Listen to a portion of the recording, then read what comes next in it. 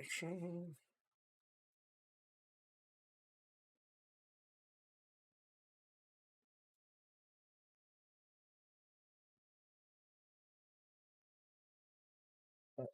want to go back. What's up, everybody? I don't know if anybody's in here yet. How you guys doing today? If you are, um,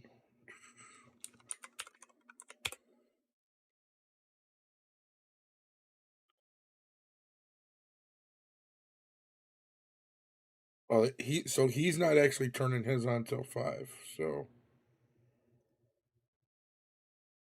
Hey KOB, you got what I need.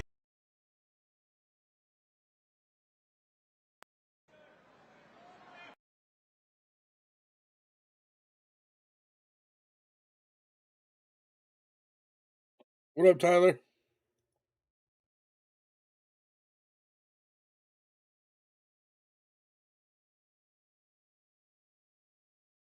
Oh, hold on. Right now, the country.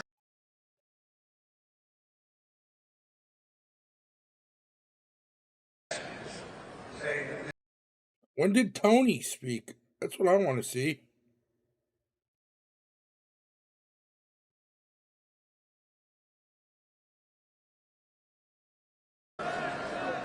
Ladies and gentlemen, please welcome to the stage comedian, roaster, and host of the Kill Tony podcast, Tony. Oh, that's cool, Tyler. Hell yeah, bro.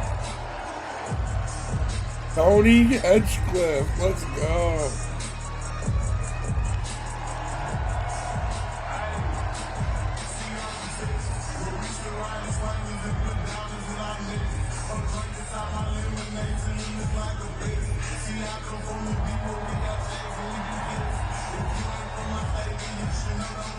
Madison Square Garden, how we feeling, huh?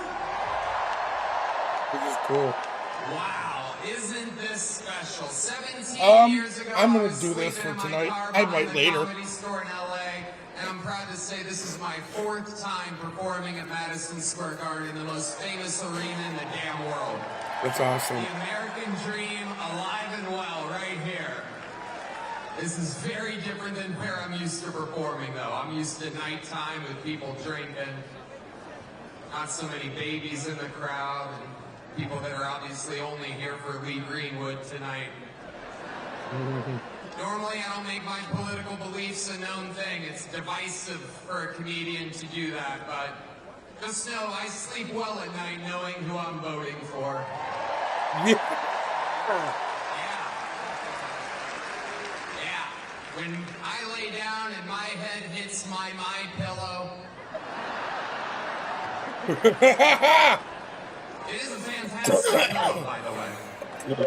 I was staying at the Four Seasons up by Central Park one night. I laid my head down, and it felt so good, and I thought to myself, what an amazing pillow. I have a little bit of money now. I could buy a good pillow. And I took the pillowcase off, and there it was. My pillow, my pillow, my pillow.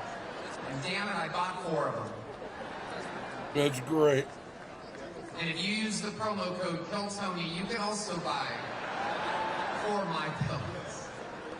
There's serious stuff happening, people. I live in the great state of Texas now.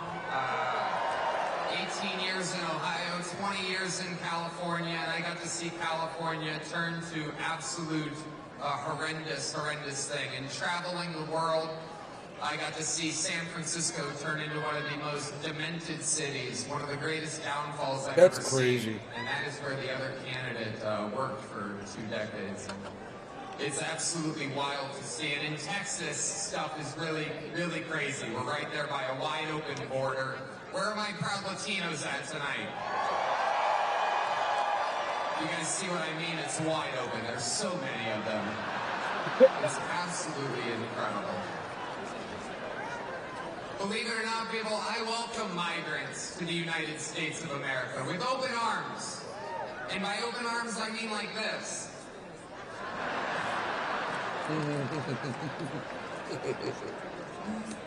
It's wild. These Latinos, they love making babies, too. Just know that.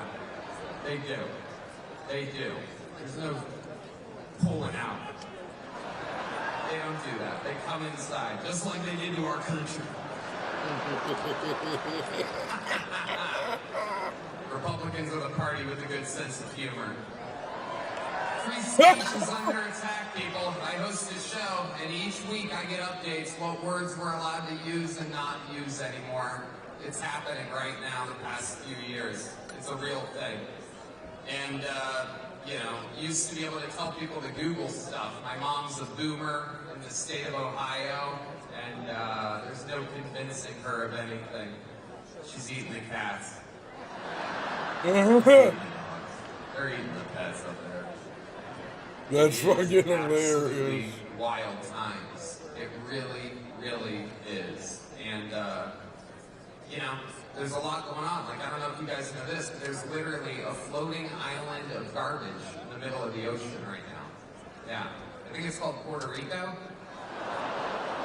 Okay. All right. Okay. We're getting there. Again, normally I don't follow the national anthem, everybody. A perfect comedy setup.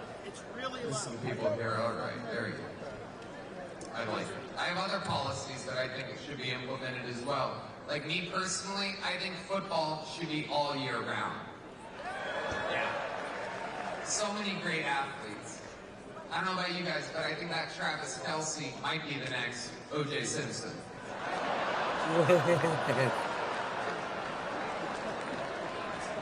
What an idiot, dude. Feels good in there. The other side's got a lot of crazy endorsements. Swift, Eminem, Leo DiCaprio, Beyonce.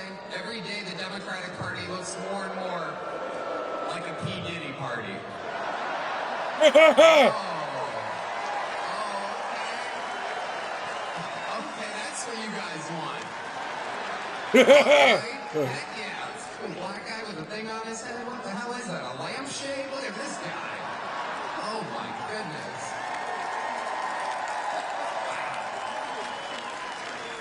I'm just kidding. That's one of my buddies. He had a Halloween party last night. We had fun. We carved watermelons together. It was awesome. You guys are, this is a groany little morning crowd, huh?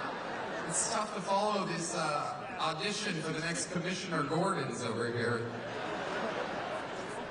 It is, though. It's crazy times we're living in. He's so all goofy. These pointless wars. It is unbelievable what's happening right now. It is incredible. Ukraine versus Russia, Israel, it's like bad soccer games. Who even cares?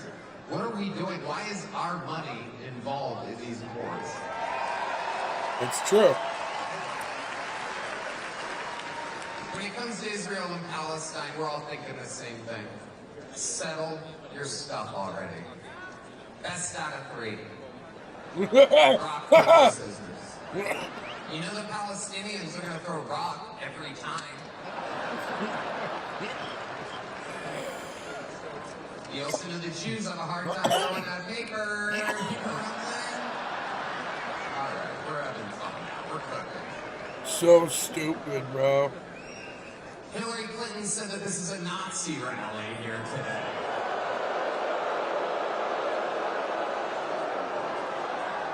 Can you believe that? For the most anti-war president of my entire lifetime. And she calls him Hitler.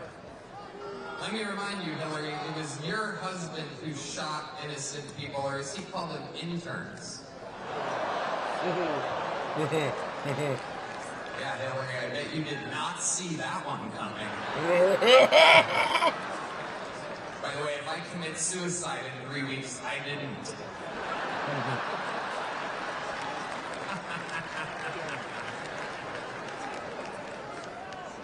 I mean, it's just obvious to me who the right candidate is. There's a guy out here dodging bullets. It is unbelievable, right?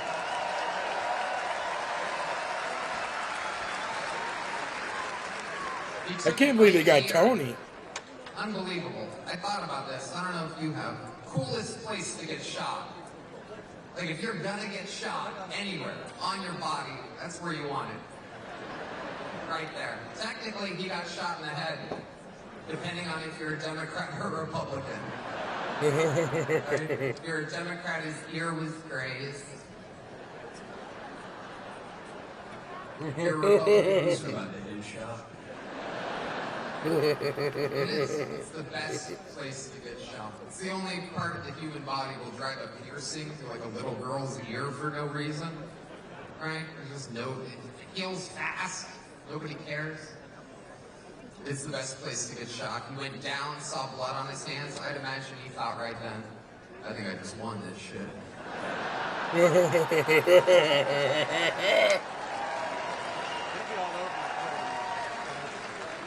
Stands up and says the most American words I've ever heard in my life.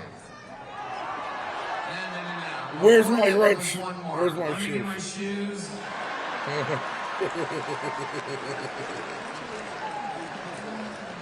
Fearless.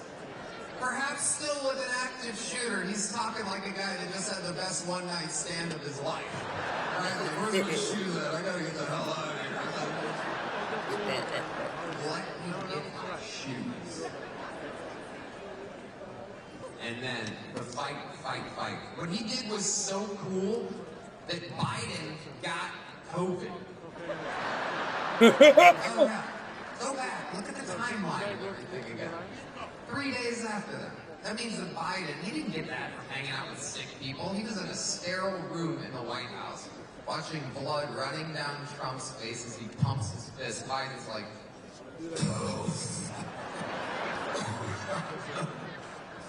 it's true. Trump survived an assassination attempt and Biden got COVID. We vote next week. God voted 3 months ago.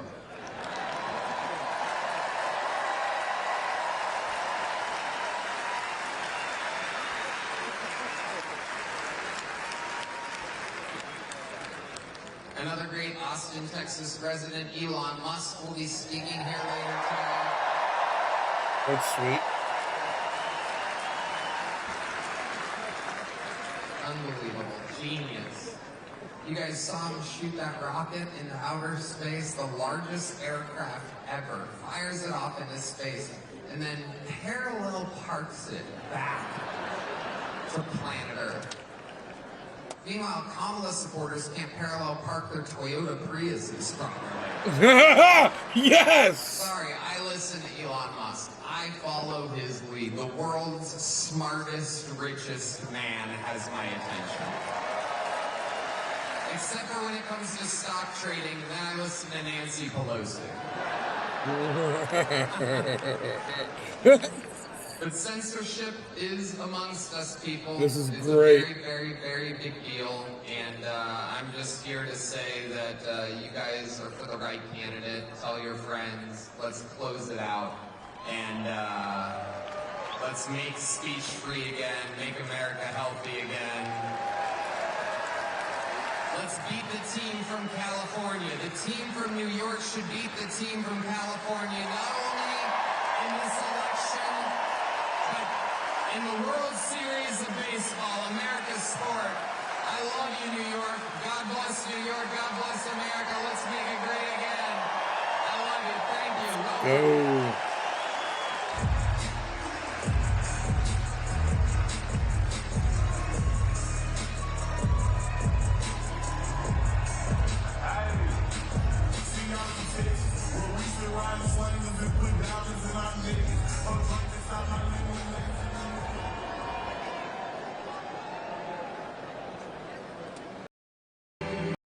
Oh, look at that. That's pretty cool. Check this out.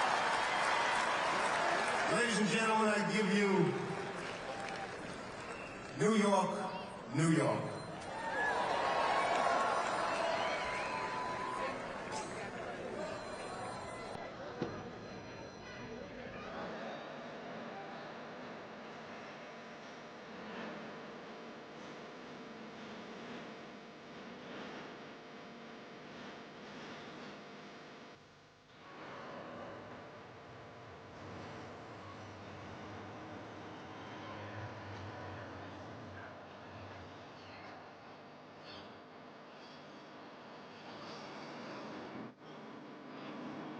It's pretty crazy.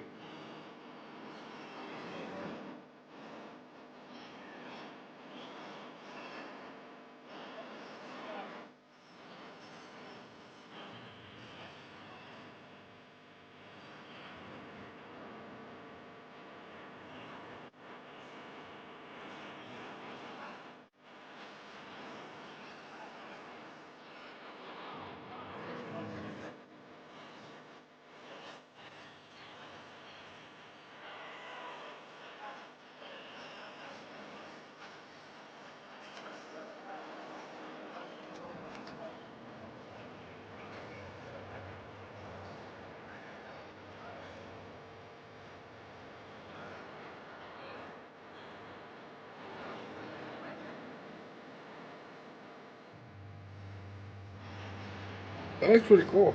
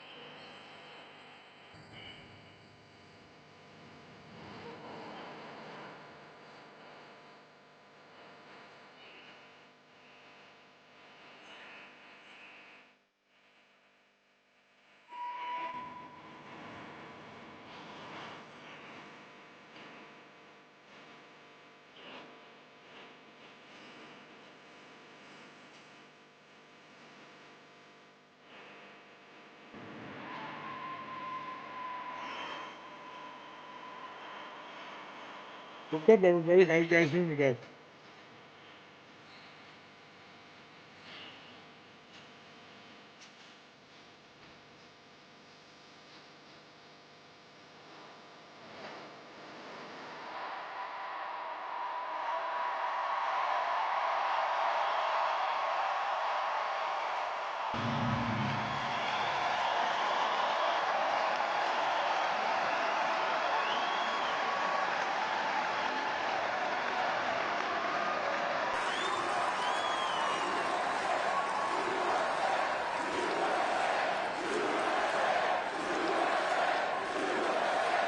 That's wild. This is the final battle. With you at my side, we will demolish the deep state. We will expel the warmongers from our government. We will drive out the globalists. We will cast out the communists, Marxists, and fascists. We will throw off the sick political class that hates our country. We will rout the fake news media.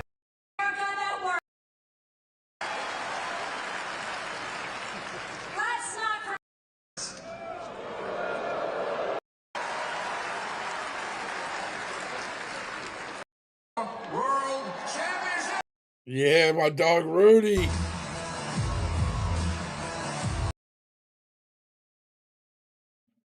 America's Mayor, Rudy Giuliani.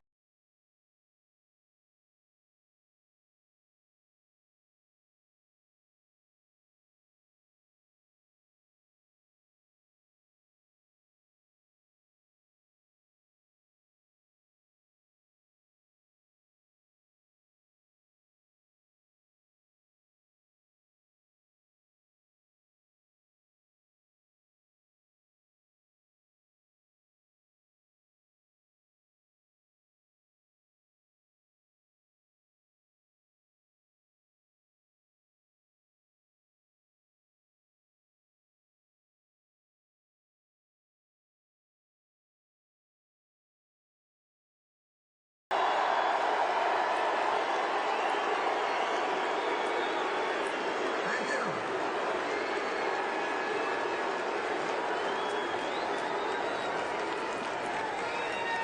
Thank you very, very much. And welcome to the capital of the world.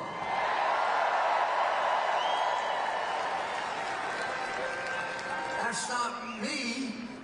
That comes from Pope John Paul. When he came to New York and said, "This is the capital of the world." No one could dispute it after that. New York City, this is the city I was the mayor of for 8 years. Sitting over there is my police commissioner, Bernard Carrick, who saved my life on September 11.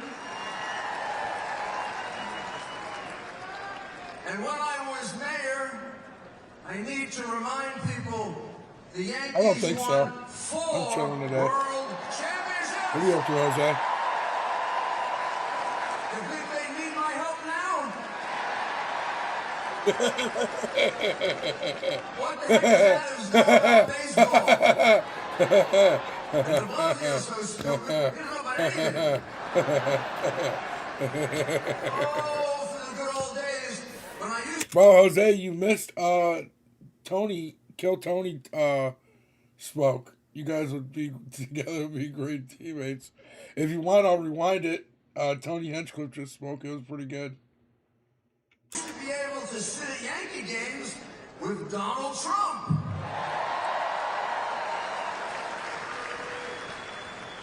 And George Steinbrenner would make us pay for our peanuts. Now, he was a great friend of both of us. And he shared in common with Donald Trump something that I know as the mayor that many people don't know. And they probably don't realize why he gets so angry when he's attacked and demonized. This is a very charitable, very good man. Yeah, I know he's a great president, but this is a very good man. He and George Steinbrenner would step up anonymously every time a police officer not just killed but hurt. Every time a firefighter not just killed but hurt. Every time something horrible happened in the city, they would call, they would offer services, money, help, a hotel room. And when I wanted to make it public, they would say no, because they said that you got to save that. The credit you get for that, you get from God. If you make too much of it here, it gets used up.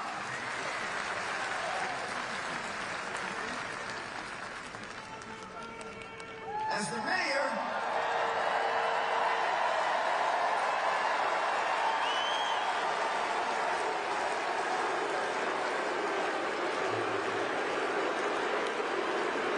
What's up, everybody? as the mayor, you know that I reduce crime more than any mayor in history. I improved the quality of life in 5 boroughs. I lowered taxes. It was the biggest tax reduction in New York history.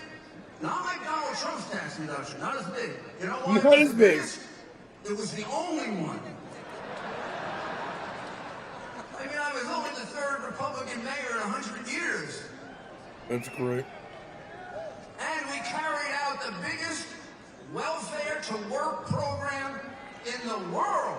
We had 1.3 million people on welfare, and when I turned over the city to Mike Bloomberg, it was down to 500,000, and almost all of them were working.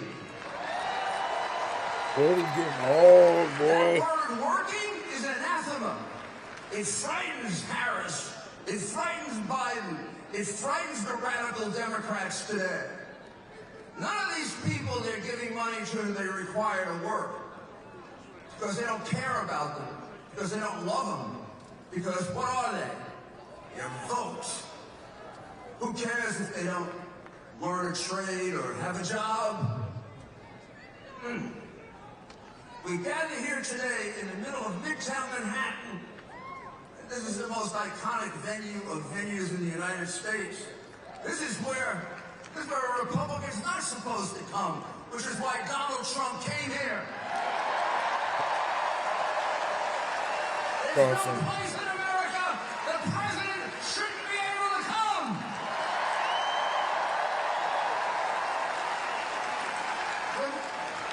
Remember New Palestine? Remember New Palestine? When they had the subway derailment? The place was horrible. People are still dying.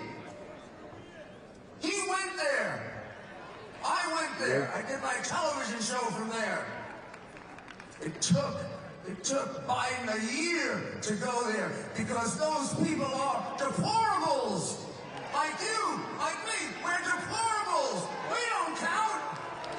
The Hollywood stars count. The big money counts. 20 million from China counts, but we don't count. Speaking facts.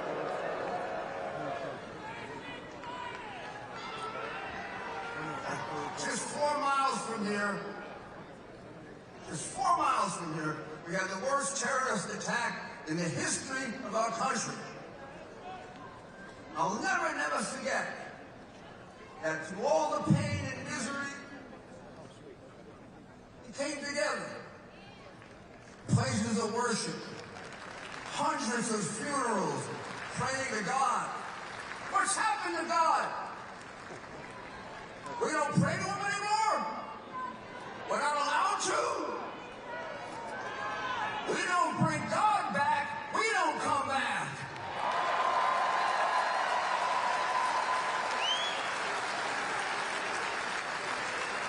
September 11 was our darkest hour. October 7 was Israel's darkest hour.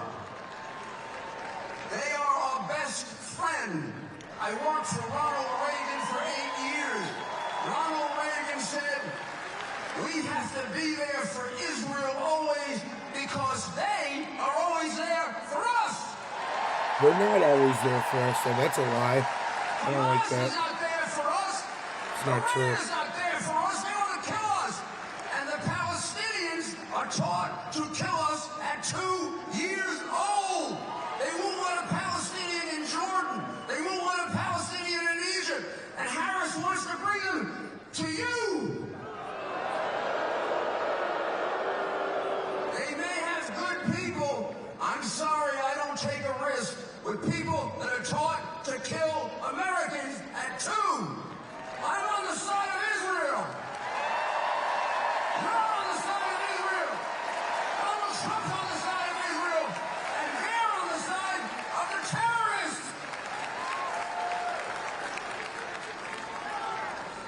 Like me, President Trump grew up here. He's a New Yorker.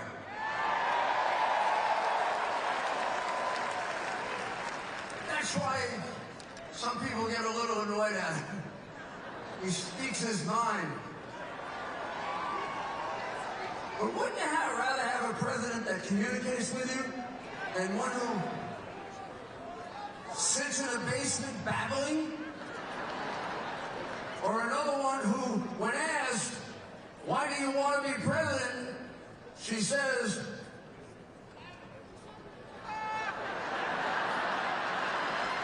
my mother was from the middle class.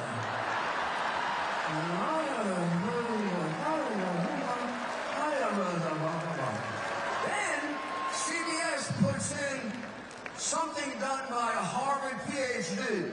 I want to be president. Even that was stupid, the one they put in, but at least it was in English. In any case, maybe you don't like what Donald Trump says sometimes. Maybe you don't agree with it. But I'll tell you what, you always know what he's thinking. And we need that from a president. He built a great empire here. What up, He Will? built a great real estate empire. He built some of the most iconic buildings in New York. That skyline wouldn't be as beautiful without him. That's enough for a man's lifetime. That's enough. He's built some of the greatest golf courses in the world. He's had and created for himself a privileged life. And here he is fighting 24 hours a day, twice almost murdered. Twice! And why is he doing it? For you, for me, to save our country. I think I watched this. Yeah, I watched that earlier. What up, Lou? He saw that we were on the path of destruction, and he couldn't sit by.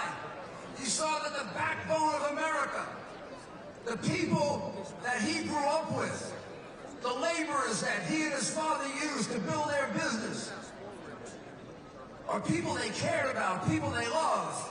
People say, well, how can this billionaire relate to regular people? Because he is a regular person. It's true. We'll watch it. Hold on. Taught him how to relate to everyone. All right, I don't want to hear Rudy anymore. Uh, Trump will be on at 5. Um,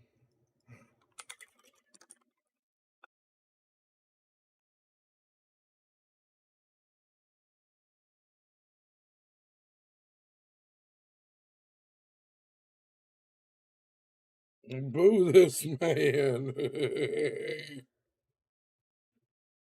You see this shit? Ooh. Customize and save with Liberty Mutual. That's not good. Earthquake. A cold peace. From the New York Post. Democrat Senate campaign org fires employee accused of tampering with Montana ballot box. It's not just that. We've got this story from Channel 21 KTV. It's AP reporting 12 Colorado mail-in ballots were stolen and filled out. 3 were counted. And then wasn't there? There's another one that I had pulled up. There was a mailbox set fire to in Arizona that torched 20 ballots. So, we're getting off to a good start here. There's a video of a Democrat staffer tampering with this box in some way. Now, it's funny because they say allegedly tampering. Why are you saying allegedly? He's seen putting his hands on it and rustling the box around. He's trying to do something. He's literally tampering with a ballot box. We don't know that he succeeded in doing anything or whatever it is he was doing, but he was certainly tampering with it. They fired him, and they said he was simply trying to see if it was secure. If it was secure to the wall. Has nothing to do with the fact that Trump is literally Hitler. Sure. Yeah, right? It's like, I just want to this see is if the your point I mail's made. secure in your mailbox. The reason why they say Trump is Hitler, Stalin, Mussolini is not because they want violence. I mean, that may be a component, but it's because they want a standalone complex. They want 10,000 Democrats acting of their own volition to cheat so that they can win. Yeah. When it comes to counting the ballots, it takes only maybe a few hundred people even counting votes to go, does that say Trump? It looks like Trump. Garbage. Yeah. Kamalo. Close enough. Kamala. And what's this one? Trimp? Don't know what that is. Kaimalo. I know that's one for Kamala. It's like the whole That's all it hanging takes. chads thing, right? Yeah, you got to remove emotions from it. You said trust. There's a certain level of trust, but we've developed systems called trustless systems. Yeah, like the Bitcoin ledger. Obviously, there must be some way to change over to that one day. But They need to have some 90-year-old who wants they to need vote, 3 like individuals per vote to count. Jimmy Carter. Jimmy Carter's not going to vote on the blockchain. They need 3 individuals per vote counted. So all counting should be done by hand, all votes done by paper, and it should be a Trump voter, a Kamala voter, and an independent, and then all 3 of them go through each one and make a determination as to who got the vote. And then if there's a discrepancy, they send it off. Escalate to a separate. Yep.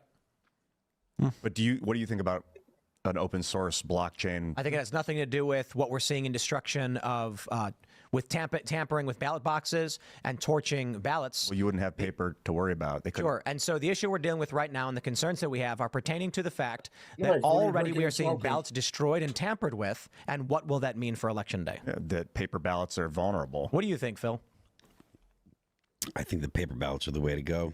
Well, what do you think happens on Election Day if right now we're already seeing ballots get destroyed or ballot boxes? I mean, you can't for 170 million or 150 million votes. There's going to be some non-zero level of malarkey. If do you think this stuff always happens? Yes. And we never pay attention. But then why? Absolutely, every time ever. So why don't we see all these stories leading up to every other election then? Well, because up until 12 years ago, there was no social media. So if you go to CNN, It's the New York Post.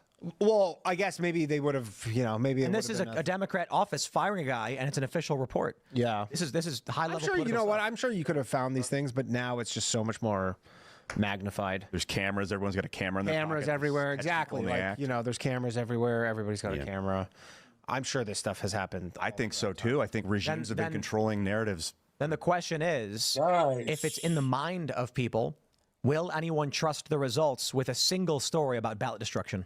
I don't think anyone's going to trust the results either way. Literally, no. Nobody, even if Kamala and either Trump shake side hands is and both wave and say we agree, everything's good here. Even in 2016, there was the the Trump Russia stuff. In 2020, there was the whole Trump said that he won and stuff. Yeah. I mean, there's no way that the idea of people. Dude, Josh, Tony Hinchcliffe just spoke at the Trump thing, bro. It was so funny. people actually accepting Modelo's. the vote as honest, that ship The sailed. only people who are Barbecue going to accept the ribs, vote damn, are the bro. people I'm who jealous. voted for Chase Oliver or Jill Stein. Wait, Phil, they know those people are losing regardless. But everybody who is a Democrat or Republican voter will not accept the results. This is what I don't understand. It sounds like you're saying no one's It was going to trust crazy. it, but let's just do it anyway. No one's going to trust it regardless. He said, I don't usually tell my political views, but I sleep well at night knowing who I vote for. Of how we do it. But what if you secured it on like digital? Well, we're not doing that this Trust year. it. No one's going to trust it because they're going to because there's already been like they're going to say, oh well, look, there was the whole stuff with Dominion. Computers can be hacked. No one's going to trust it. Computers can be hacked. because they're not going to trust it. Not because the system is So- uniquely insecure. Do you it's just agree- that people won't trust Do you then agree with Rudyard? that there's going to be violence. 1,000 dead by April. I don't know about that, but I mean, I articulated my position last night, and I do think that that we're in for shenanigans. So I don't see how it's funny because these poly market odds are like 2-1 Trump, and I'm like, have they considered the possibility that there's no inauguration? I mean, Well, I then think you get your money back. I think that's neither a yes nor a no. that you get your money back for those things. Yeah. It has to be resolved. If you ever bet on Polymarket, it's like you have to. It says it's resolved a yes if he's like elected. It says if the AP, Fox, and I think NBC call the winner, then it resolves. For Oh, the okay. winner. So it doesn't have to be. And if it doesn't get called by the press on inauguration day, whoever is inaugurated will be the resolution. But I'm like, and what happens if there's no inauguration? Maybe What happens if there's two? If there's two separate Yes. inaugurations, where are they going to happen? How does that work? What do you mean? A group of people get together and hold up the Bible, and then Kamala and Trump both swear on it in different places. Well, that'll be fun. That'll be Yeah. So here's a long shot scenario for you. The Democrats refuse to certify Donald Trump, citing that he is ineligible under the 14th Amendment, Section 3.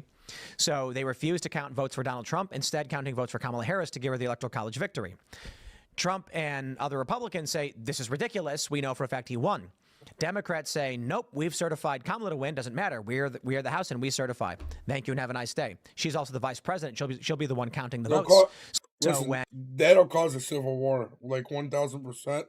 That will cause a civil war. And Jamie Raskin, who already said they intend to do this, literally in February, he said they will not certify Donald Trump if he wins. I'm telling you, he said this literally at a bookstore conference. He was a round table or whatever panel, and he said if Trump wins, we will have civil war conditions. We will not certify the vote. We will say, Donald Trump, you are ineligible under the 14th Amendment. What happens then when there's no resolution? The Supreme Court gets petitioned by everybody, and then come January 20th, the White House or the Capitol grounds, they're closed. We're not doing anything. So Kamala goes to one building, Trump goes to the other, and they both claim to have an inauguration. It's a bit above my pay grade. Yeah. But I'm saying not for you. I'm saying, what does Polymarket do? It's like, Oh, what does Polymarket do? Probably Trump wins because the press is saying he has the most votes, but even though they didn't say he won. Well, I guess I don't. Yeah, maybe. If there's then who's and there's just two official presidents. That's wild. To think. Well, that's called that's how the Crappy TV show. It was a civil war in the United States that had two presidents. Yeah, I guess. That's cool. They So both operate- Rudyard Lynch, What If Alt Hist, made the prediction that there would be a Patriots capital in Austin That's and all a People's engagement in for me, D.C. Vaughn. And I disagreed I with love him. it. I said, well, that doesn't make sense because you said he thinks Trump is going to win. If Trump wins and Democrats revolt, Democrats ain't going to Austin. Republicans would be. Of course. So Republicans would have D.C., Democrats would go to New York. New York is a seat of power for the Democrats, and then they would have their Congress, and they'd Trump say, Tower. Well, they'd seize Trump Tower for sure. Yeah, the seize Trump Tower, and that would be the new. Oh, that's a good Congress, point. Congress building. Congress, Democrat members would go there and say Trump is ineligible, and we are not going to be party to a corrupt fascist takeover of government. This is a coup. Blah blah blah blah blah. Honestly, they're not competent enough to pull something like that off. I don't think. I disagree. Yeah. You got to read Sun Tzu. All right. Don't underestimate him. Underestimate your opponents. Exactly. Yeah, we'll see. I guess. He's right. Don't underestimate your depressing. opponents. I don't know. It's. I mean, it seems that scenario seems closer to like a movie, but I could definitely see some violence. Absolutely, mostly coming from the left. Well, if Trump wins. Never Rudyard may underestimate just your be opponents. a guy. Yeah. Some guy on the internet, huh? I mean, we're all just guys on the internet, aren't we? Yeah. And so when he says he has a standing bet $1,000 if 1,000 people die by April, I'm like, that's a pretty extreme claim to make. I mean, that's months away. Yeah. That's half a year. You It's think gonna be in like half a COVID year- all over again, where you're like, well, how did they die? Did they die of? No, civil he's saying specifically if domestic political violence results in death. Like it's a clear cut bet. bombing kind of. He said it's going to be like you go to work every day, you watch the TV, but bombs will be going off in Did Chicago. he ever get in a fist fight? Because he was talking like a kid behind a computer screen. Like, But what does that have to do with? like, does he really He's not think saying that? he's looking for it. Yeah, what do you mean? He was.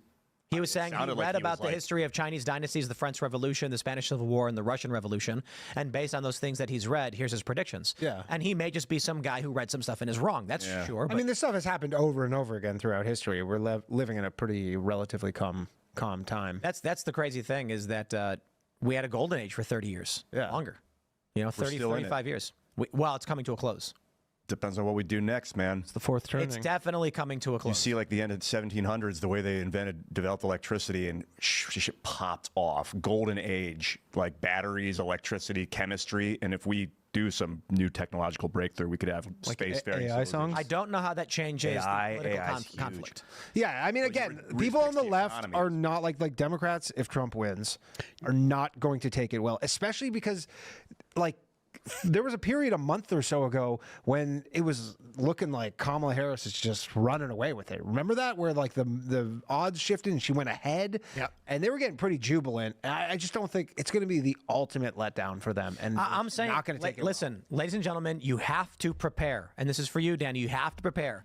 You Go back to cannot- Canada. You cannot. No, you can't do that. No, I'm not. You cannot sit around just waiting, wishing for the best. You got to go out. You got to buy backup batteries because when Trump wins, these Democrats are going to be on the ground wailing like banshees, and you need to film it and post it to X so we get to watch. Well, Yeah, you what should up, get a Felicia? backup battery. Jackery is a good one.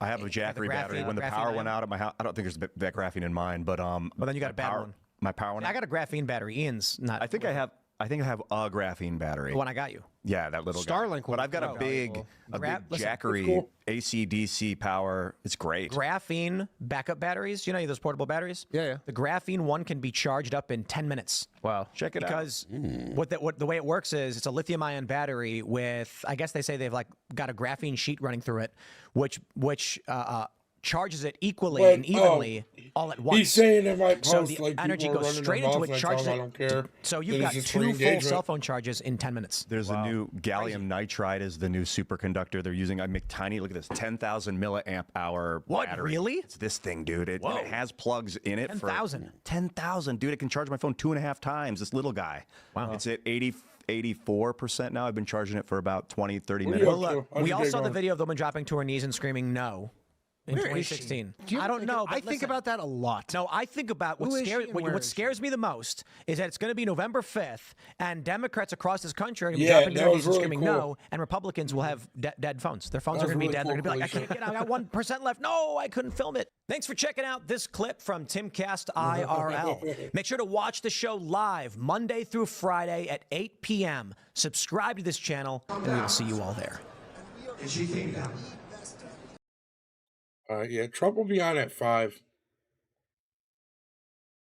I don't think we could watch the Joe Rogan podcast at all. Let's see.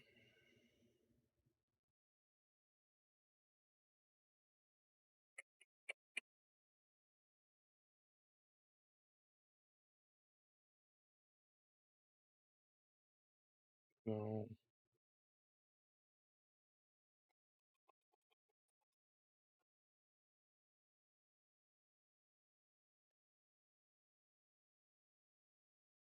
Bro, what do you mean soon? Fucking Halloween's in 4 days. Where's the hints at, motherfucker? We want the fucking hints. Reported crime is down because Where are the fucking hints at, Josh?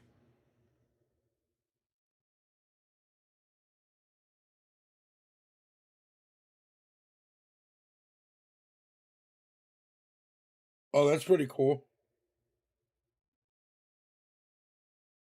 No, we want the hints though, dude. We don't want we don't want to know what it is. Where's the fucking hints?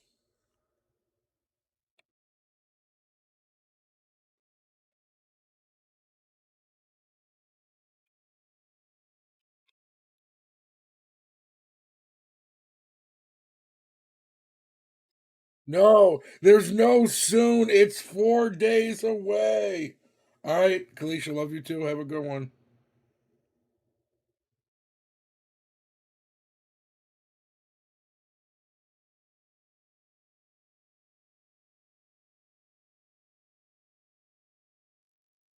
No matter what type of severe asthma you have, Tespire can help you have fewer attacks and relieve. One day everything's normal. Yeah. The next day the internet doesn't work, the power is out, and people are fighting. Temple's going to be Vance's Vance's couch. 1,000 deaths by April with a civil war coming in 1 year. Is this man insane? My couch. Well, who's doing the killing and who's doing the dying? That would be my question, is who are the 1,000 people being killed and who's killing them? Is it the government killing them? Is it who's rising up? Is it the left or the right? I don't think there is going to be that type of violence, even if you compare this to some like 2020. We had a whole summer of unrest where every city in the country, people were burning down buildings, taking, cops nowhere to be found. There's a high level of violence and insecurity and turmoil, all dealing with COVID lockdowns, BLM, everything going along with that. People were really worked up in 2020. If you see it now in 2024, either from the right, Trump has been indicted and convicted with not that many protests. People are still supporting him, but they don't feel like taking it to the streets. And it's the same with the left. The left doesn't have the type of aggressive, violent demonstrations that they were having in 2020 or even during the Trump years. So I don't really see the 1,000 deaths happening unless the economy completely craters. It's something worse than the Great Recession. Even if it's a very close election, I don't think we're going to see Stop the Steal again. It might be Stop the Steal 2, the direct-to-video version. But even then, I don't know what that would look like. With the left, I don't even think there was going to be that large of the women's marches. They don't seem as activated right now. They're even more resigned that Trump is going to win. There's this awareness that there's a good chance he's going to win. And I think even among a lot of liberals, their gut instinct is saying Trump's going to win. Well, in 2016, they were so outraged and took to the streets because they're like, there's no way this could have ever happened. And then it happened, and they lost their minds.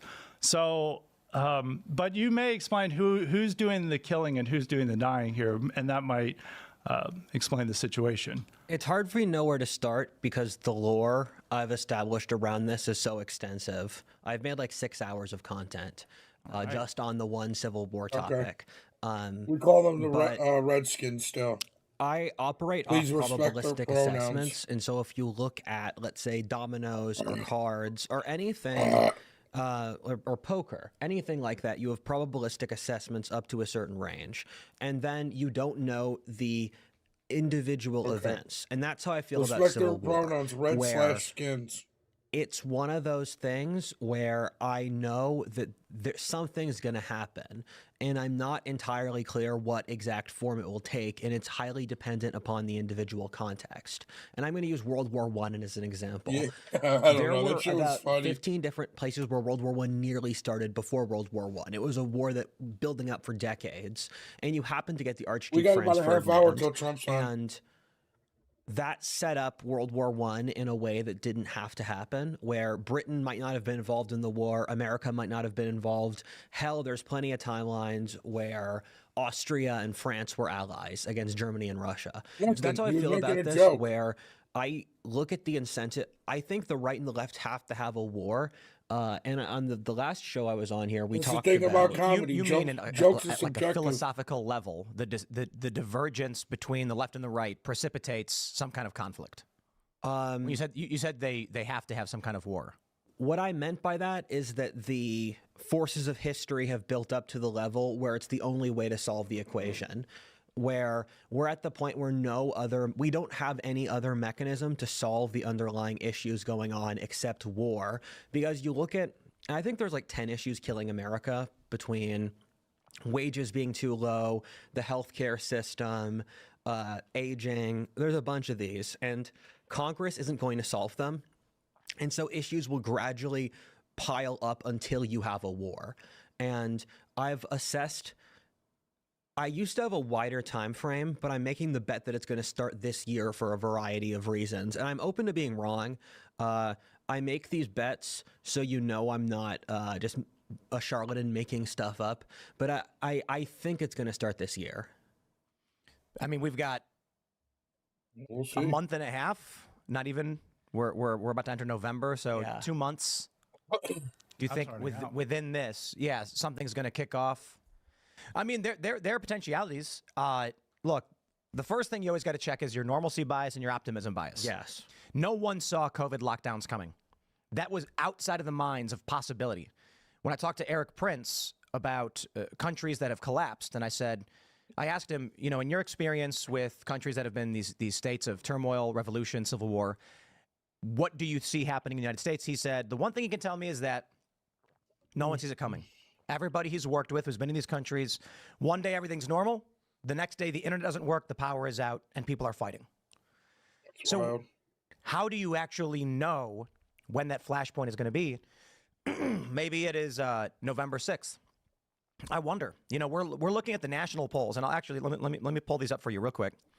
So this is the national aggregate. I can't from yesterday, either, bro. we covered this. You guys lost to some fucking bums, dude. Be ashamed, Jose. Be very fucking ashamed. With Kamala Harris in aggregate up nationally 0.2, I just which is a messaged Raymond, statistical tie. legit. As of today, Real Clear Polling has a literal tie between Harris and Trump by aggregating all of the existing polls over the past 2 weeks. A tie would indicate a Trump victory because the polls have historically favored Democrats by about 3 to 5 points, and in the battleground states, 4 to 7. And I'm going back to 2016. Those are not my numbers. That is not my opinion. That is literally what happened. And if we extrapolate that and apply it to today, Donald Trump may actually win the popular vote by a minimum of 3 points. Who knows? Who knows? Polls change and things change. It's just we're looking at the past to try and predict the future. What happens? Everybody's predicting. We're not going to know the results until 13 days later or 10 days later because of mail-in voting. But what if Trump wins so handily I just don't in watch early sports like I voting used and to. absentee voting that on election day, the big networks say there is no point in waiting any longer for the existing mail-in votes. We know how many there are, and they will not change the outcome. Could that, on November 6th, trigger... No, Tony made a joke earlier, Will. Tony Hinchcliffe, that Kill Tony show I watch, he made a joke about Puerto Rico earlier, but it was just a joke. A leftist reaction. You don't... let me try and describe it like this. Yeah, he is the best doing it If I were to say now. right now that tomorrow there will be a 1,000-acre fire wiping out large portions of Appalachia, you'd be like, what? Wait, wow, is that great? Yeah, a guy may be driving a truck with a chain dangling off the back, and he makes a sharp turn, whips, snaps the ground, igniting some tinder, and that tiny little fire that no one saw coming explodes into a wildfire where fire... So, for me, I think Lamar Jackson's biggest downfall is his passing. And I don't want to say he's terrible at it, but he's not anything special passing-wise. His legs make up for a lot of his shit, though. So, and they're 5-3, had a QB that was better than a high school player final. Yeah. Jameis Winston started right well. So I like Lamar Jackson. I think Lamar Jackson is. I think he's a very good talent. Isn't that good? Mahomes is a total package. Honestly, the best type of player like Lamar Jackson to ever do it was Michael Vick. For real, Michael Vick could throw a ball 1,000 or 100. I'm sorry, 1,000 yards, 100 yards, legit. Like Michael Vick was the total fucking when it came to being a running and passing quarterback. Michael Vick was it. He's the epitome of that. Fires spreading 70 miles an hour across the top of these trees. That is a potentiality, but does that mean it's a high probability? Lamar. I don't think there's a high probability of wildfires starting, but when they do, how do you stop? I'll take Lamar over Deshaun Watson any day of the fucking week, bro. What? Any day of the week. Imagine Lamar on our team. But average at best passer. Yeah, he's average. I'm not saying he's a shitty passer, but there's flaws in his passing game. I don't know exactly how to break it down, but He's not the greatest passer, especially past like 30, 40 yards. He's not the greatest passer. I know, I can't believe it. But maybe we'll tank this season and try and get a draft pick next year, and maybe it'll be a QB. Who knows, dude? It just sucks because we're wasting Miles Garrett. I don't watch sports anymore, but I know that they're wasting Miles Garrett. They're wasting Nick Chubb. They're wasting all these players that, like, you might as well just trade them and get draft picks for them. Football's not like other shit. Do the Browns not have for it? No, we do. We get our first round pick this year. Football's not the same as like basketball or baseball. Where baseball, you could play for 20, 30 years in baseball. Football is one of them things where you have a window of how long you can play depending on what position you play, So I would. I would find a team that needs a running back like to plug in to their championship system, and I'd trade them there, get their pick. Fuck it. Stop them. And I suppose I what I'm don't trying know. to say is to say there's going to be this big grandiose eruption of fire all across California, people are going to be like, well, that's a doomsday scenario. Yeah, but it could really just start from someone flicking a cigarette. Yes. They The might. calculation I You never make, know. and this is one of the weird logical issues in our society, is that a civil war will happen when the civil war is the rational calculation for the players Well, they say the involved. defense And this is one of the horrible things we don't want to realize, but war is normally Yeah, we're just don't. It seems like we're about to get ready to go into a rebuild, especially with the way this team's going this year. From what I've seen so far, at least, like I said, I don't watch it much anymore, but all signs indicate to me that we're going to be going into it. I think so too. You don't think? I think that is a rebuild though, because it's like there's no real point in keeping Chubb if you're going to draft a QB. You don't draft a QB assuming he's going to. Oh, I'm not saying it's not. I'm just saying you don't draft a QB assuming that he's going to come in and be a superstar right away. You draft him with the intentions of 3 to 5 years down the line, he's going to be that, able to take over your team. But people do come along a little bit quicker than others, so we'll see. completely rational calculation. I can probabilistically assess that my side will beat your side and we can take your stuff. And I believe the 2024 election is going to set things off because for both sides, they've entered into a position of fundamental weakness where they have an incentive to start a war because it's safer rather than continuing with Caleb Williams isn't doing that great, is he? I thought the he was never peace doing because shit. peace is often more dangerous than war. And so for the right and the left, they've pushed their hands too far and now they need to pull their hands back because actually doing they good. can't survive as things go on. For the right, it's the money printing. Caleb Williams has 1,300 yards, 9 touchdowns, and 5 interceptions. That's actually really good so far for in the immigration. And those are two That's true. things that people have no comprehension how big I'm just saying, on average, you usually draft a quarterback to assumption that he's going to be able to lead the team in a couple years. they But, are. yeah, For I money guess there printing, are we've added situations. $900 billion to the deficit just since July. And we don't understand how big $900 billion. Debt, you mean? Yeah. And that's bigger than a lot of countries in the world. I'm sure someone can look up in the comments and say that's the economy of, like, I don't know, some European country. And so that's the first thing.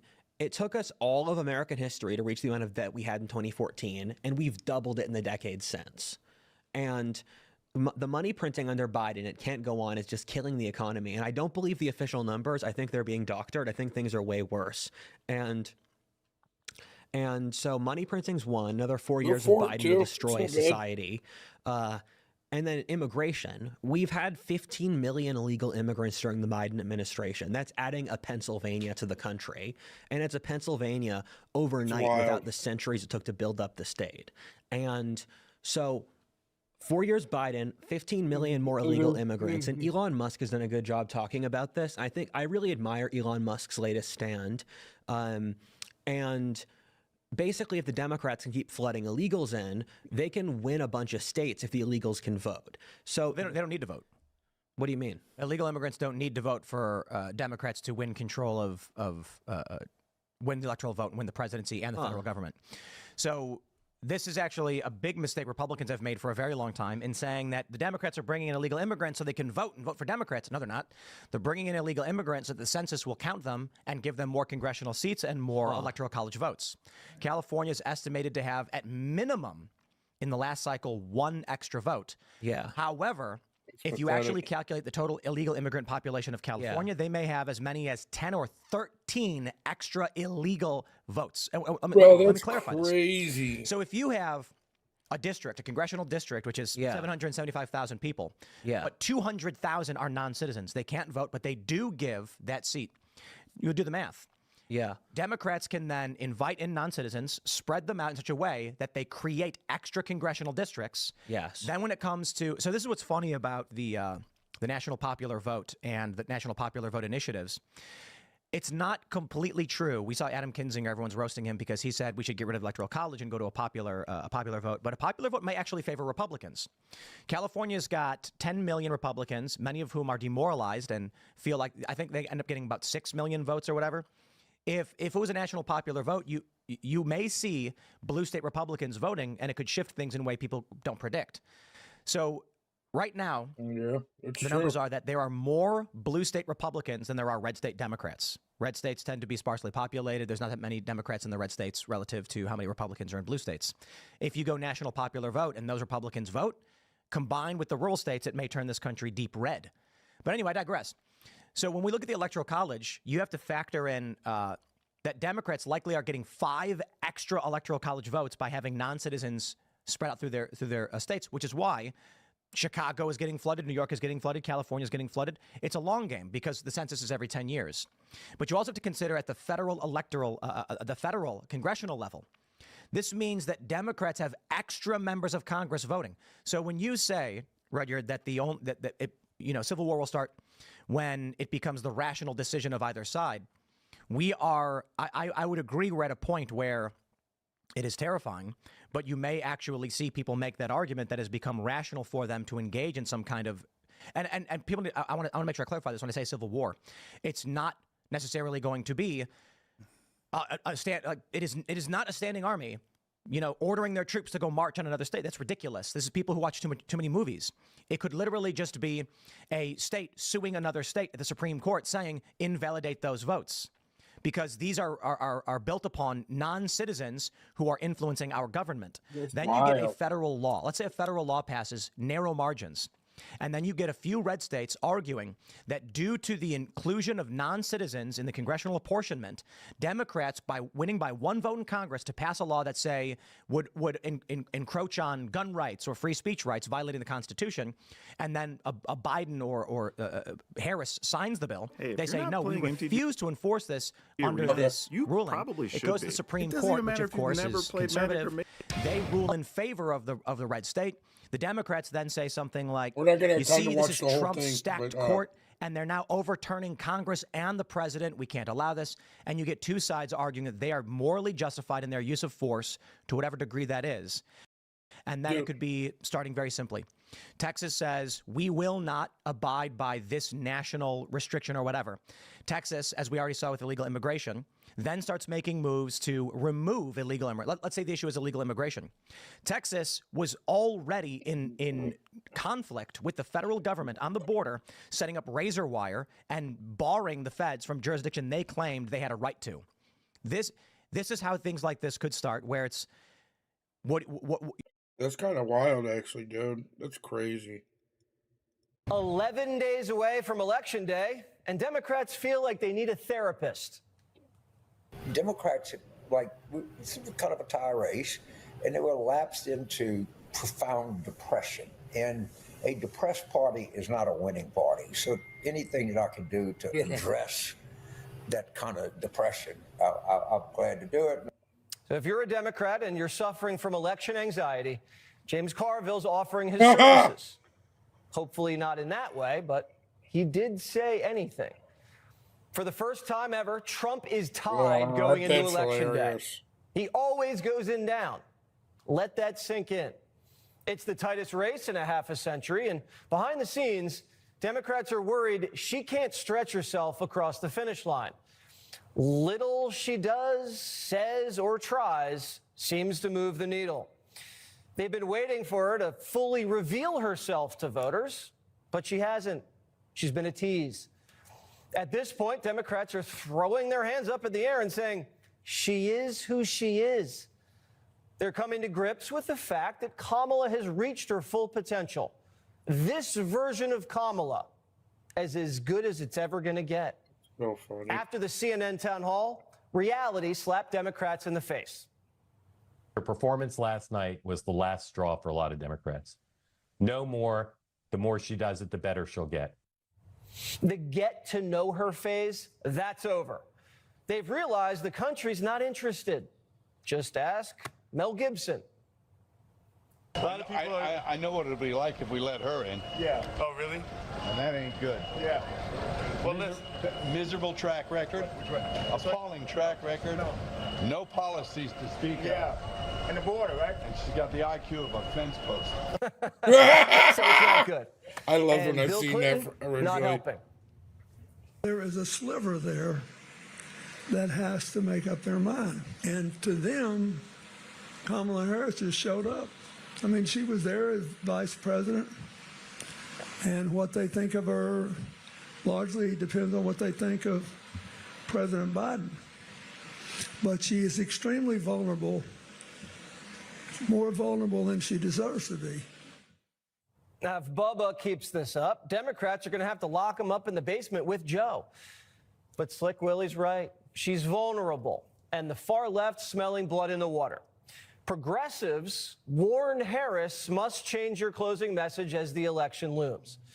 The Bernie bros are asking Harris, can you stop campaigning with Liz Cheney? Liz Cheney. And maybe campaign with AOC instead? They're telling her, stop screaming about fascism and start talking about the bread and butter kitchen table issues that motivate working class Democrats. Some Democrats are concerned that you've pivoted too far away from talking about the economy and really prioritizing that in these final days of the election, that you could end up losing some progressive voters and some working class voters because of that. What do you say to those people, especially ones who might be concerned that, you know, doing a big closing argument speech at a place like the Ellipse, maybe leaning more into talking about the threat of Trump to democracy and not the threats that you see to the economy?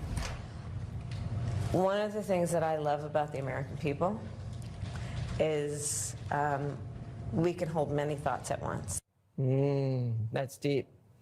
Kamala's base is fracturing on the eve of the election because she's not talking about wages, health care, and education. You know, things Democrats used to stand for before they got captured by the corporate class. Morning Joe keeps telling her to talk about Hitler, and she's following orders because that's what she's done her whole life. She doesn't realize she can give orders now. She doesn't have to just do what she's told. Bernie Sanders, who's won millions more primary votes than Kamala has ever won, is warning the Democratic Party, we're going to lose if we don't talk about the economy. But there's two problems. One, Kamala can't talk about the economy because she's the one who tanked it. And two, Kamala's afraid to be seen with Bernie. She was more liberal than Bernie in the Senate, but now she acts like they never met. That tells you how much of a hoax Harris's candidacy is. Democrats are now wondering who'd be more responsible for a Harris loss, Biden for dragging his feet, or Harris? Her fault. But there's plenty of blame to go around. Everyone's responsible. This is the second time the Democratic Party has circumvented democracy and chose. That's not true. Yes, it is. Hillary Clinton was chosen, and she had Bruce Springsteen too. And what happened to her? And now we've chosen. Kevin, Hillary Clinton won a primary. Okay, she won a primary. You may not. Nobody could compete with her, even Bernie Sanders. She won a primary. Okay. First of all, that's the first. So thing. did Kamala Harris win a primary? Listen, we have talked about this before. What's wrong about talking about it tonight after what you just saw? Do you think that's really what matters to voters? now. How many Democrats wish? Your whole shtick has Hang been, on a second. let's talk about what matters to voters. Do you really think voters care about the internecine primary process? If you're a of the Democrat, you sure as hell care today. Kamala Harris is going to lose because Biden waited too long to step down. Are you serious? He didn't step down. He backed out with a gun to his head. The Democrats knew Biden was shot for years. They could have primaried him. You know, the way things have been done since our founding. They could have had an open primary after Joe got whacked. The truth is Biden and Kamala were both probably going to lose. They're both responsible for the last 4 years. Nobody can point to the last 4 years and say they deserve to be reelected. Doesn't matter who you are. This is a World of Warcraft hardcore randomizer. All your abilities and talents are random, and you only get one life. Let's see how you are. It's not about Biden and Harris. It's about what they did. And now the Democrats are all in denial and demand every celebrity in America pop up on stage and sprinkle Kamala with as much Hollywood magic as possible. They invited everybody from the Diddy party. And just close their eyes and hope their dreams come true. Tonight, we're hearing Kamala's going to be on stage with Beyonce. All right, I'm going to go back to the Trump thingy. We'll watch that here in a little bit afterwards.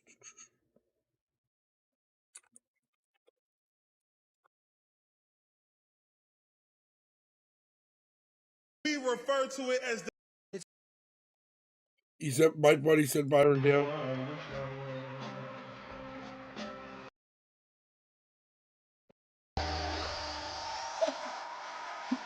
This came like a John Cena.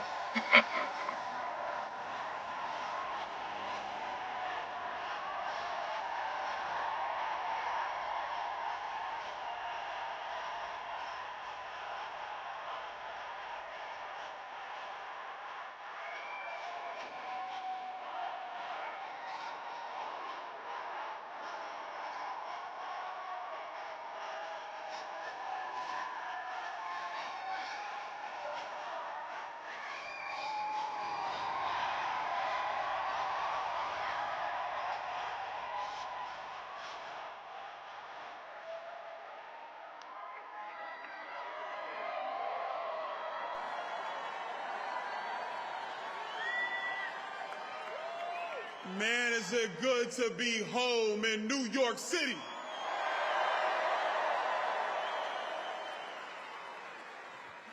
You know, usually I got a lot to say, but this one's special to me.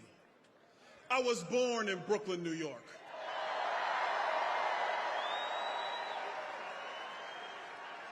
In New York, we refer to MSG as the Mecca.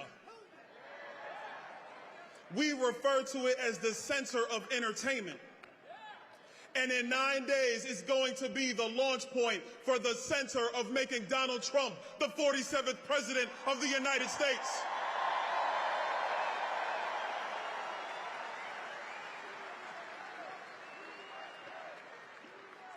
I don't even want to talk about Kamala.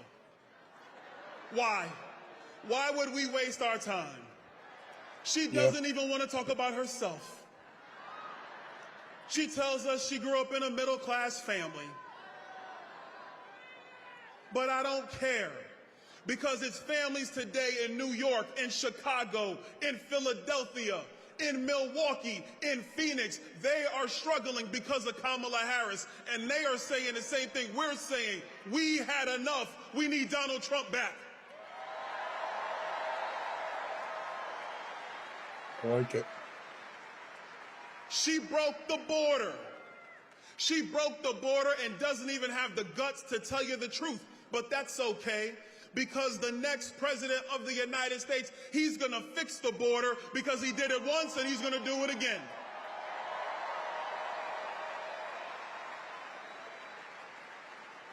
She unleashed the massive inflation that has made it harder for every working family in our country.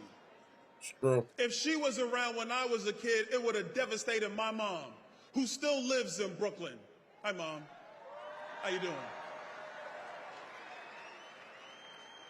And you think she has an answer for the people who are trying to find ways to get ahead? No, she doesn't. Nothing but word salad. I kind of like salad. Everybody should have some. It's healthy. It's good for you. But this word salad mess is demented. It is meant to make you think that she's smart and you're somehow dumb. The truth of the matter is the common sense of the American people is what is needed today, and that will be brought by Donald J. Trump.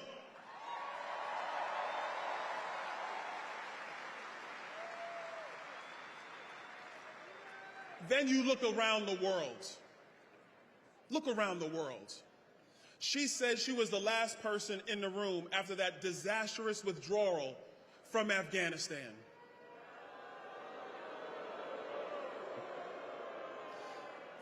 You know, that withdrawal is seared into my mind. I remember watching Afghanis hold on to the sides of airplanes to escape the Taliban. And as I'm watching this, the one thing I know is that if Donald Trump was president, that never would have happened. Never would have happened. But I have a special message to everybody around the world, especially those who want to find themselves getting into the business of other people or messing with our greatest ally in Israel. Donald Trump is going to stand by Israel 100% of the way. 100% of the way. And Donald Trump is going to get us out of these wars because he did it once and he's going to do it again.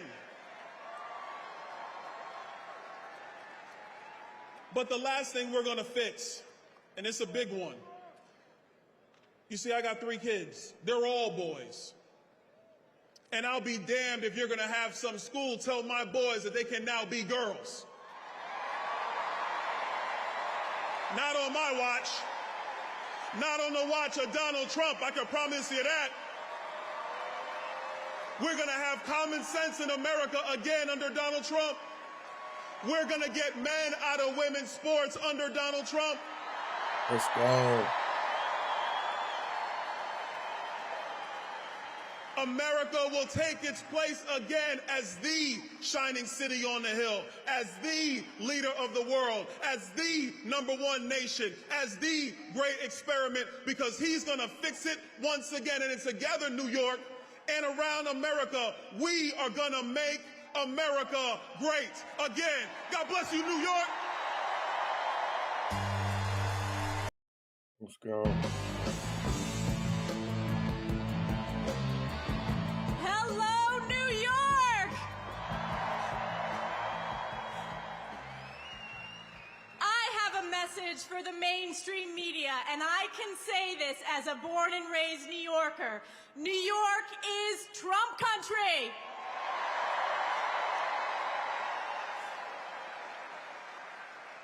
Wow, it is incredible to be here in the iconic Madison Square Garden. President Trump has been talking about this rally for years, and what a way to kick off the final week of the most epic campaign to save America.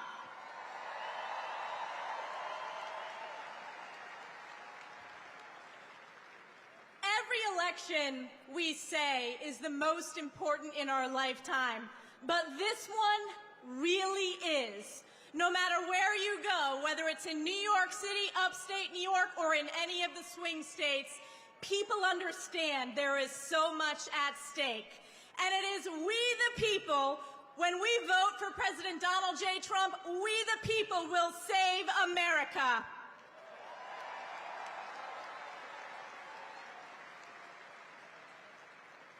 Just look at the crises that Kamala Harris and Joe Biden have brought to our nation and have brought right here to New York.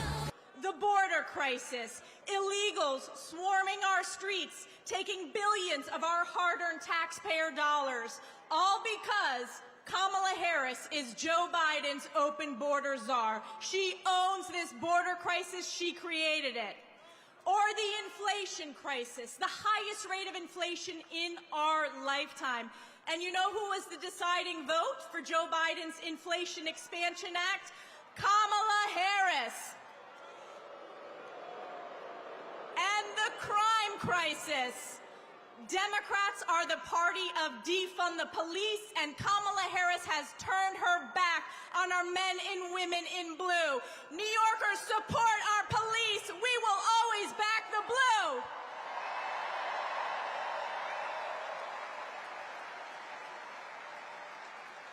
And then take a look around the world, what is happening. You had the catastrophic withdrawal from Afghanistan. Kamala Harris was the last person in the room advising Joe Biden of that horrific mistake. You had Putin invading Ukraine, and then just over 1 year ago, we had our most precious ally, Israel, under attack from Iranian-backed Hamas terrorists.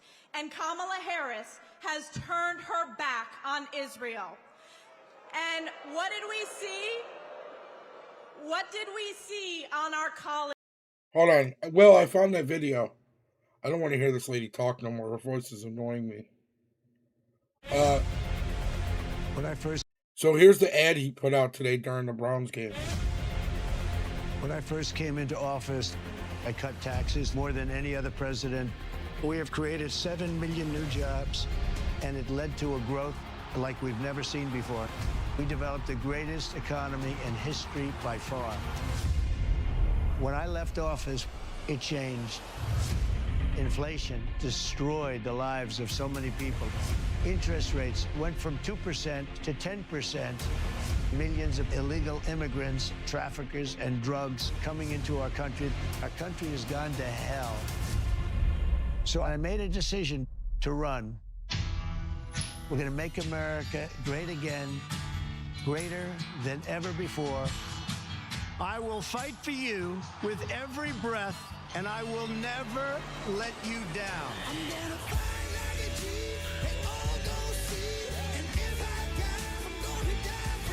President Trump is literally putting his life on the line, and he's willing to risk it all because he loves this country. He is strong, he is fearless, and he is what this country needs right now. Our cities will be safe, our streets will be clean, and our border will be secure. We can't allow our country to be destroyed by politicians who will put their own power ahead of the interests of the American people, our freedom, and our future. The left told me to hate Trump. When you cut through the lies, you realize the truth. American families were better when Donald Trump was president. We were safer, wealthier, and stronger. So if you love this country, if you want to stand up and fight for the future of our nation, you must re-elect Donald J. Trump. Let's get it.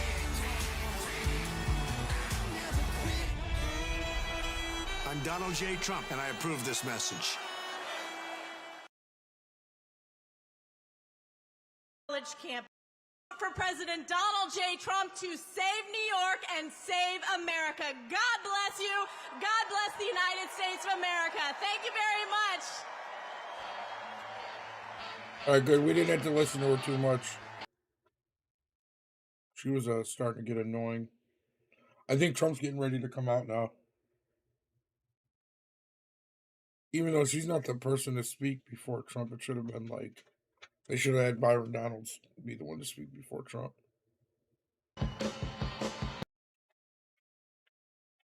Chat, how are we all doing today? I appreciate you guys stopping by. If you haven't yet, please make sure to hit that like. Really helps me out a lot.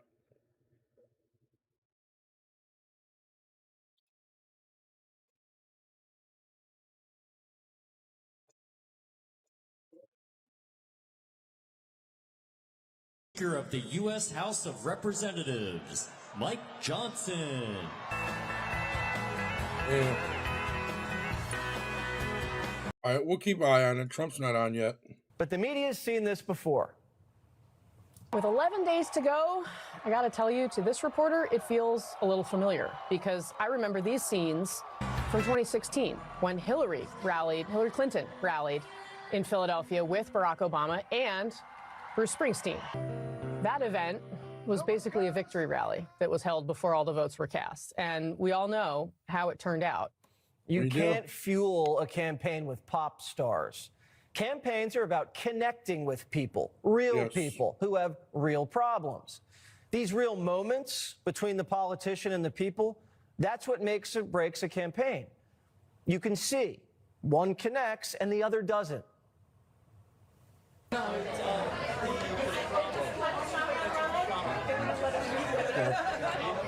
thought they said Trump was coming out at 5.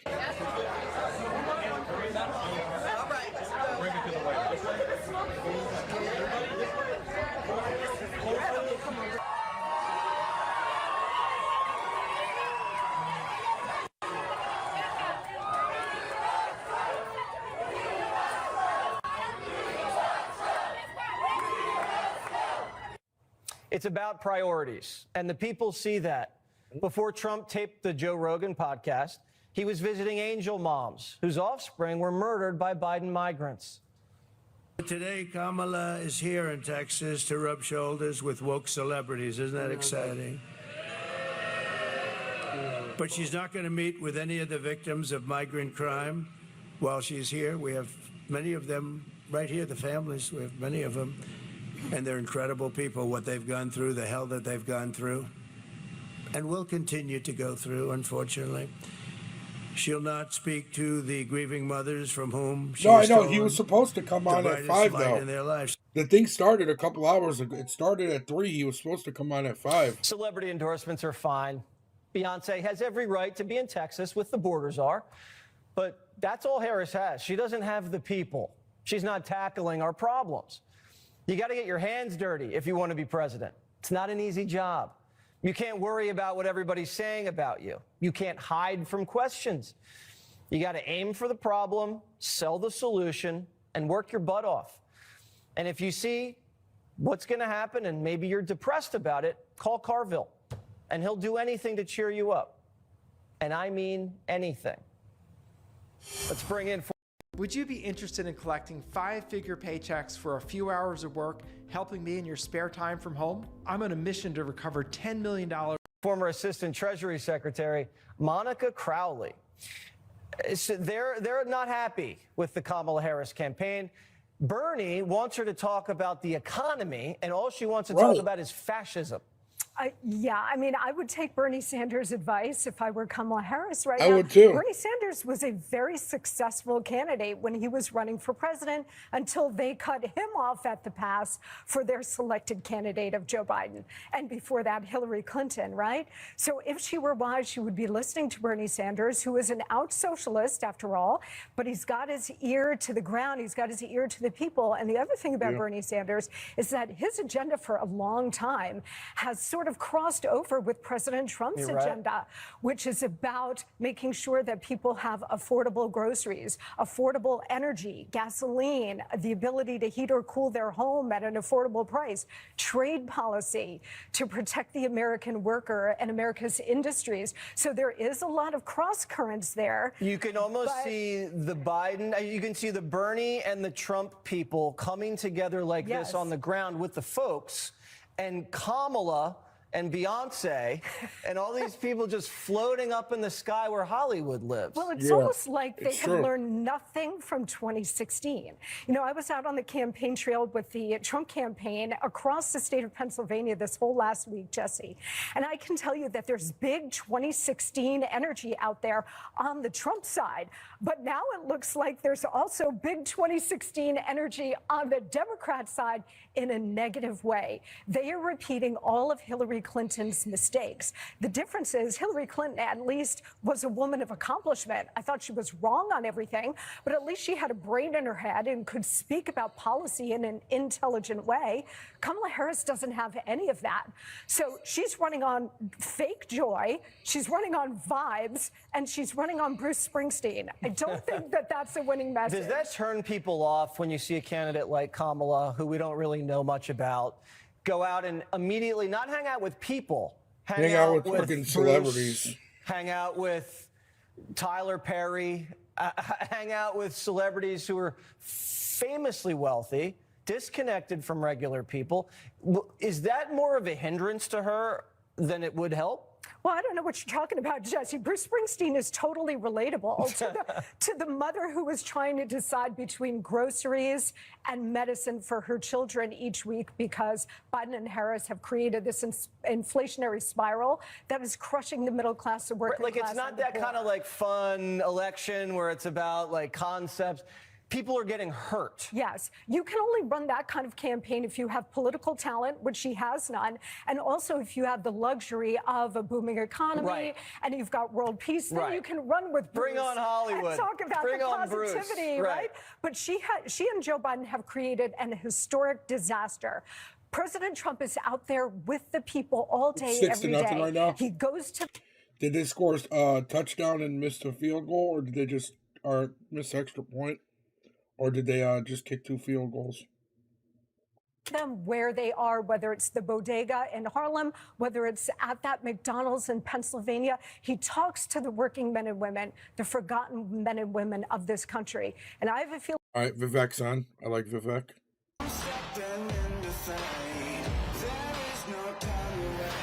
Okay. I guess the Browns won. That's what Will's saying.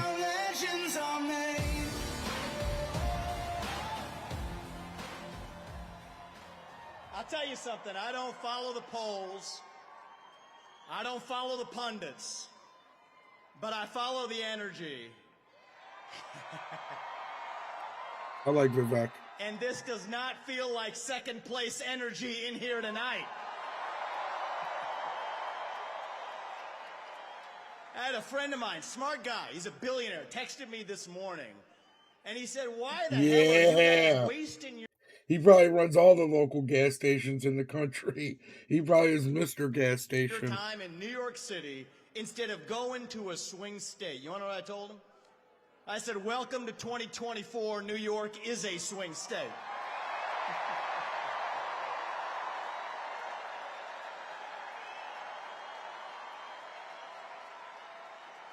I got a message for Kamala Harris tonight.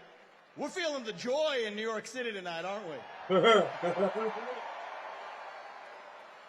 And the only celebration bigger than this one right now is going to be on the evening of November 5th when we send Donald J. Trump back to the White House as your 47th president and commander-in-chief. And I'm looking around here. There's only one man who is going to be more happy than everybody else in this room when that happens, and that is going to be a man by the name of Joe Biden, actually. He is so pissed off about what they did to him. And, you know, he's thinking it, but I'm going to say it. Identity politics never works in America. When you select somebody on the basis of their race and their gender, it always ends up being a disaster. And I'm actually talking about Tim Walz this time, by the way. It goes both ways. So listen up, guys. Last year, I became the youngest person ever to run for U.S. president as a Republican. And thank you. I appreciate that.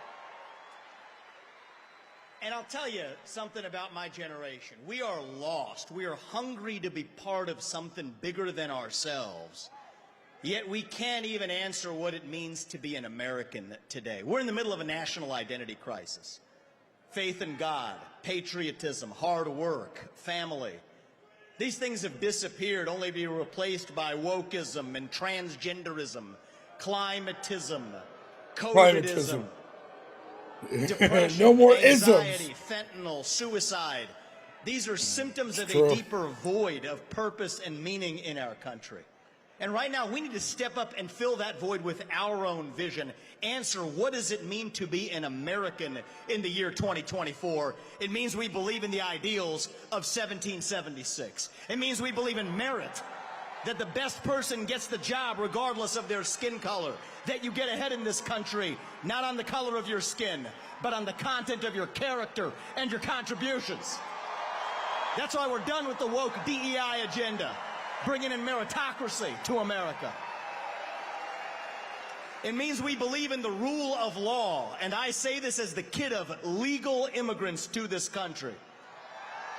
That means your first act of entering this country cannot break the law. And that is why if we've had the largest influx of illegals into this country in American history, we will have the largest mass deportation in American history.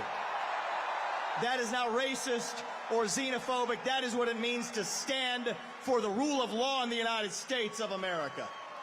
It means we believe in self-governance, that the people we elect to run the government, for God's sake, ought to be the ones who actually run the government, not unelected bureaucrats in the deep state that are running the show today.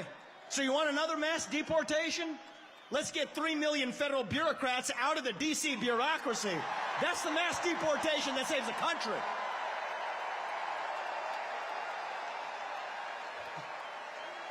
What does it mean to be American? It means we have elections we can trust and believe in, and that means single-day voting on Election Day as a national holiday with paper ballots and government-issued ID to match the voter file. That's how we save the country after we win it this time by voting early. These are not black ideas or white ideas. They are American ideals that set this country into motion. We're in a war to revive them, and right now we need the commander-in-chief who will lead us to victory. That is your next president, Donald J. Trump. If you want to seal the border, vote Trump. If you want to restore law and order in this country, vote Trump. If you want to grow the economy in this country, vote Trump. If you want to revive national pride in this country, vote Trump. If you want to stay out of World War III in this country, vote Trump. If you want to make America great again, vote Trump. I'm going to give you one more reason to vote Trump, and it's this. It's the one the media in the back, they won't talk about this. But they know it to be true. Donald Trump is actually the president who will unite this country, actually. And we don't talk about that enough. America First includes all Americans, regardless of their race, their gender, or their sexual orientation. Our message to black Americans tonight is this. We want you, what we want for every American. Safe neighborhoods, good jobs, clean streets. A country where you are judged based on the content of your character, not the color of your skin or your political beliefs. That's the America we know. Our message to gay Americans tonight is this. You're free to marry who you want, if you want, without the government standing in your way. But that doesn't mean that boys get to compete with girls in girls' sports, or you do genital mutilation and chemical castration on our children. Our message to every legal immigrant in this country is this. You're like my parents. But our message to every illegal immigrant, if you came legally, you get the same American dream that everybody else does. Work hard, get ahead, make contributions to this country, love the nation, and that's our message to legal immigrants. But our message to every illegal immigrant is also this. We will return you to your country of origin. Not because you're all bad people, but because you broke the law. And the United States of America is founded on the rule of law. Our message to my generation, the millennials, is this. You were sold a false bill of goods. You were told you become a gender studies major in California. Somehow that gets you a head start on the American dream when it hasn't worked out that way. Dead on your shoulders. The Iraq and Afghanistan wars. Yes, it's true you were lied to. But we can't just be cynical about our country because this is still the last best hope that we have in the free world. And our message to Gen Z is this. You're going to be the generation that saves the country. You want to be a rebel, 18 years old, stand up on your college campus and call yourself a conservative. Be proud of it. Say you want to get married, have kids, raise a family, and have a good job. That's how we win in America.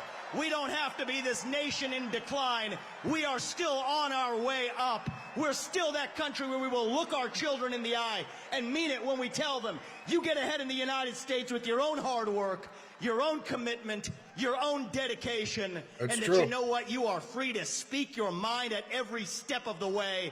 That is the American dream. That is what we are running to. And that is what we get when we send Donald Trump back to the White House this November. Thank you. God bless you and the great state of New York. And may God bless our United States of America. Thank you. God bless. Thank you, guys. Great. I love Vivek.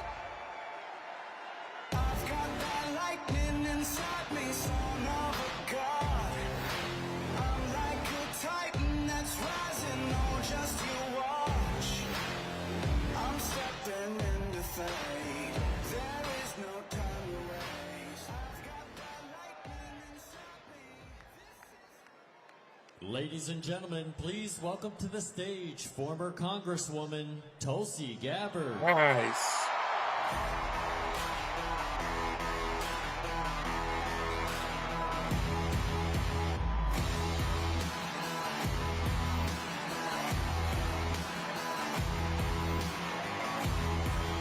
Bro, everybody's coming out to music. It's so great.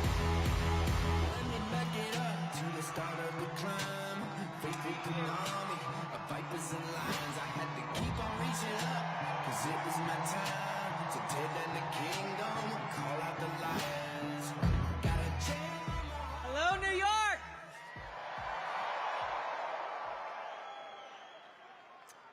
Join me as I say these words.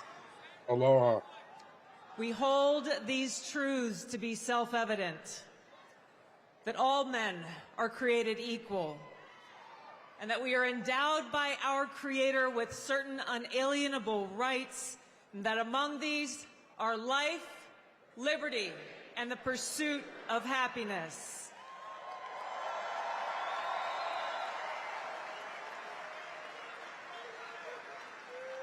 As we gather here today on this historic occasion, we stand together as proud Americans in understanding that these very rights are under attack.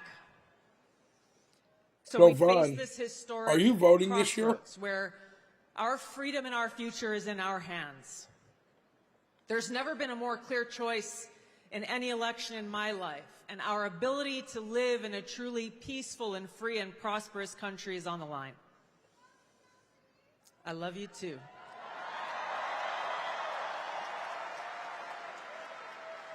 And it is that love that brings us together here today, that love for freedom, that love for our country and love for each other as fellow Americans, as children of God, that compels us to take action to save our country and defend our freedom. So you do the mail-in voting, I guess. Now, this choice that we have before us is very personal to me. I'm a lieutenant colonel in the Army Reserve. I've served now for over 21 years. Okay. I voted for Big Bird once. I've deployed to different war zones 3 times over So that period, and you're I've not seen the voting cost of for war. any other actual presidential candidates? For my brothers and sisters who paid the ultimate price, I carry their memories and their sacrifice in my heart every day. You're a terrible guy. So this choice that we have before us as Americans is critical. It's important to us. It's important to those of us who serve, who have volunteered to put our lives on the line for the safety, security, and freedom of our country and our people, and it's critical to all of us. Here is the choice that we have. A vote for Kamala Harris is a vote for Dick Cheney, and it's a vote for war, more war, likely World War III and nuclear war.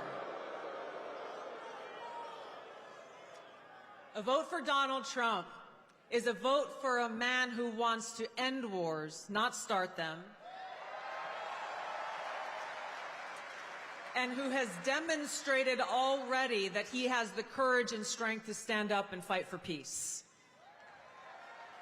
A vote for Kamala Harris is a vote for open borders, where known violent criminals and Islamist terrorists are streaming across our borders, placing us at risk.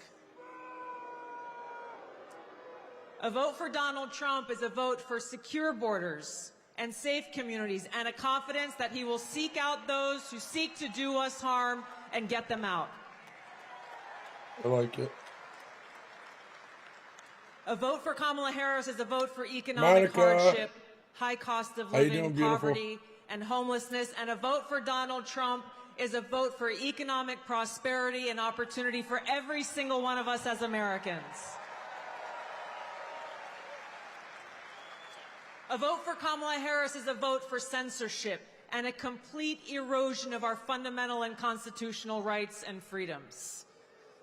A vote for Donald Trump is a vote for someone who will defend freedom and every one of our God-given rights that are enshrined in the Constitution and Bill of Rights.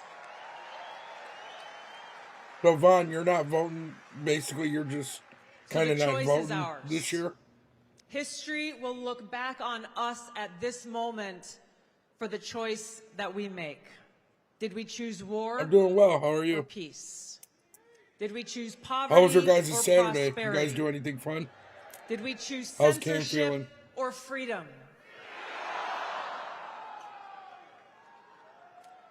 Our freedom and our future is in our hands. We have just a few days left to complete this no-fail mission that we have before us to save our country.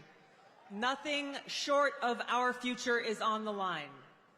So now, just as we've gathered here today in this historic place and this historic time, we will gather together all across this country, people of every race, ethnicity, religion, and creed, to stand together and defend our freedom and ensure our right to life, liberty, and the pursuit of happiness.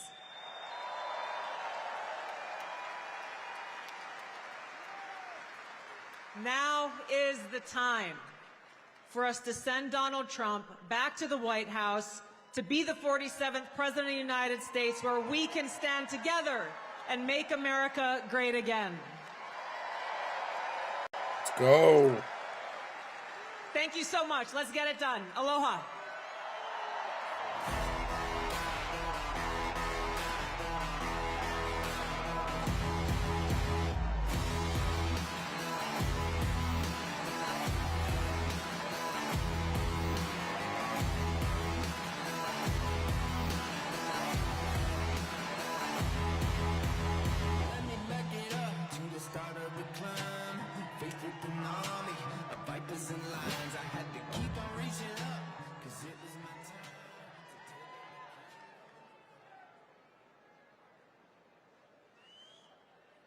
Nice, my dog. Ladies and gentlemen, please welcome to the stage former presidential candidate Robert F. Kennedy Jr. Let's go.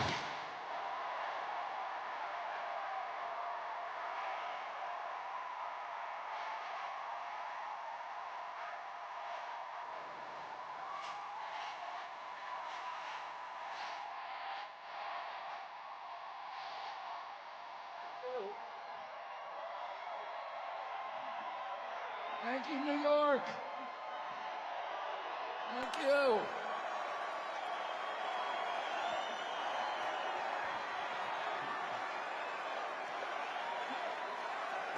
Thank you.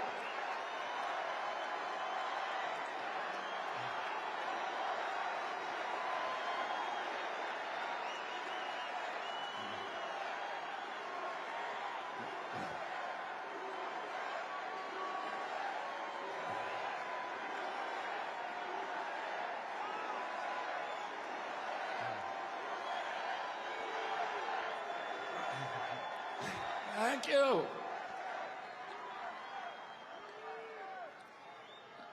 A lot of people ask me why I left the Democratic Party.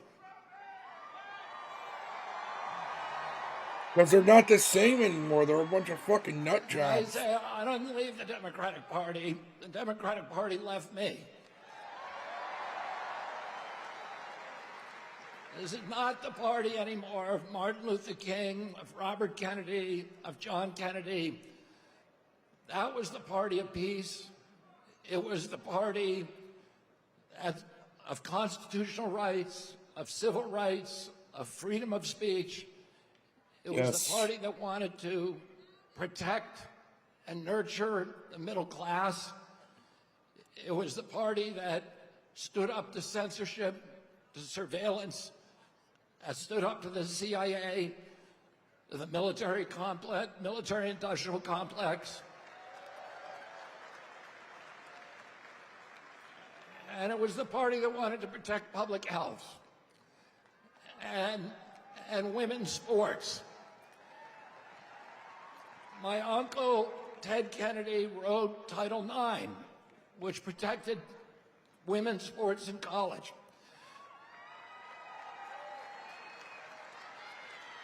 It was the party that believed in voting rights and fought for the right of every American to vote for the person of their choice. Yeah.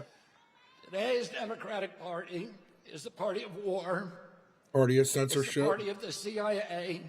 Party of censorship. Kamala Harris giving a speech at the Democratic Convention that was written by neocons, that was belligerent, pugnacious, that talked about the domination of the world by the United States through our weapons of war. It's the party today that wants to divide Americans. It's the party that is dismantling women's sports by letting men play women's sports.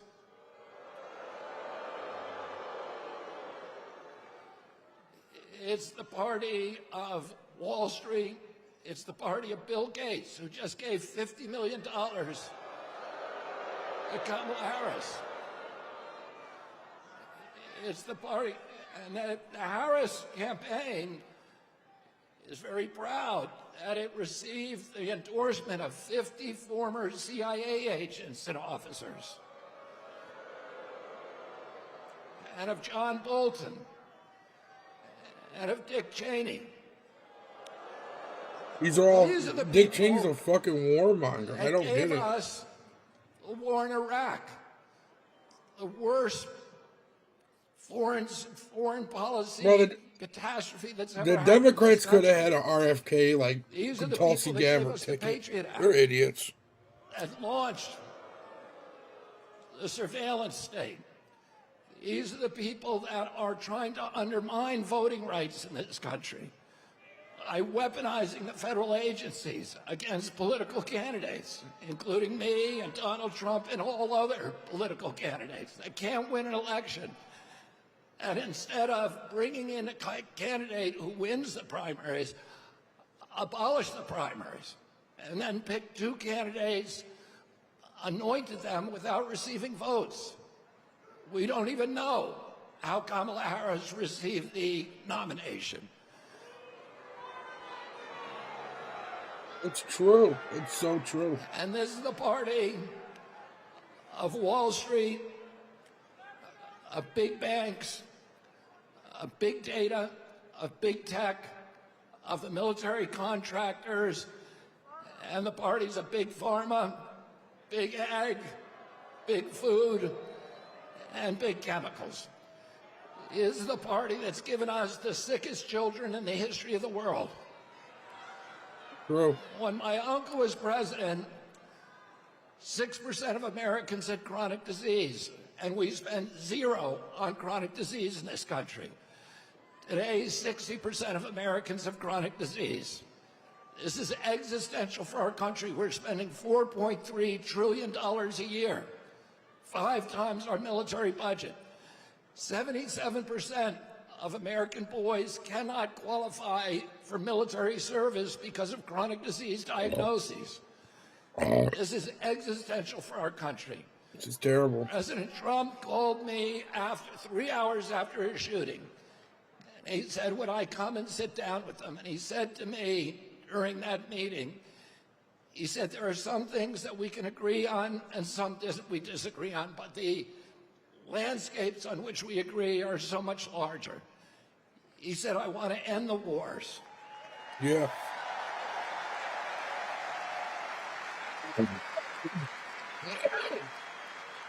I want to end this surveillance and censorship. I want to protect the Constitution. I want to protect freedom of speech. I want to end the surveillance. I want to end the weaponization of government against American politicians. And I want to end the chronic disease epidemic. Now, don't you think that we deserve a president in this country who's going to restore the moral authority of the United States of America? Yes.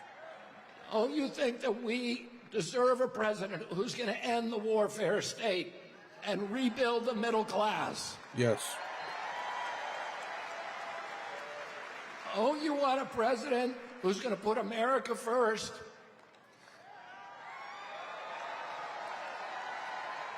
And don't you want a president who's going to protect our children?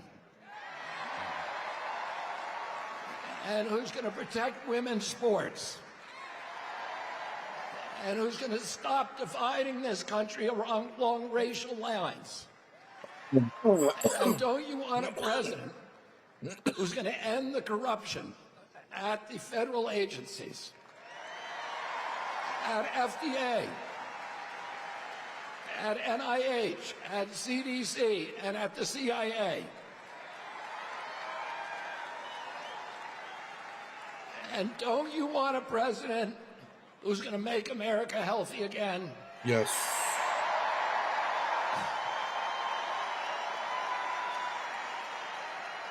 And don't you want a president who's going to make America great again? And we need to go to the polls on November 5th and vote for Donald Trump. Let's get God bless you and God bless America.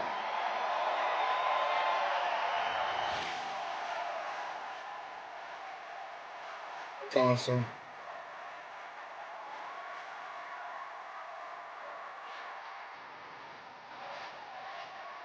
I knew RFK would come around eventually. Honestly, I wanted him to be vice president, but I really like J.D. Vance a lot.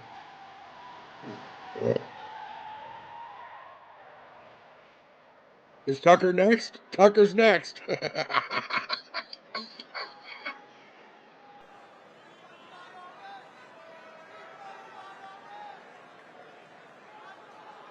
Ladies and gentlemen, please welcome to the stage. Let's go! The fucking king is back!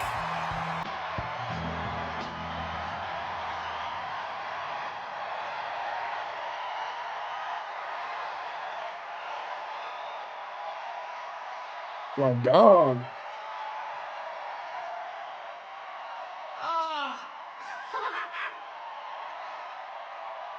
Thank you! Bro, I would love to have Tucker Carlson as president.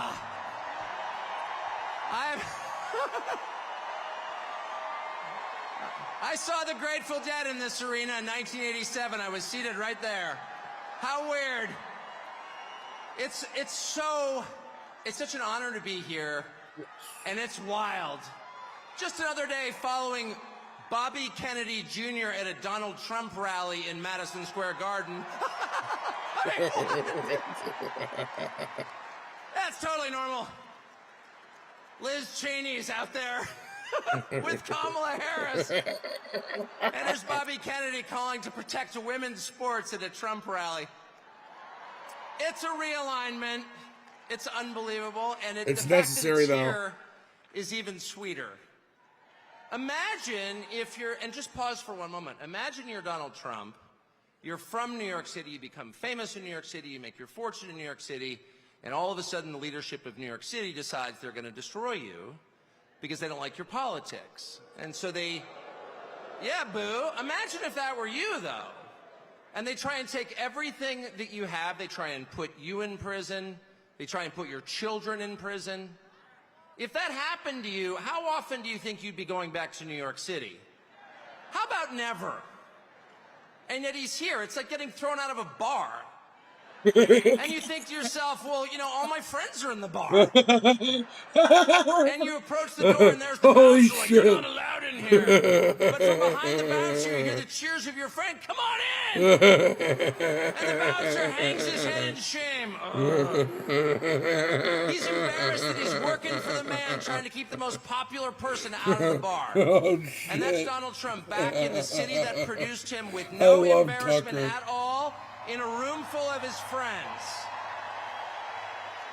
The stones that takes, the bravery that takes is incredible. Donald Trump's going to win. He's going to win. I know that that's true. Why is Donald Trump going to win? The people he's about to defeat have no idea. And they're panicked. They have no idea why people like Donald Trump. And their first theory was, well, Donald Trump is evil, so half the country's evil also. He's a fascist. And that's one of the reasons they spent the last 4 years trying to destroy the country, because they're mad at its voters for liking Donald Trump. How much easier would it have been just to pause for 20 minutes and ask yourself honestly in some silent place, why do people like Donald Trump? And if they had been honest enough to ask themselves that question, they would have come up with the two main reasons, and here's what they are. The first reason that people like Donald Trump is because he likes them. That's why. And it's real. Affection is something you can't fake. I don't care how many times Kamala Harris would tell me she loves me, I don't believe her. I saw her kiss her husband with a mask on. A mask on. That's her version of love. It's fake. It's not real. They spent 10 years telling you Trump is a hater. Do you feel that on him? No, you don't. Because it's not there. I've spent a lot of time with Trump. And there's not one moment I've ever been with him off camera where he's spending his time grousing about people he hates. Ever. He's talking about the people and the country he loves in his private time. Trust me. And people know, in a country that has been taken over by a leadership class that actually despises them and their values and their history and their culture and their customs, really hates them to the point that it's trying to replace them. They know someone who actually has affection for them, and that's Donald Trump. And it's requited. It's requited. They know. When he goes to McDonald's and serves fries, like, he's not faking that at all. That's why that worked. Democratic media consultants are like, how is that working? Because it's real. That's why. And the second reason that people love Trump, and I put myself in this category, it's why I'm here today, is because he's liberated us in the deepest and truest sense. And the liberation he has brought to us is the liberation from the obligation to tell lies. Donald Trump has made it possible for the rest of us to tell the truth about the world around us. And that's the single most liberating thing you can do for people. If you want to enslave people, if you want to degrade them, force them to tell lies. And they have. They forced us to lie about everything at gunpoint, effectively. They put people in prison for refusing to lie. And not just the obvious lies that men can become women, or Vladimir Putin blew up the Nord Stream pipeline. No, honestly, he did. January 6th was an insurrection. They were unarmed, but it was very insurrection-y. Not even the obvious ones, but the big lie. You know what the big lie is? The big lie is that they're impressive. That's what the big lie is. That the people in charge have somehow earned the right to rule over you, and they haven't. No, they're and you pieces know that. of shit and they're worthless. These are the single most useless people in the United States. Yes. They have no skills whatsoever. Yes. They've got 3/4 of the money, and they didn't earn it. They set up a system precisely for the purpose of awarding themselves wealth and power when it's undeserved. You look at Liz Cheney and you ask yourself honestly, what skill could she possibly have that allowed her to send hundreds of thousands of people to their deaths? Did she earn that? I don't think she did. No fair system would make Liz Cheney powerful. No fair system would make Larry Fink rich. No fair system would elevate someone like Kamala Harris to a presidential nomination. She's never been accused of doing anything useful. She has precisely no achievements. She's a nominee without getting a single vote. She is a metaphor for the system they created to make themselves rich and powerful, and then they have the gall to lecture you, the people who can actually change a flat tire and repair a power grid, who have useful jobs, who pay your taxes and work 40 hours a week, lecture you that you are somehow immoral. And Donald Trump has empowered the rest of us through mostly just sticking around in the face of their hate and abuse and persecution. He has given the rest of us the right to call BS on the charade. No, you are not better than us. No, you are not smarter than us. No, you do not deserve what you have. You probably stole it. No, you're not going to bully me into silence anymore. And I can promise you at this point, 9 days out, when Robert F. Kennedy Jr. and Elon Musk and Tulsi Gabbard and pretty much every high school senior and college shorty girl in the country has come out finally say, yeah, I am for Donald Trump, actually. When the entire country has realized there is nothing embarrassing about this, what's embarrassing is to take a perfectly great country and destroy it, as they have. I'm not ashamed. You should be. At that moment, it's going to be pretty tough for them 10 days from now to look in the eye to America with a straight face. Is it 10? Shit. It's going to be pretty hard to look at us and say, you know what? Kamala Harris, she got 85 million votes because she's just so impressive. Yeah. As the first Samoan, Malaysian, low IQ, former California prosecutor ever to be elected president, it was just a groundswell of popular support. And anyone who thinks otherwise is just a freak or a criminal. A racist and a fascist. At this stage of the game, after 9 years of listening to their lies and finding every single one of them totally false, no, it's not safe and effective, and no, she's not impressive. It's very hard for me to believe the rest of us are going to say, you know what, Joe Scarborough, you're right. You're right. She won fair and square because she's just so impressive. I don't think so. And to me, that is liberation. It's the freedom to say what's obviously true as a free man and not a slave. And I just want to say thank you, Donald Trump, for that.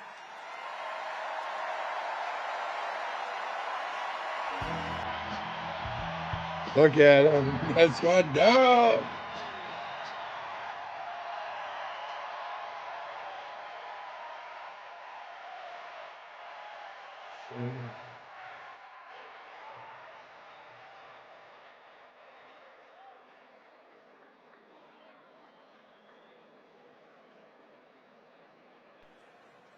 Ladies and gentlemen, please welcome to the stage professional wrestler Hulk Hogan.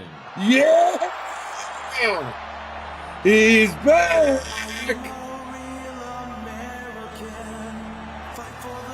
Yes!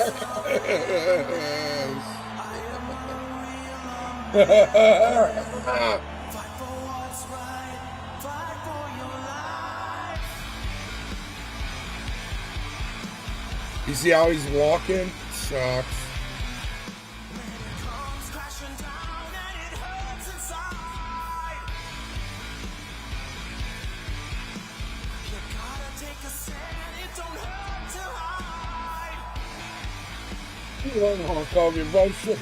Vaughn, you're the fucking biggest hater in the fucking world, bro. How do you not like Hulk Hogan, you fucking hater?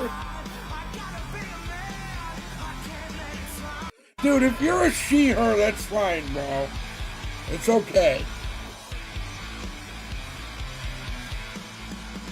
You gotta get that hate out of your blood. Get some love in your blood.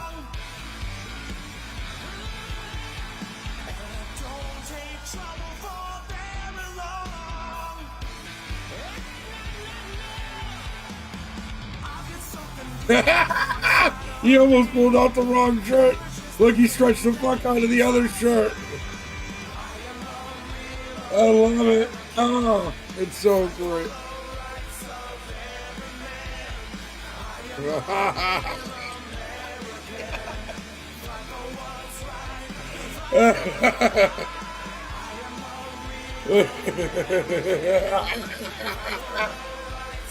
Well, I love Hulk Hogan.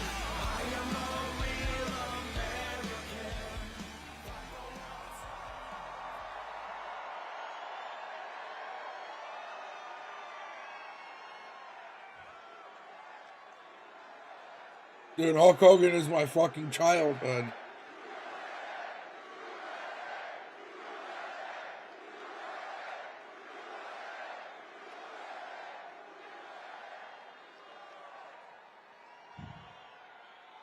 Well, let me tell you something, Trumpomaniacs. Welcome to the house that Hulkamania built. Yeah, brother. You know something? Usually when I'm in Madison Square Garden, I'm body slamming giants. I'm winning world heavyweight titles, and I'm cracking people over the heads with steel chairs. And the energy in Madison Square Garden is off the Richter scale. But today, Trumpomaniacs, the energy in here is something like I've never felt. The energy of all these Trumpomaniacs is the most powerful force in the universe. And today, this is Donald Trump's house, brother. Yeah.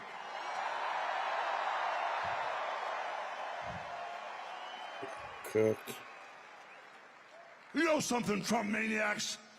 I don't see no stinking Nazis in here. I don't see no stinking domestic terrorists in here. The only thing I see in here are a bunch of hard-working men and women that are real Americans, brother. Yeah.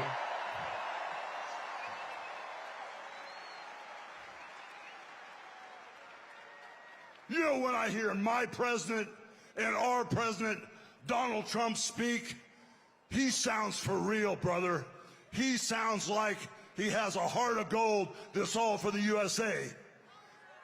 But when I hear Kamala speak, it sounds... That would be hilarious, right? It sounds like a script from Hollywood with a really, really bad actress.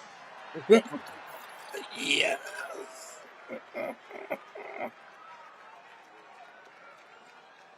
You know, Kamala is responsible for the border crisis, and Kamala is also responsible for inflation. And then you know something? She acts like she's the victim. And then all of a sudden, she flips, she flops, she spins and turns it around and acts like she's gonna be the damn hero. This is so funny.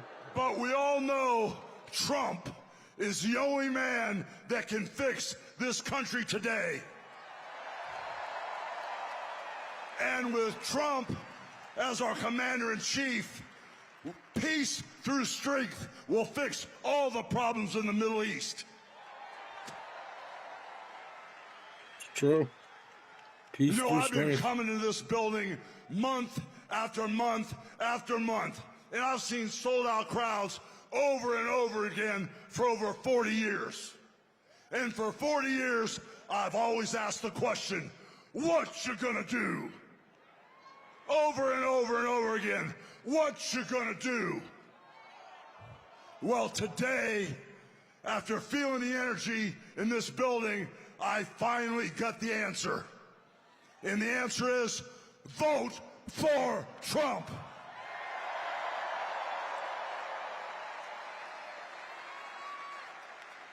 So now, I got a couple questions for you. What you gonna do about the border invasion? What you gonna do about inflation? What you gonna do about keeping America safe, brother? And what you gonna do about putting God in our homes, in our country, and our schools? So I guess we're all on the same page. So I got one final question for you. What you gonna do, and who's gonna make America great again? Yeah. God bless I Donald love him. Trump. He's our next president.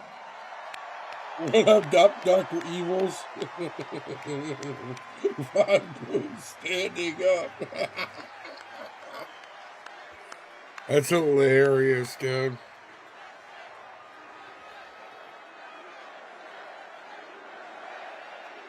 Sorry, guys. I'm trying to look for tickets or something.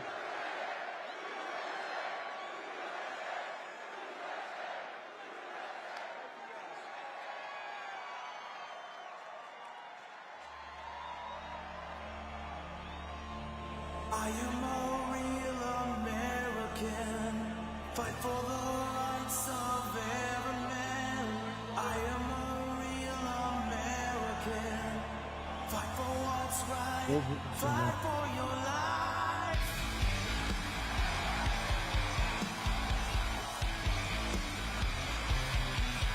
When it comes crashing down and it hurts inside. Take a stand, it don't hurt to hide. If you hurt my friends, then you hurt my pride. I gotta be a man, I can't let it slide.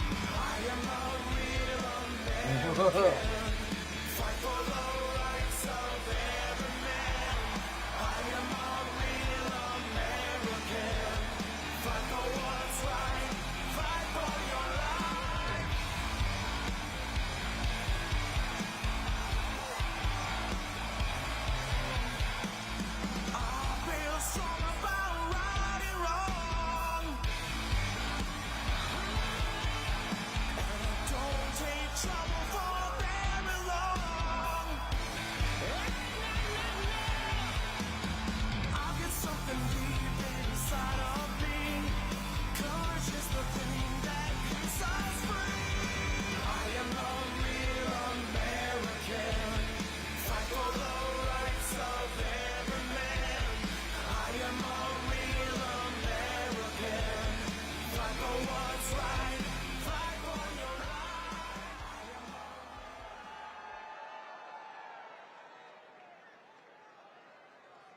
Ladies and gentlemen, please welcome to the stage founder of Merit Street Media, Dr. Phil McGraw.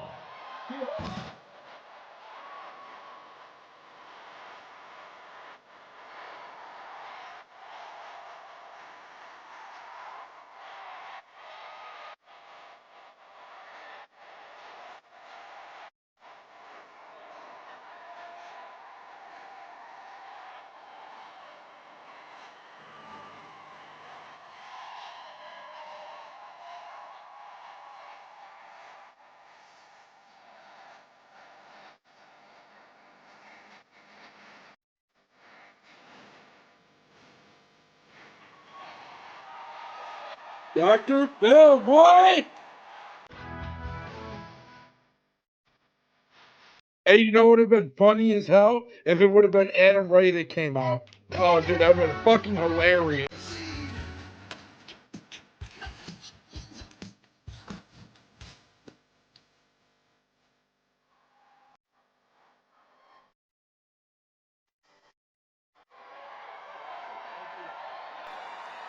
The GOAT.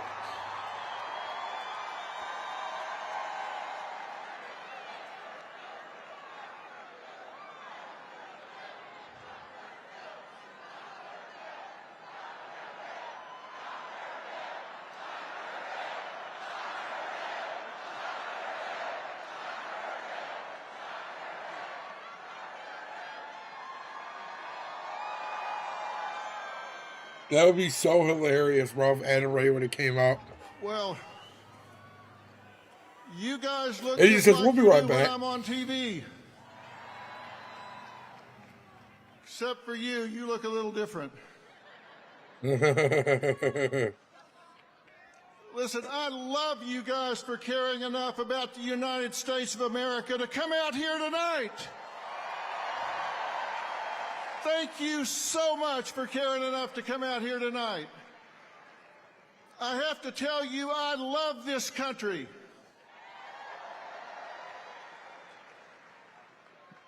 I do. I love this country. I stand up when our flag goes by. I put my hand over my heart when they play our national anthem. And I'm so proud to see so many people take time out of their day to come out here and stand up for this country.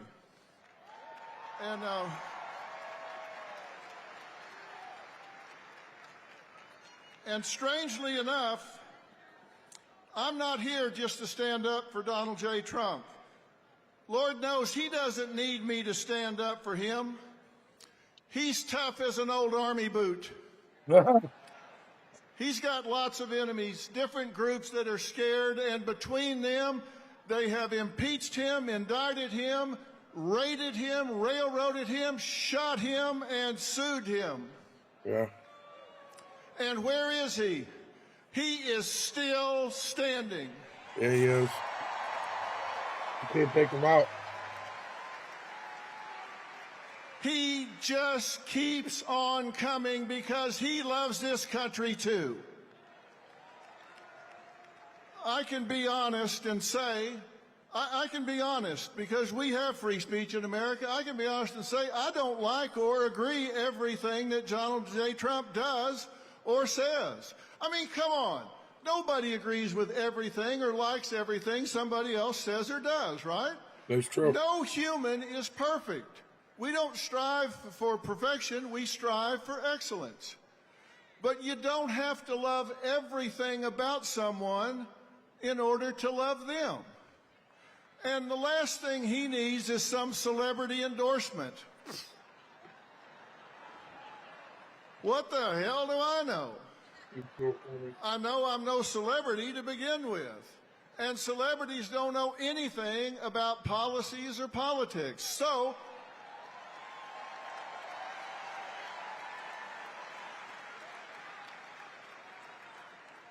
only difference between me and them is I'm willing to admit it.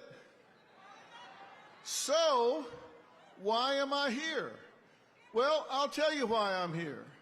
I'm here to talk to and stand up for the people who have declared their support for Donald J. Trump, or they got found out, or they want to do it, but they're too intimidated. Because you know what happens when somebody in this country says, hey, I'm going to vote Republican, I'm going to vote Donald J. Trump? They get canceled, intimidated, marginalized, excluded, or even fired or boycotted. Yep. And you know what that means? In They're short, right. that adds up to being bullied. And now we're talking about something I know a hell of a lot about. Now you're in my wheelhouse, buddy. I may not be an expert in politics, but I am an expert about bullying. And bullying is when you seek to harm somebody, you seek to intimidate, coerce, cause distress, fear, risk to their well-being. And it can be physical, verbal, relational, or cyberbullying. And it's always wrong. You said it, my friend. It is always wrong when you bully somebody. And that's what's going on. Now, let me tell you what the critics are going to say when they hear me talking about this. They're going to say, well, now, wait a minute. Come on. Isn't Trump a bully? And let me tell you why the answer to that question is no. Because to be a bully, there has to be an imbalance of power. And when there's not, it's just called a debate. And he's just better at it than anybody else. Yeah! It's called debating. It's called arguing. It's just, it may even name calling, but it's not bullying unless there's an imbalance of power. And whoever he talks to, they've got a microphone, they got on their big boy pants, they got a stage, they got everything else. He's just better at it. And the same thing is true. When the Democrats or Harris call him fascist, Hitler, racist, misogynist, or a crook, is that bullying? Well, not really. It's ugly. But with the First Amendment, which we all want to keep, there's no imbalance of power, so it's not bullying. It's just like when he does. It may not be the best use of energy, but when you attack civilians, when you attack a citizen, and you use the power of the internet, you use mob mentality, you incite people to gang up and cause boycotts, then it's beyond ugly. And that's what's happening in this country right now, and that's not okay.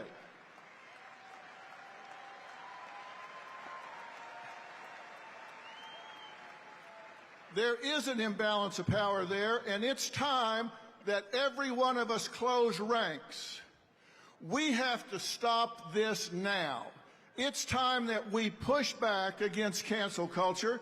It's time that we push back against intimidation tactics. And that is exactly the reason that I launched Merit Street Media, which, by the way, we didn't choose the name for that by random. Merit Street Media. This country was built on hard work, and merit, added value, and talent. Yep. Not on equal outcome. Not on DEI. This country was built on hard work, and it needs to continue to be built on hard work. It's true. And the legacy media has sold out.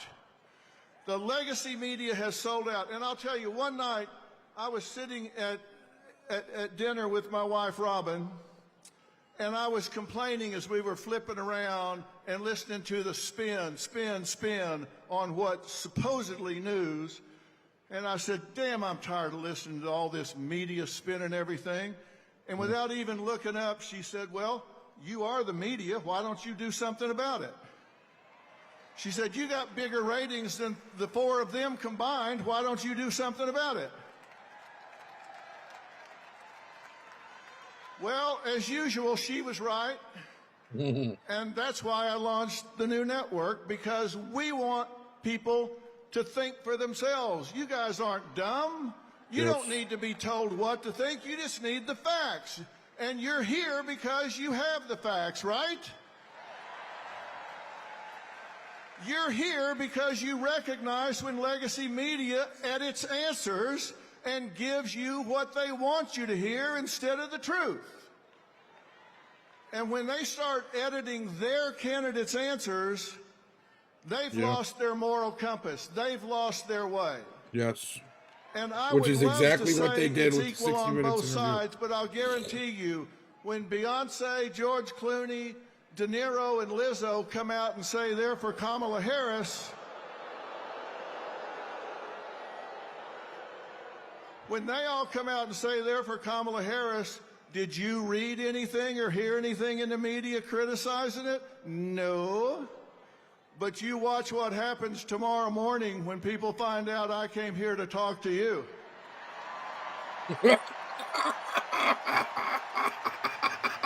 And we'll be right back. Dude, I wish Anna Ray would come out already. You say this in Hollywood, and all of a sudden you ain't got a job. The problem is I don't need one. By the way, Vaughn, did you see on the 19th on Netflix, him and Anna Ray are doing a special together? I don't need a job because I got you. And I've got a question for all of us. Have we lost our minds? We have the First Amendment in America where our government has said we will pass no laws to infringe on our freedoms for religion and speech. So that's the law, but we're muzzling each other. What is going on? We have a law that protects free speech, so we start taking it away from each other? Are you kidding me? It's going to be sweet. We can't allow that to happen. We cannot encourage it. And let me tell you something about bullying. Bullies are bad, right? Let me tell you what else is bad. Bystanders. If you are a bystander, if you are watching somebody get picked on, if you're watching somebody get bullied, and you don't do anything about it, you're just as guilty as the bully that's doing the bullying. He's like Stan when they did the bully episode. Once he goes backstage and bullies people. I have talked to so many children What's up, in Chet? How we doing? schools that tell me the worst feeling they've ever had is being bullied and feeling alone and abandoned, when they are picked on and intimidated, when they wished even one person, even one other kid would step up and say, hey, come sit with me at lunch. Don't sit in a stall in the bathroom and cry your way through lunch and eat alone. We're not going to let you be alone. And it's the same thing with adults. Adults don't want to be cut out of the herd and feel like they're alone. The number one need in all people is acceptance. The number one fear is rejections, and bullies, they prey on that. We must claim the right to our point of view. We must be critical thinkers, and when you see somebody being picked on, then you've got to be willing to step up and say, hey, I'm with you. Don't let that happen. And you've got to know why you're strong on the issues you're strong on. You've got to know why you're strong on affordability and safety and security and the border and family care for men and women and law and order and your core values for your children's education and our military. Know why you're where you are. And when you come to your friends and coworkers being bullied, don't be a bystander. Don't be a bystander. You can't let it happen. When you say you love America, that's a verb. That also means you love Americans. You've got to push back and call out the bullies. You've got to stand with those that have targets in their lives. Targets if they're picking on them by calling their jobs to get them fired. Boycotts or kicking them out of their jobs at church or their groups at church. I've spent 45 years listening to people. And I was just in North Carolina and after the hurricane hit down there. And you know what? I saw neighbors helping neighbors, and not one of them asked, are you a Democrat or a Republican? Yeah, that's how it should be.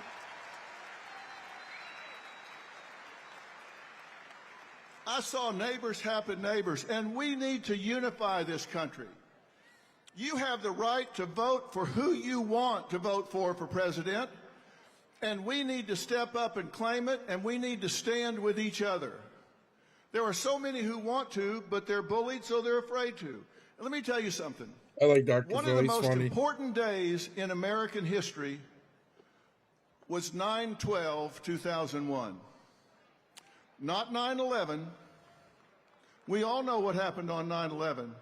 One of the most important days was 9/12, because on 9/12, we all woke up and we were all Americans on 9/12. If you were an American on 9/12, stand up right now. If you were an American on 9/12, stand up right now. That's who we were. That's who we are. And the difference between winners and losers is winners do things losers don't want to do. And we have to stand proud to help our neighbors who want to vote their conscience and not be afraid. Yep. No one should be alone. No one should feel abandoned. No one should have their business boycotted. If you hear somebody's getting their business boycotted, you should get your friends and make sure their business gets doubled. If somebody pulls their advertising from your friend's business, you should let those advertisers know you're going to spend the rest of your life making sure that advertiser is boycotted until they do the right thing. Boycott the boycotters. Oh my God. This is over in America. He is fucking Stan Marsh from the bully episode, dude. We're going to unify this country. We're going to listen and not be intimidated. We're going to go out and lead by example. Let's quit complaining about what is and start doing something about it. If your neighbor wants to vote the other way, say fine, go vote the other way. I'll love you anyway. Let's lead by example. If they want to do it, let them do it. Love them anyway. But as for you, the collective you, I don't want you to just listen and say, nice talk, Dr. Phil. I want you to march in your life. I want you to march with your beliefs. I want you to not be intimidated. Don't be stopped, and don't just vote. Take 5 people with you. Like I said, the difference Oh, dude, my dad, he was. This is his first year ever voting, and he was like, "Oh, I don't know when to go." I said, "Look, motherfucker, I don't tell you to do what to do ever." I said, "You're fucking coming with me to vote." I said, It'll take 5 minutes. We'll go right down the street. I'll drop you off right in front. I'll go park and I'll go grab my truck and pull back up and pick you back up." Between winners and losers is winners do things losers don't want to do. And what they do is they take actions toward known outcomes. They deal with the truth. They set goals and they go after them with passion. And it's time for us to bring it home. It's time for us to bring it home. It's time for us to be winners. Winners, winners, winners.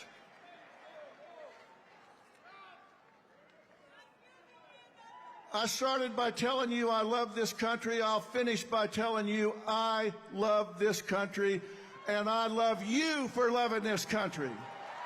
No, hell no. My dad can't stand her. God bless you, and God bless the United States of America. The funny thing is, my parents were like Democrats my whole life, and my mom voted for Trump both times, and she's voting for him again this year. America.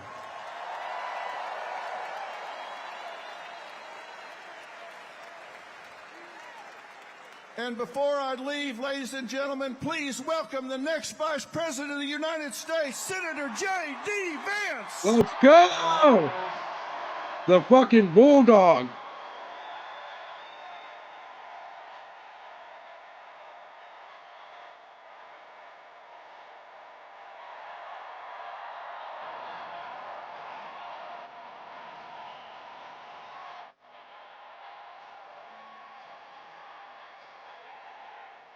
I haven't seen Dana White yet.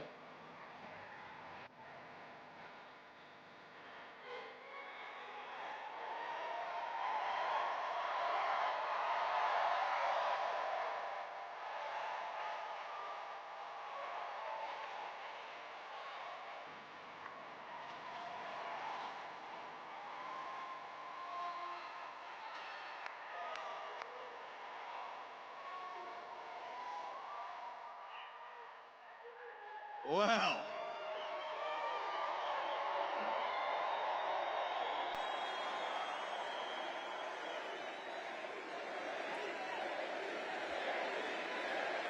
Let's go.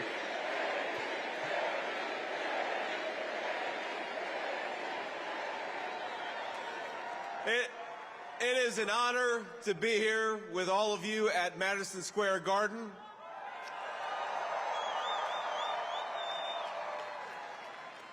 Now think about this, for more than a century, America's most celebrated heroes and legends have made history inside this iconic arena. This, where we stand, is where the greatest of all time, Muhammad Ali, faced Joe Frazier in the fight of the century. It's where the King, Elvis Presley, played for 80,000 screaming fans. Really? 80,000 in the Garden? It's where the immortal Hulk Hogan pinned the Iron Sheik and let Hulkamania run wild. And now, on the eve of the most important election in our history, the greatest champion of them all, Donald J. Trump, has come to Madison Square Garden. Let's go.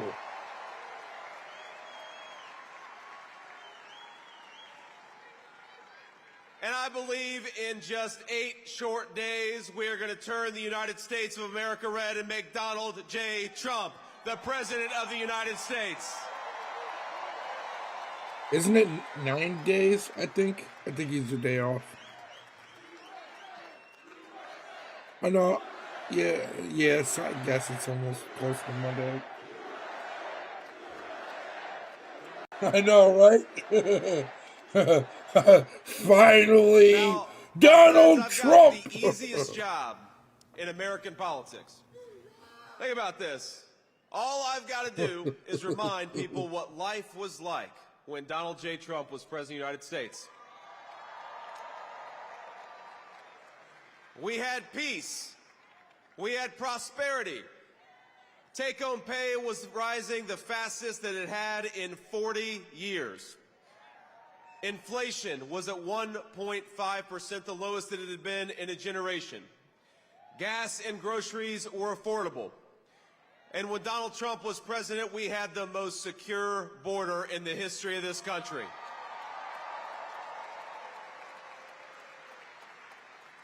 That's the Donald Trump record, and that's a record that's going to win in just 9 short days. I think you said 8 earlier, so I think I'm right. Now, I'm going to maybe surprise a little bit of the folks in this arena, because I'm going to be a little bipartisan here. I'm going to talk about Governor Tim Walz, and I got to be honest with you, I feel bad for him. No. We ought to spare a prayer for Governor Tim Walz, because he's got the hardest job in American politics. He's got to convince the Tampon Tim.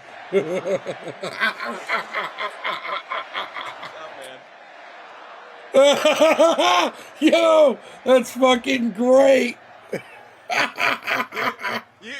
You all can say that. I probably shouldn't say that. Oh my God.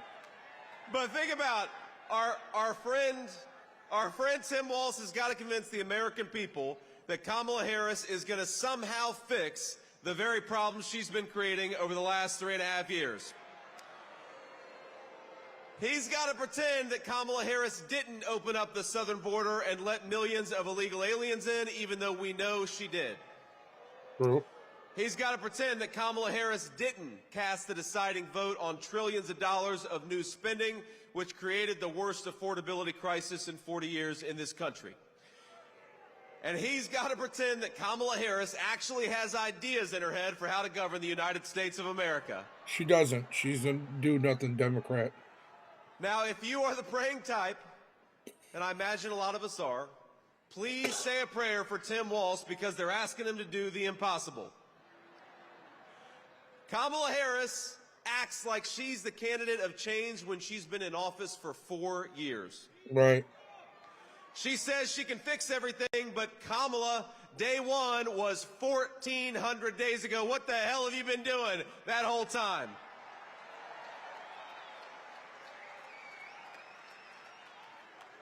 Now, my favorite Kamala Harris moment is that when somebody asks her for specifics on how she'll make life more affordable or groceries cheaper, she'll say, well, I grew up in a middle-class family. You did. You say, Kamala Harris, how are you going to close down the southern border? Because for 4 years you've left it wide open. And she'll say, well, I made the hash browns when I worked at McDonald's, and I was pretty good at it. And anybody with a lick of common sense is saying, Kamala Harris, you didn't answer the question. You didn't actually tell the American people how you're going to fix what you broke. And I got to be honest with you, even on that McDonald's answer, I'm not sure that she ever worked at McDonald's. In fact, I think our president, Donald J. Trump, has probably worked at McDonald's for longer than Kamala Harris has. Yes.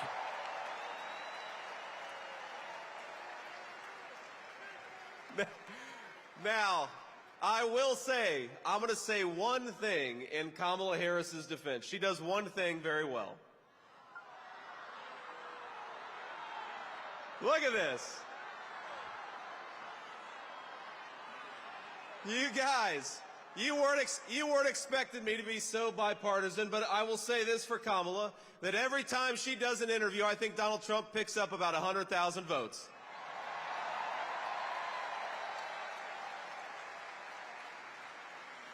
Now, we're, of course, in one of the proud baseball cities in the United States of America. So you know the problem with a softball interview is that you've got to be able to hit a softball still. And that's the problem with Kamala Harris, is I don't think that she could hit a T-ball based on what we've seen over the last couple of weeks.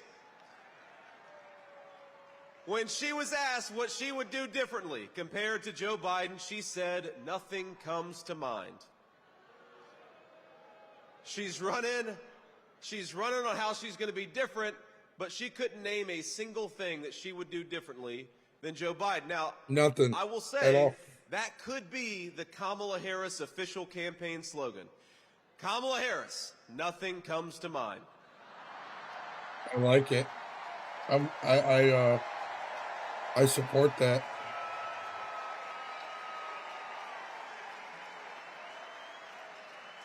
Now, the other day, CNN asked if she had made any mistakes as vice president. Now, here's what she actually said, and I am quoting word for word. She said, in my role as vice president, I mean, I've probably worked very hard at making sure that I am well versed on issues, and I think that is very important. It's a mistake not to be well versed on an issue and feel compelled to answer a question. Now, I have no idea what any of that means, and frankly, neither do any of you. None of us know what the hell she says.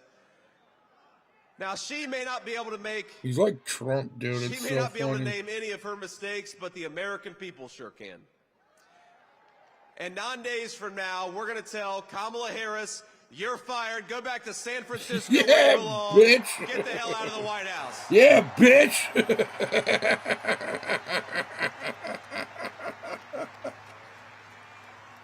Now, together,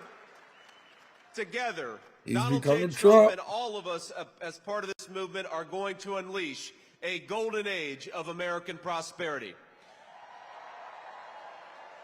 We're going to make life affordable again in the United States of America. Let's get it. We're going to put the American dream of homeownership within reach for millions of American young people. I like it. We're going to secure our border, and we're going to keep our families safe. We're going to protect your right to free speech and religious liberty. And we're going to do it all thanks to the leadership of one man. Donald J. Trump. Now, we have to remember, that one man, Donald J. Trump, 8 years ago, go back 8 years, he had everything. He had fame, he had fortune, he had family, he had friends. But he gave up the easy life to save the United States of America. I like it. When they couldn't beat him, they tried to bankrupt him. When that didn't work, they tried to impeach him. When that didn't work, they tried to put him in federal prison, and when that didn't work, they even tried to kill him. But as sure as the American flag still waves, Donald Trump still stands, ready to fight, ready to win, and ready to make America great again. Yeah. God bless you all. Thank you so much. Let's do it. I think Dana White's about to come out.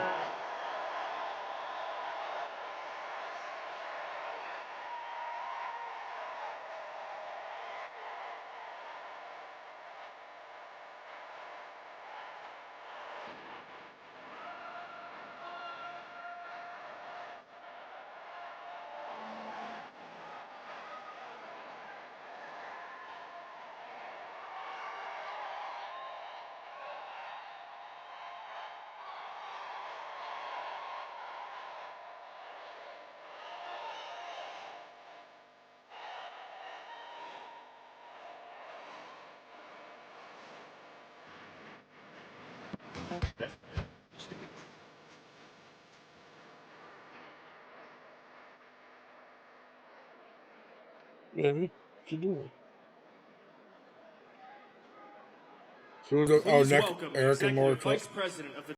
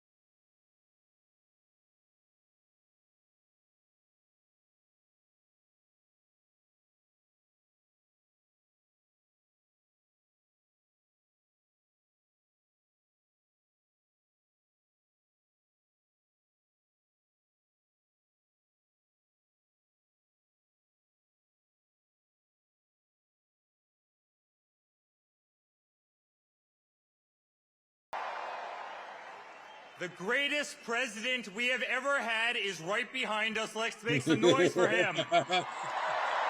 That's great. Yo, his wife's pretty though, dude. She's very pretty. Guys, this isn't politics. This isn't politics. This is a family. It's hard. We love you too. We love you too.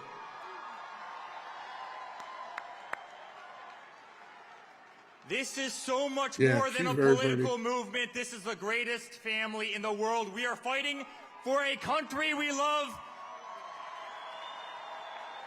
We are fighting for the American flag. We are fighting for the Constitution. We are fighting for our liberty. And as a family, we've been out there every single day over the last 10 years. They've tried everything they could to destroy my father, to destroy us. Dirty dossiers, Russian hoaxes. They tried to impeach him twice. They went after his Supreme Court nominees.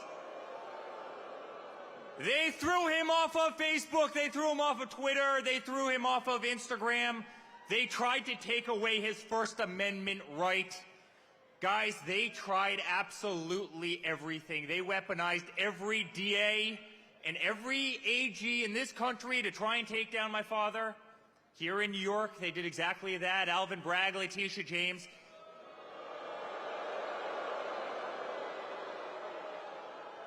They tried to destroy his life. They tried to take him off the ballot in Colorado.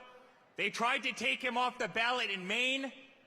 They tried to subdue the vote of literally hundreds of millions of Americans who absolutely adore the guy. Guys, it's been political lawfare every single day.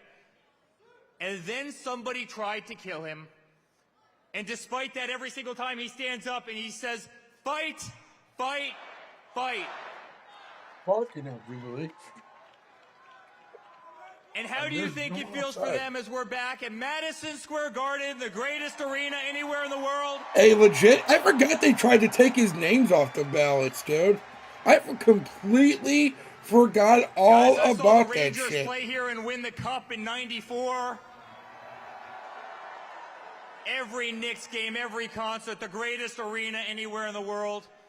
And you better believe the entire party who has failed at taking down Donald Trump, an entire party who has failed at taking down his family, they're sitting there on those cameras right now, watching all of us, watching all of you. You gotta admit, Von, that was shady that they tried Almost taking his name off the ballots. 200,000 people tried to get into this event tonight. Damn.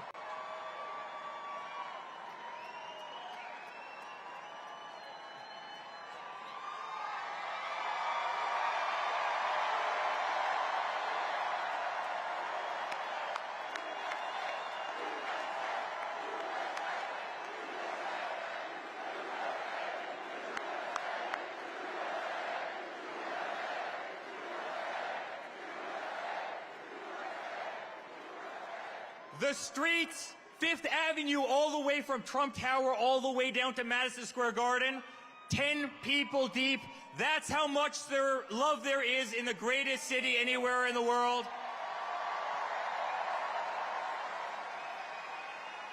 Guys, in 9 days, we're gonna win. We're gonna win.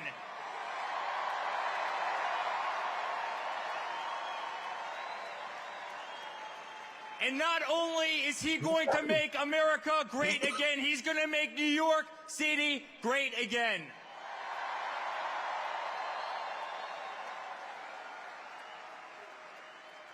So on behalf of our entire family, thank you. Thank you for being on the greatest ride I could have ever possibly been a part of. Thank you for 10 incredible years. I want you to know, and I speak on behalf of my entire family, I want you to know she's cool. that we will I never like stop Eric. fighting. My father will never stop fighting. Laura will never stop fighting. I'll never stop fighting. We live in the greatest country in the world. We are not going to allow that to slip away. And I promise you guys the best days of this nation are ahead of us. I love you very much. New York, it's an honor to be here. That's awesome.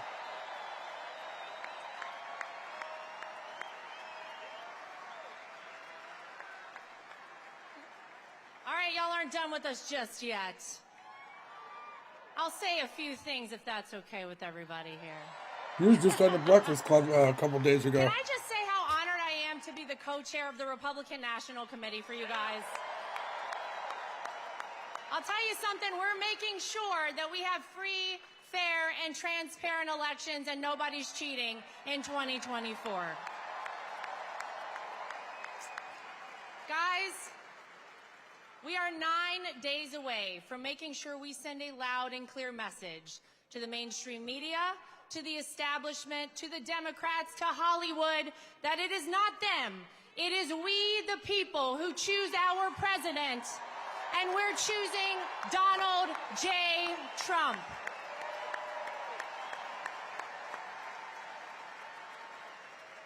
And I got to tell you, it is incredible to be here in Madison Square Garden, in New York City, the greatest city on earth, in the greatest country on earth, the United States of America. Because if you think about it, New York City made Donald Trump, right? But Donald Trump also made New York City.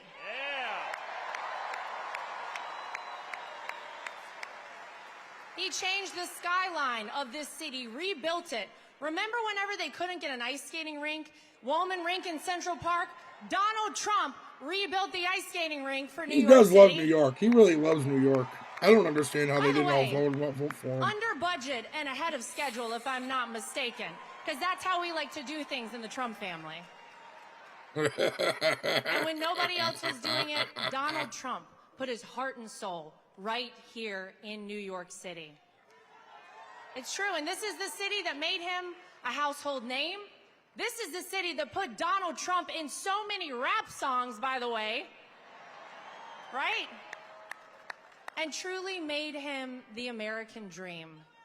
But I'll tell you something, being a New Yorker teaches you something else, doesn't it? It teaches you how to be tough. It teaches you that it doesn't matter how hard you get hit, you get back up and you keep fighting.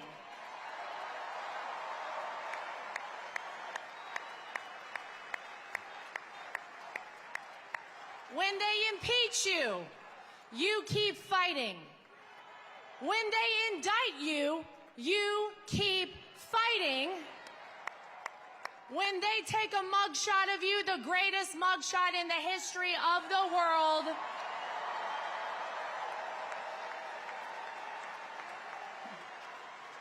you keep fighting. And when an assassin's bullet strikes you, you don't lay down. You get up, you stand strong, and you keep fighting, right? Now, in case you guys don't know, Donald Trump likes to go places nobody expects him. Anybody hear about a little rally up the street in the Bronx? Yeah. Does anybody know the last time a Republican president campaigned in the Bronx? It was Ronald Reagan, and ladies and gentlemen, he turned New York red. Yeah. I'm just saying.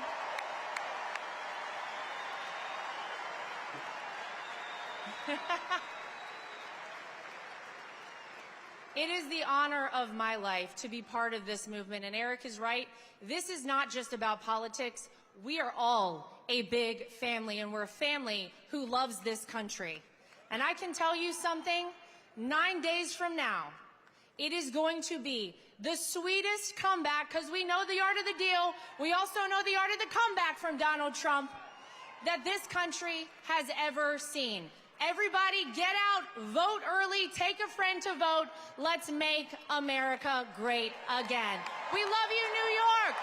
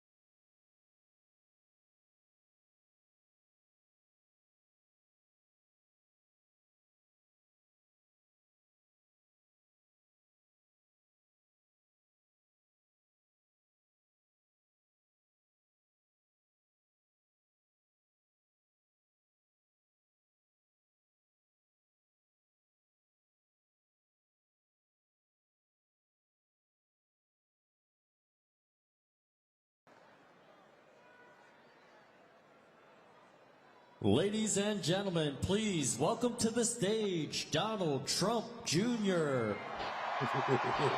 That's my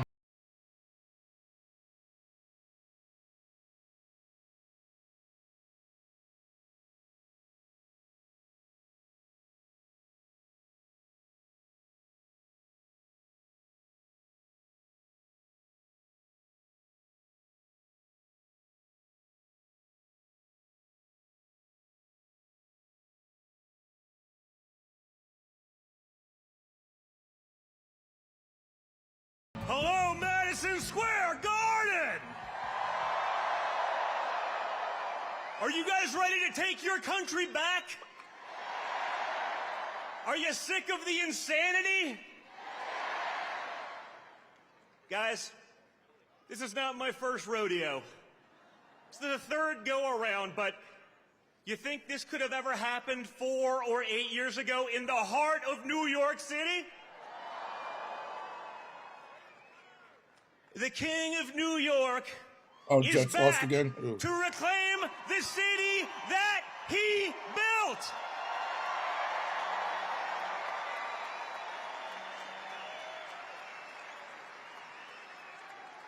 My father changed the skyline of this city. He fixed the things that incompetent bureaucrats couldn't handle. He did that against all odds. I don't watch football much, but the Browns. And now everyone recognizes I'm from Cleveland, so I've always watched the Browns. What's unique about this election, They folks, won today against the Ravens. You've had 4 years. I've seen that. Under both leaders. The media would like to pretend that Kamala Harris It's not nothing because started she's her on MVP. political career about a month ago in a coup. The most democratic process to ever not have a single vote. She's going to be a moderate, folks. She's going to be a moderate. A radical San Francisco liberal. The daughter of a Marxist professor is now magically going to be a moderate.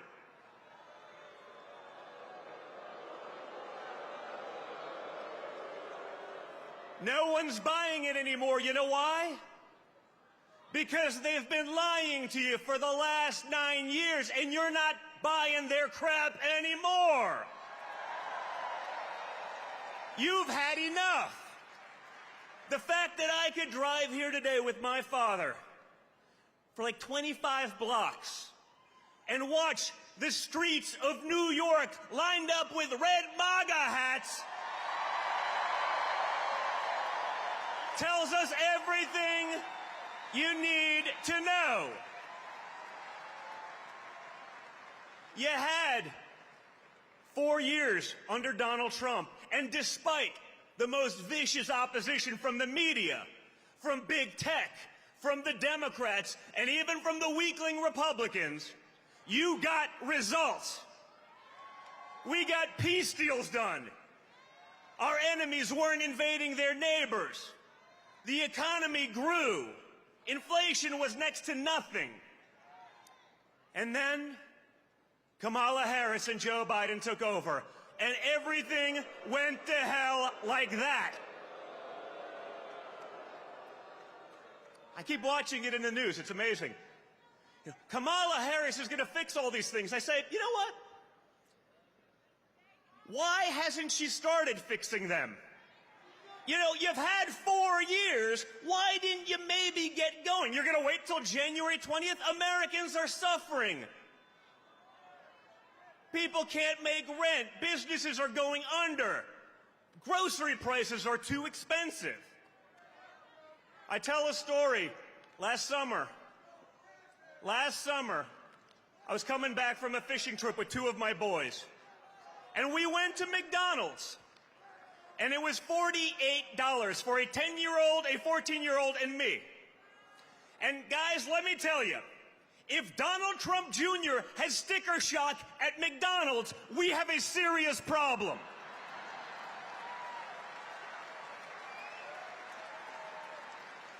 It does not have to be this way, guys. We can change it, but it's going to take all of you. You know, these days, you know, everyone's a tough guy. Everyone's a tough guy on the keyboard, on the internet. You know, everyone's a badass. But when you get shot in the face and you come back defiant, ready to fight, that's a badass. That's the guy. That's the guy that can fix the problems that we have. That's the guy that's going to keep our enemies in check. That's a guy that's going to fight for each and every one of you. He's done it once. Let's send him back to Washington, D.C. with an overwhelming mandate to fix the nonsense once and for all. Let's go. Guys, look at the people who have spoken here tonight, and look at some of the people who are still coming.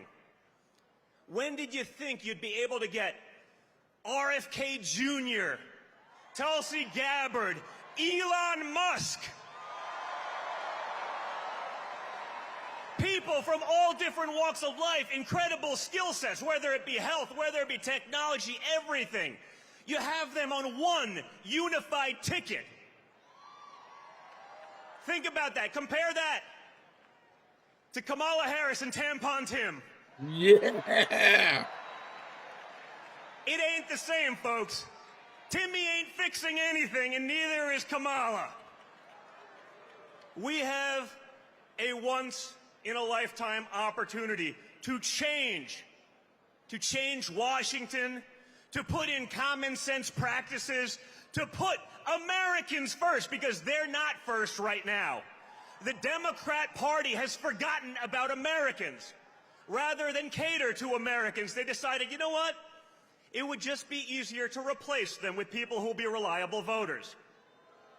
The insanity has to stop, and the fact that we can pack Madison Square Garden in the heart of New York City shows me that the spirit of the American people is there. That same spirit my father showed on July 13th, that's the spirit of America. That's the spirit we need going into Election Day. So for the next 9 days, each and every one of you, you line up like you're the third monkey on line for the Ark and it's starting to rain. You vote early, and then you bring your friends so that we can take back our country once and for all. And when we do that, guys, we're not just going to make America great again. We're going to make the world great. We're going to make the world safe. We're going to fix it all. Get out there, guys, and just like you're going to fight, get out there and vote, vote, vote. Thank you, New York City. Love you guys.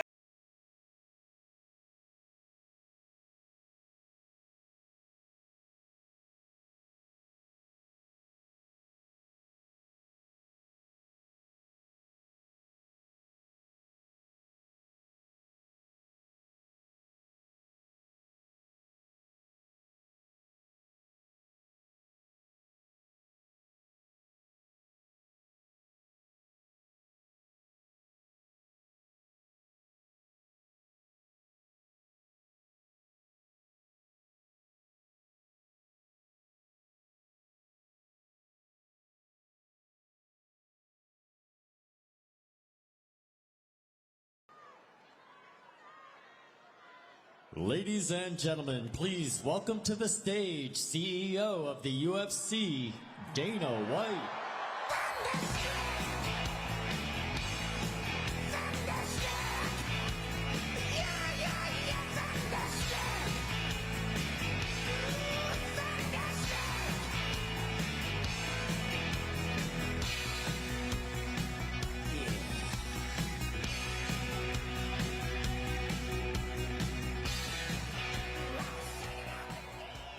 Ladies and gentlemen, we are 9 days away from the most important election of my lifetime.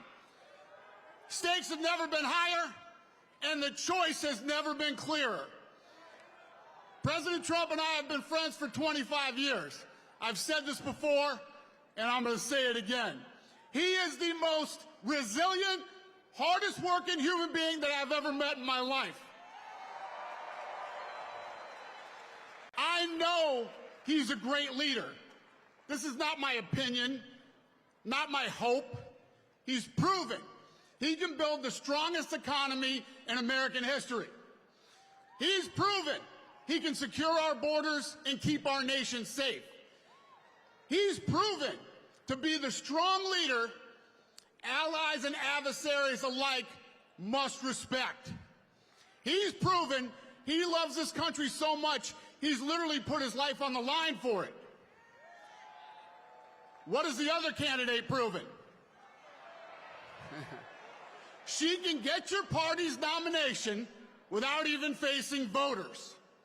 What else? What else can she offer the American people other than vague promises and no plan? She talks a lot about the need for change and her hope for the future. She is what's in office right now. And change. Does that sound familiar? She can use the old Obama playbook, but she's not Obama, and she is no agent of change. She is the sitting vice president of the United States right now.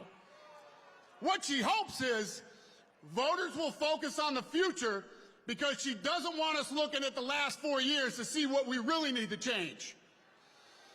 We need change from sky-high inflation. According to Yahoo Finance, the cost of groceries is up over 25% during the Biden-Harris administration. Food is unaffordable for most Americans. That has to change. We need change from wide-open borders. BBC News reports illegal immigration reached record levels since they took office, with an estimated 10 million border crossings. That's a 300% increase compared to the Trump administration, and that's not including the unknown millions who cross undetected. That is the record of the other candidate, the border czar of the Biden administration. We need change from weak foreign policy. According to the Institute for Economics and Peace, a nonpartisan think tank, think about this, there are more active armed conflicts now than any time since World War II.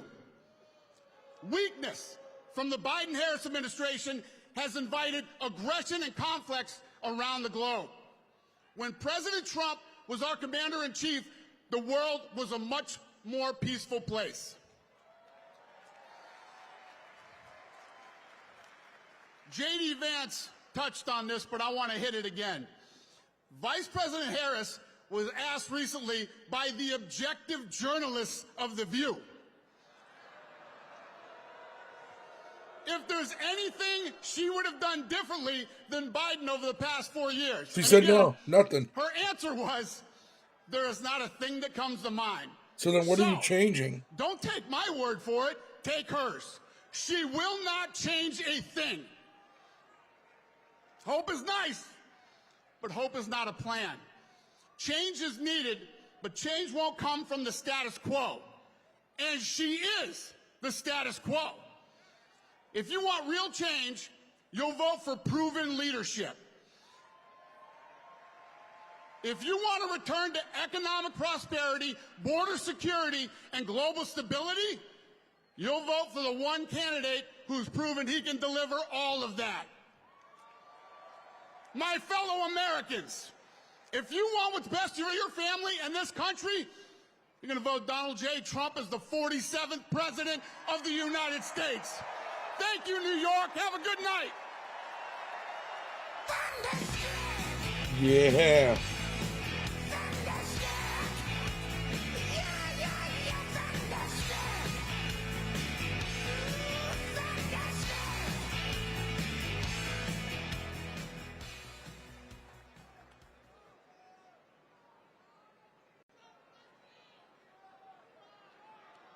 Ladies and gentlemen, please welcome to the stage Chairman and CEO of Cantor Fitzgerald,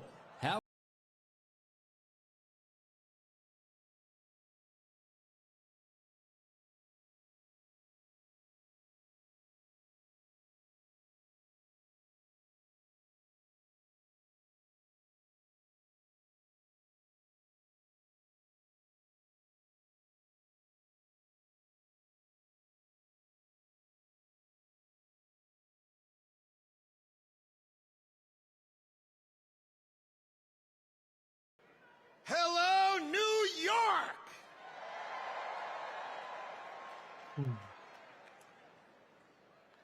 I mean, it was not on my bucket list, okay? People like me do not get to play Madison Square Garden. This place rocks.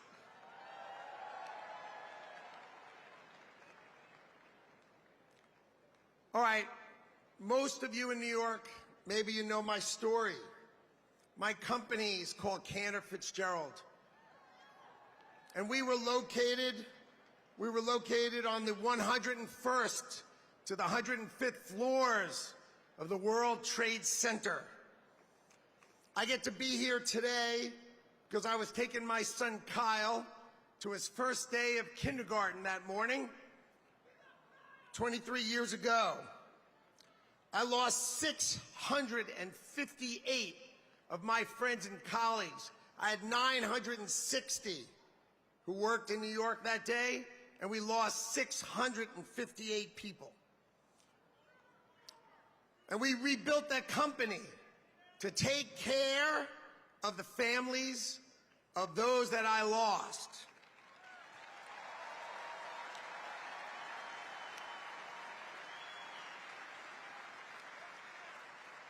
So we took care of those families. Each of my employees, they took 25% of their salaries and they gave it to the families of the people we lost, because that's what New Yorkers do. And we gave those families $180 million.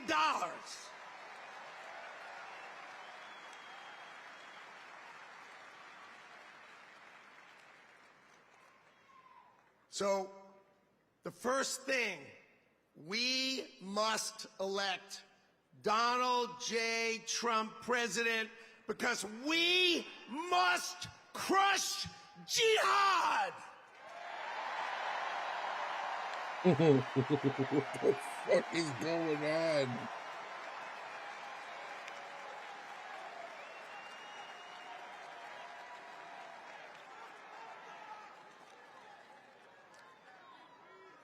I love this city. I love this city. And Donald Trump loves this city no matter how crappy they treat him. He is back because he loves you and he loves this city.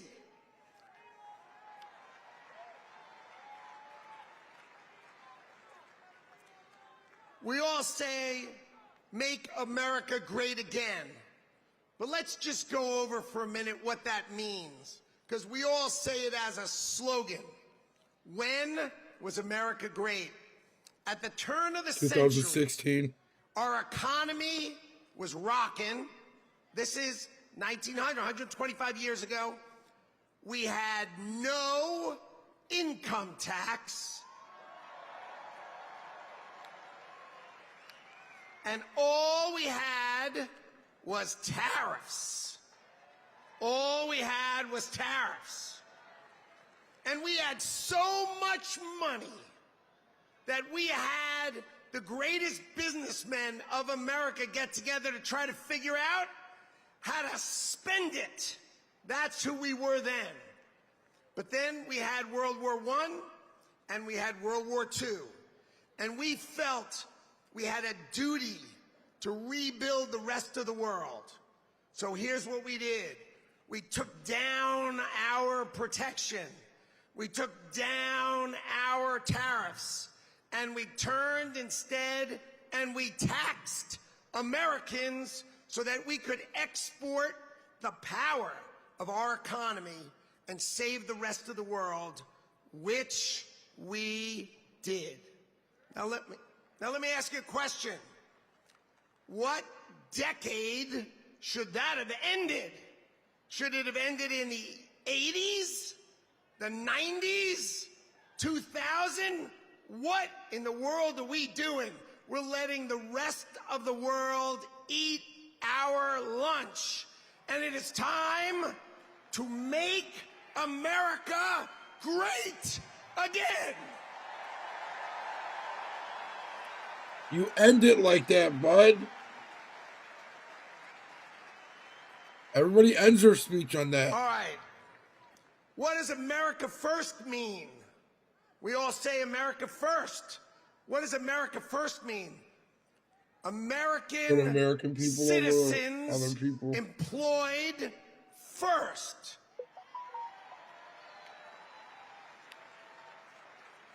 NAFTA. NAFTA. Bill Clinton's favorite I hate Michigan move. Open the border, take all car manufacturing and move it to Mexico,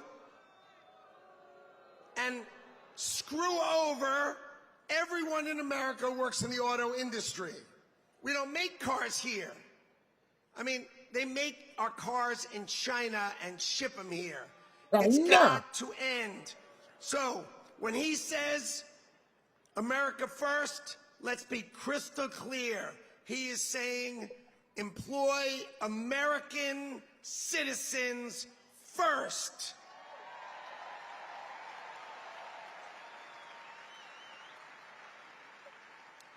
Okay. The Harris-Biden administration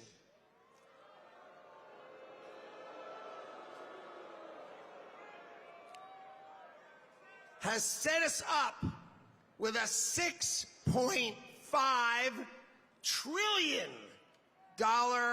spending budget on our taxes of $4.5 trillion as they screw our children's future to the wall.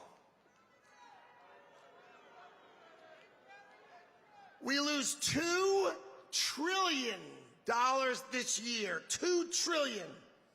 And Donald Trump is going to build the greatest team to ever walk into government, and we are going to balance our budget.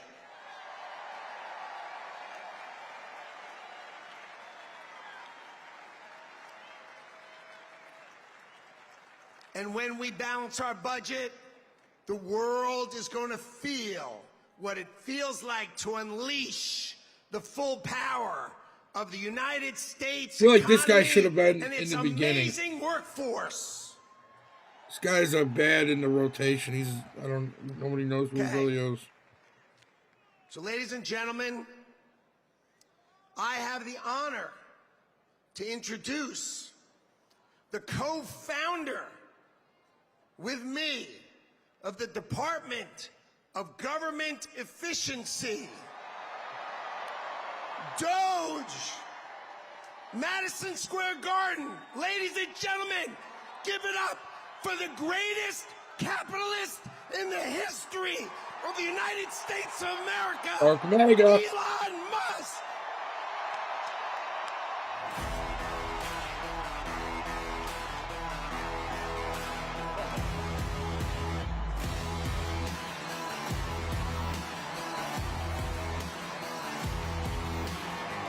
Let's go.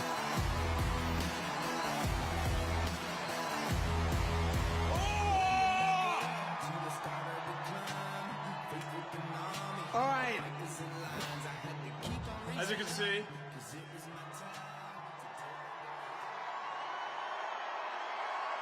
Hello. I'm not just MAGA. I'm Doc Hello. Gothic MAGA. Well, the energy in this room is incredible.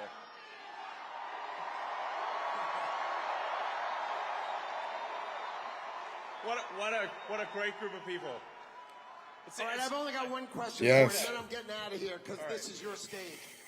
But we set up Doge.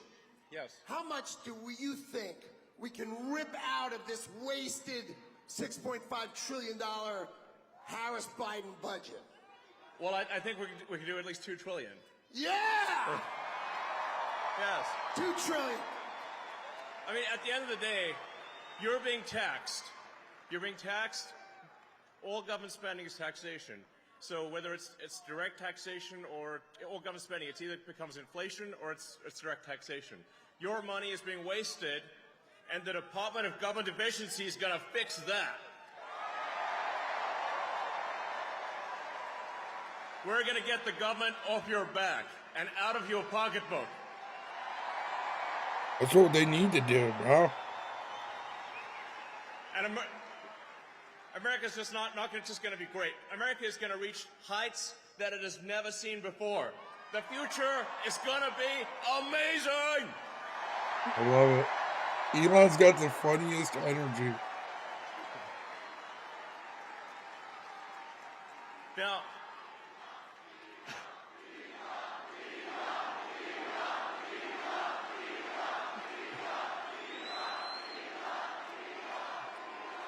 you guys are awesome. Honestly, this is like... Yeah. I mean, this is the kind of positive energy that America is all about.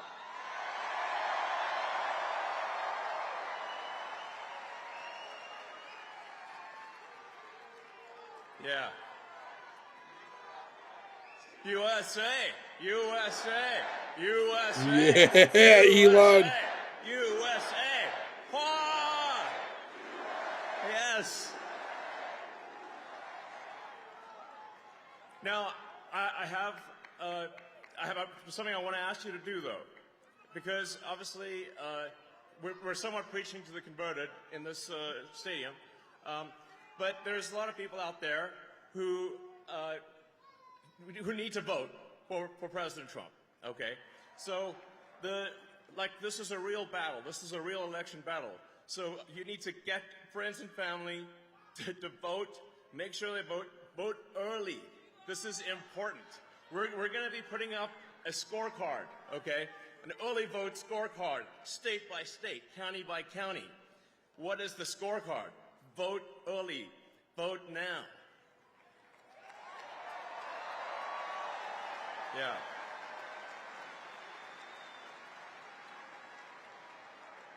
Make the margin of victory so big that you know what can happen.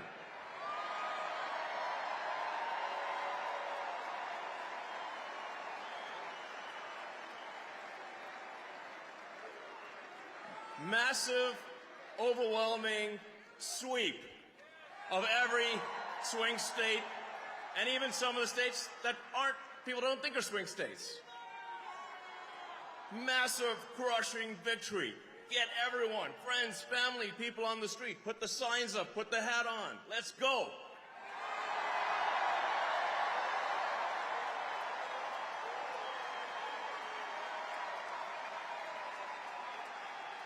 And with that, it is my honor to introduce the First Lady, Melania Trump.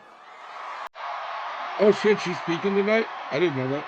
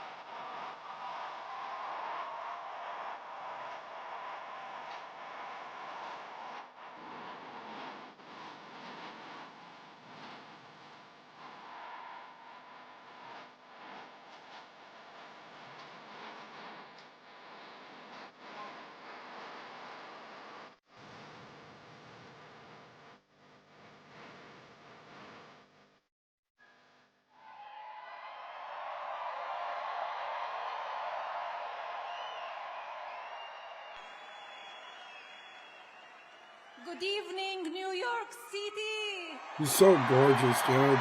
Oh my God. Hello, Madison Square Garden.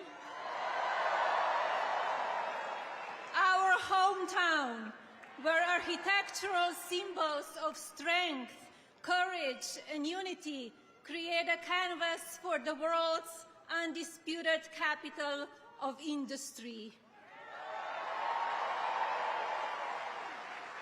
Where titans of finance, fashion, and entertainment convene among an iconic range of superior design, I know, dude, it has been a little structures, bit. and artistic accomplishments.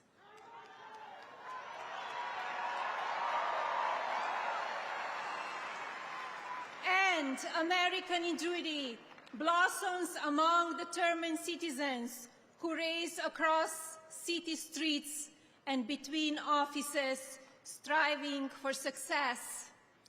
It is you who are the heartbeat of this great metropolis. It is you who are the pulse of this America. Yet, New York City is unforgiving. In fact, our lives are complicated even during the best of times. And sadly, today, a declining quality of life coupled with economic instability makes it difficult for business to thrive. Love you too.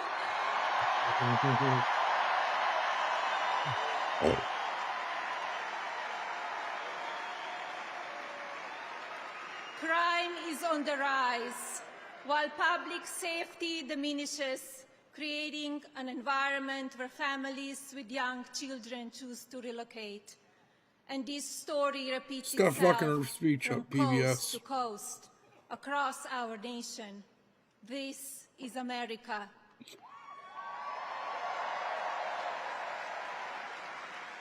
For generations, this town has produced America's most fearless leaders, whose mark changed the course of the world. New York City and America needs their magic back.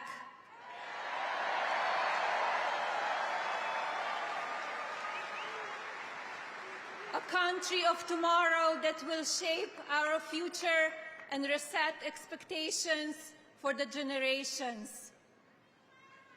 Envision a wonderful America where the seeds of security, prosperity, and health are sown once again for benefit of our families.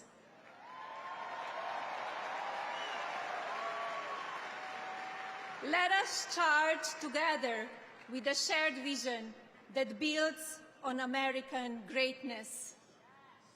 Let's seize this moment and create a country for tomorrow, the future that we deserve.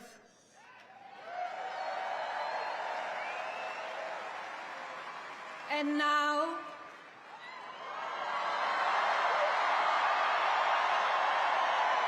he's introducing the goat. please welcome our next Commander-in-Chief, my husband, President Donald J. Trump.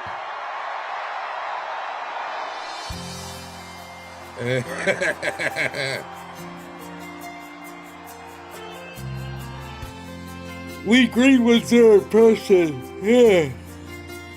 That's my dog. If tomorrow all the things were gone, I'd work for all my life. I had to start again, just my children and my wife. Thank my lucky stars to be living here today. But the flag still stands for freedom, and they can't take The fucking goat. Boy, we're not losing. I don't care. We are not losing this year. where at least I know I'm free. And I won't forget the men who died, who gave that right to me. And I gladly stand up next to you and defend her still today. 'Cause there ain't no doubt I love this land. God bless the USA.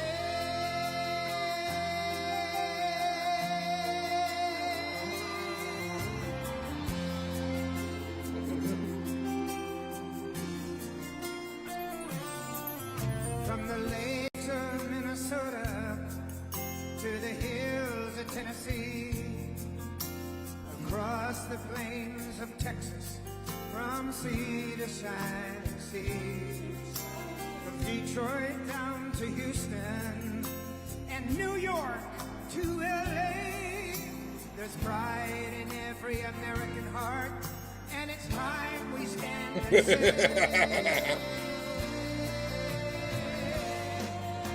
I'm proud to be an American, where at least I know I'm free, and I won't forget the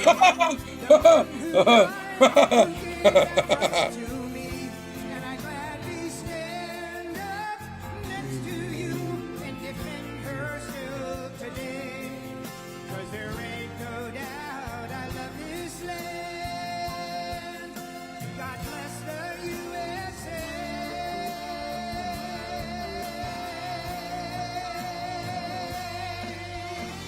And I'm proud to be an American, where at least I know I'm free, and I won't forget the men I'm surprised they who didn't hit me with a strike. who gave that right to me, and I gladly stand up next to you and defend her still today, 'cause there ain't no doubt I love this land. God bless the USA.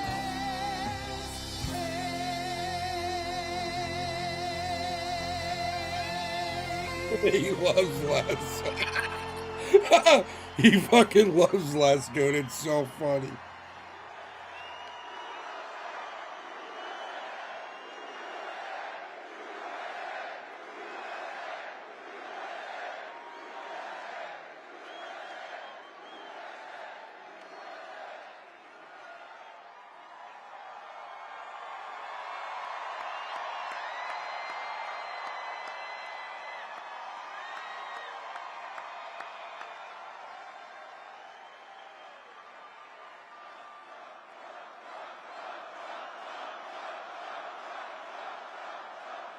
He's flipping it, I'm telling you.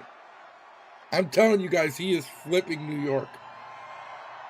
Thank you, everybody. Thank you.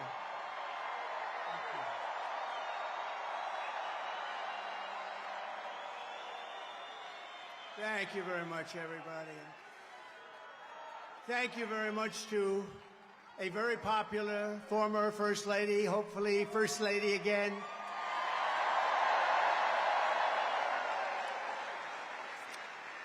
And I just want to say a very big hello to a special place, New York, and to an incredible arena, Madison Square Garden. Incredible.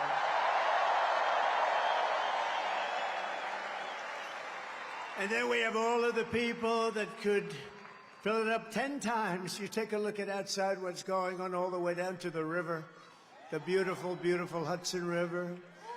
They're outside watching this now at levels that nobody's ever seen before. They've never had it. And I want to thank Jim Dolan. He's been incredible. He's been just incredible. The job they've done.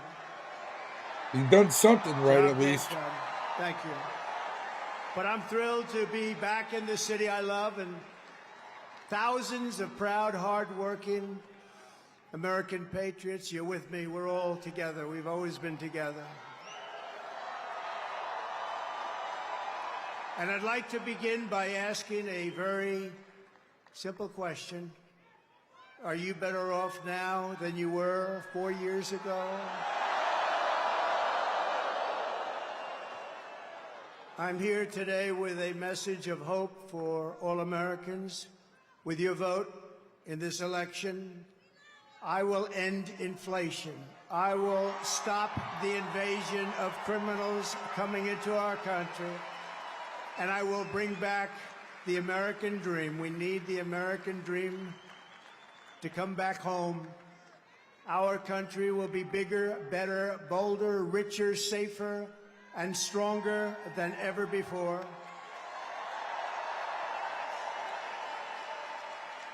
This election is a choice between whether we will have 4 more years of gross incompetence and failure, or whether we will begin the 4 greatest years in the history of our country. We will achieve success that no one can imagine. We will have the strongest economy, the most secure borders, the safest cities, the most powerful military, the best trade deals, and we will dominate the frontiers of science, medicine, business, technology, and space. And I'm asking you to be excited about the future of our country again. I'm asking you to dream big again. We're going to dream big again. We haven't been dreaming big at all. This will be America's new golden age. It's going to happen quickly, too, very quickly. Every problem facing us can be solved, but now the fate of our nation is in your hands. Next Tuesday, you have to stand up and you have to tell Kamala Harris that you've done a terrible job, that crooked Joe Biden has done a terrible job. You've destroyed our country. We're not going to take it anymore. Kamala, you're fired. Get out. Get out. You're fired.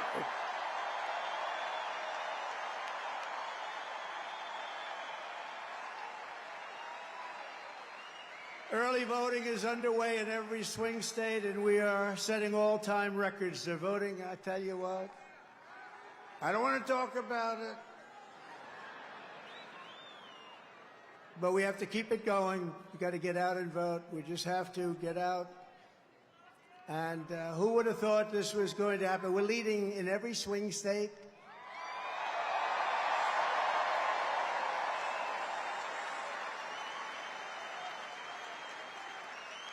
But it doesn't mean a thing. It only means how are we doing at the end. So look, we have 9 days from now, and we're going to defeat Kamala Harris, and we're going to win back the beautiful White House, and we're going to make America great again, and it's going to happen fast.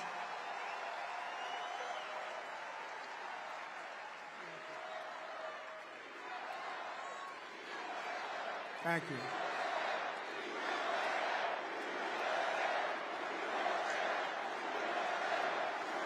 In less than 4 years, Kamala Harris has shattered our middle class. She cast the deciding votes that launched the worst inflation in the history of our country. She cost the typical American family over $3,000 in a short period, but over $30,000 over the last 3 years. She killed 50,000 manufacturing jobs this year alone. Now Kamala wants to raise the typical family taxes by nearly $3,000 a year and impose a 33% tax hike on all domestic production. If Kamala Harris gets 4 more years, our economy can never recover. If I win, we will quickly build the greatest economy in the history of the world.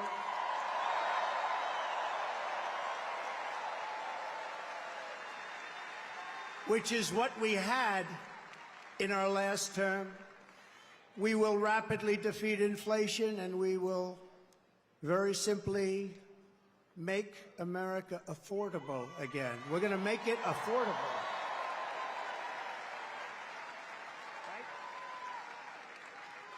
I will massively cut taxes for workers and small businesses, and we will have no tax on tips, no tax on overtime, and no tax on Social Security benefits for our seniors. I'm not a senior. And I'm announcing a new policy today that I will support a tax credit for family caregivers who take care of a parent or a loved one. It's about time that they were Let's go! Let's fucking They go! add so much to our country and are never spoken of, ever, but What? they're going to be spoken of now. Thank you all very much. I'll also make interest on car loans fully tax deductible, but only for cars made in America.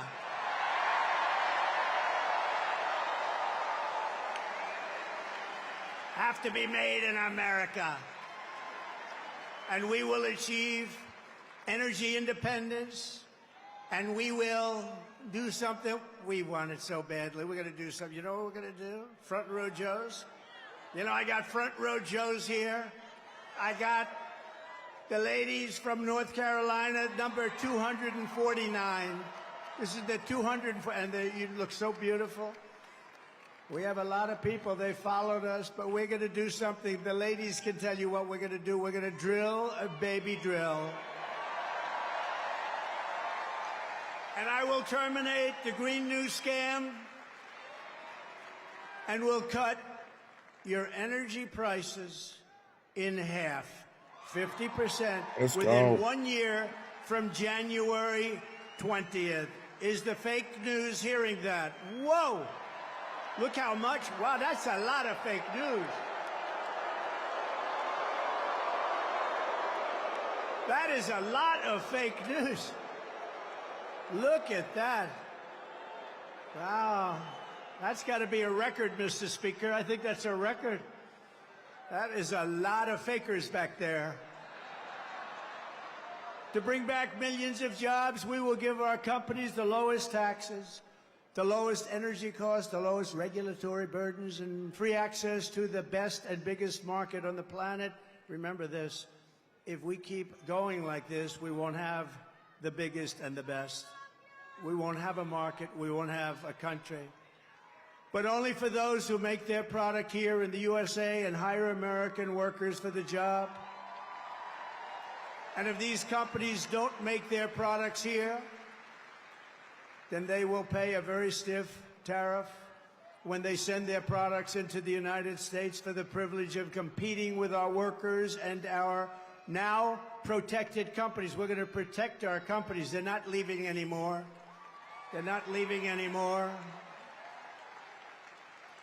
We're also going to pass the Trump Reciprocal Trade Act, meaning if China or any other country charges us 100 or 200% tax or tariff, we will then charge them a 100 or 200% tax or tariff. It's called an eye for an eye. Let's go. What's up, Kalisha? And I So, will never Kalisha, I apologize think for you're going to like defending this America. one. Trump just said he's going to do I a will tax protect cut our for workers. I will caregivers who protect our take care of their jobs. I will relatives. protect our borders. I will protect our great families, and I will protect the birthright of our children to live in the richest and most powerful nation on the face of the earth.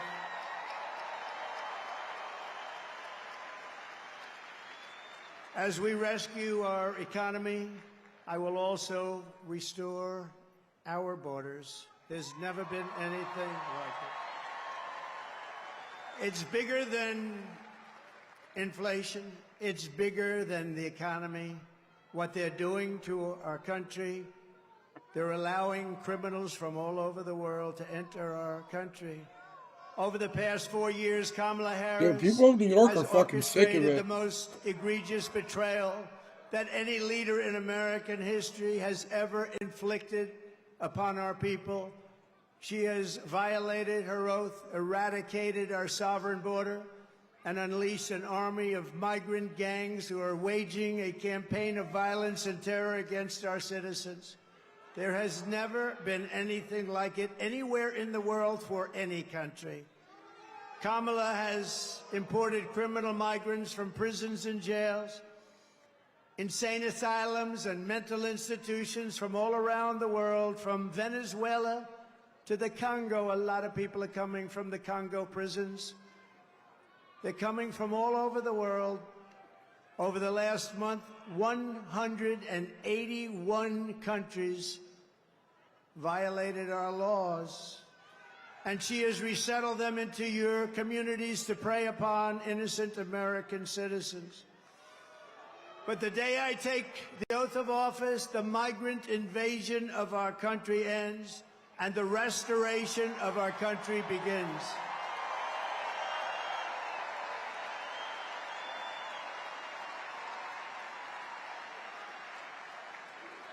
One of the deadliest and most vicious migrant gangs that Kamala has imported into our country is the savage Venezuelan prison gang. Nice group of people. They got together in prison, the worst prison in the world, they say. It's called Tren de Aragua. And that is taking over apartment complexes and unleashing a violent killing spree all over America, especially in Aurora, Colorado, where we have a governor who's petrified of them, and maybe he should be. But now they've even taken over Times Square. Take a look. Orders deadly consequences. Border crisis. Show the video, PBS! Putting a strain on cities across Fucking fake woke BS. Armed Venezuelan gang members storming an apartment complex in Aurora, Colorado. When people talk about MAGA crime, this is what they're talking about. San Antonio, Texas, just one of the latest Yep, cities. then there you go. And Josh's caregiver is his brother. You know what I mean? So, like, those are great things. To bring them in under humanitarian parole. I am in favor of saying that we're not going to treat people who are undocumented across the border as criminals. More than 13,000 illegal immigrants convicted of murder have been released into the United States. My 20-year-old daughter, Kayla Hamilton, was murdered in her own room. Kayla's murderer was apprehended by Border Patrol crossing illegally into the U.S. Kayla's murderer had been improperly released into the United States. Abolish ICE.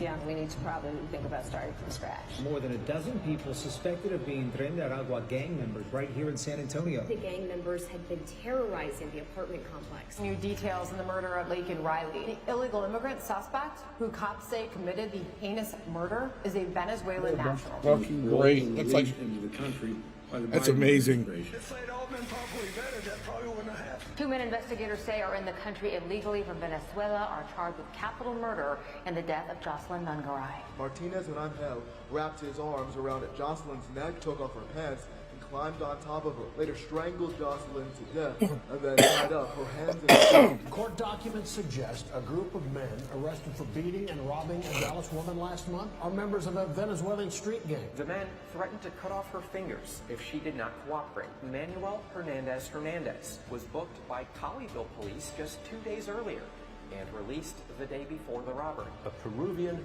gang leader who is wanted for 23 murders. He was arrested by Border Patrol near Roma, Texas, then released into America.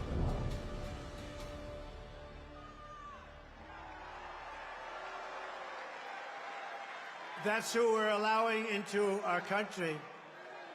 We're not going to have a country any longer. That's who we're allowing in. I wish they would have turned to the video like most of the other ones do, but all these fake woke companies, they won't do it. They'll just say, no, we're going to just keep your eyes right here. The United States is now an occupied country, but it will soon be an occupied country no longer. Not going to be happening. Not going to be happening. November 5th, 2024, 9 days from now, will be Liberation really cool, Day in America. Monica. That it's is going to be awesome. Liberation Day. On day one, I will launch the largest deportation program in American history. Going to get the criminals out. I will rescue every city and town that has been invaded and conquered, and we will put these vicious and bloodthirsty criminals in jail. Going to kick them the hell out of our country as fast as possible. And to expedite removals of Tren de Aragua and other savage gangs like MS-13, which is equally vicious, I will invoke the Alien Enemies Act of 1798. Think of that. That's how far back. That's when they had law and order. They had some tough ones. Think of the Alien Enemies Act of 1798. You hear that, Mr. Speaker? Get ready. To target and dismantle every migrant criminal network operating on American soil. And there are lots of them. We don't have the same country anymore, you know that. And you know, when you look at the polls and they say about the economy and they have all these different things, the worst nightmare that we're facing is what they've done to us on our borders. We had the safest border We did. in the world. In fact, there's a chart, which I hope they have, because I didn't tell them I wanted it, but there's a chart that I love very much because I wouldn't be here without it. That's the chart. I love this chart. I go to sleep with this chart. I'm in love with it. I love that chart. Even if it had bad numbers, I would have loved that chart, but it doesn't. It has great numbers. And if you look at the arrow on the bottom, you'll see that was the day I left office. That was the lowest illegal immigration that we've ever had in recorded history, the recorded history of our country. And then look at it. It was like an Elon Musk rocket ship. Look at what happens. Look at what happened after that. And if they come back into our country, it's an automatic 10 years in jail with no possibility of parole. And I'm hereby calling for the death penalty for any migrant that kills an American citizen or a law enforcement officer.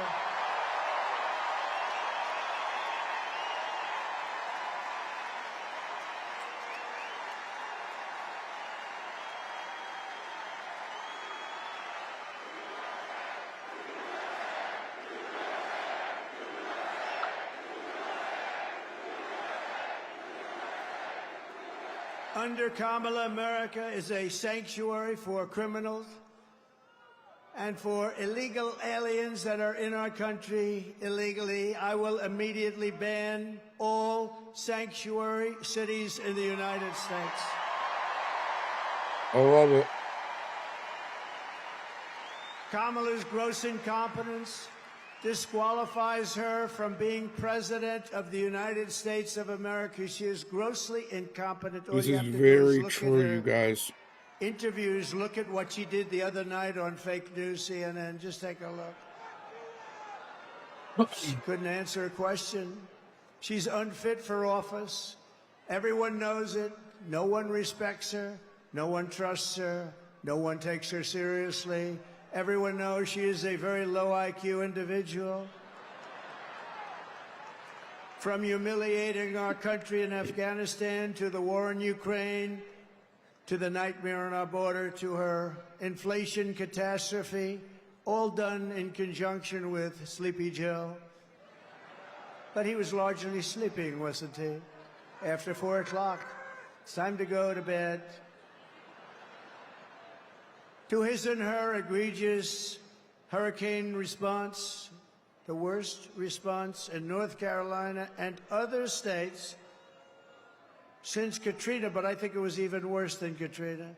They haven't even responded in North Carolina. They haven't even responded. There's nobody. They don't see any FEMA. You know why? They spent their money on bringing in illegal migrants, so they didn't have money for Georgia and North Carolina and Alabama and Tennessee and Florida and South Carolina. They didn't have any money for them.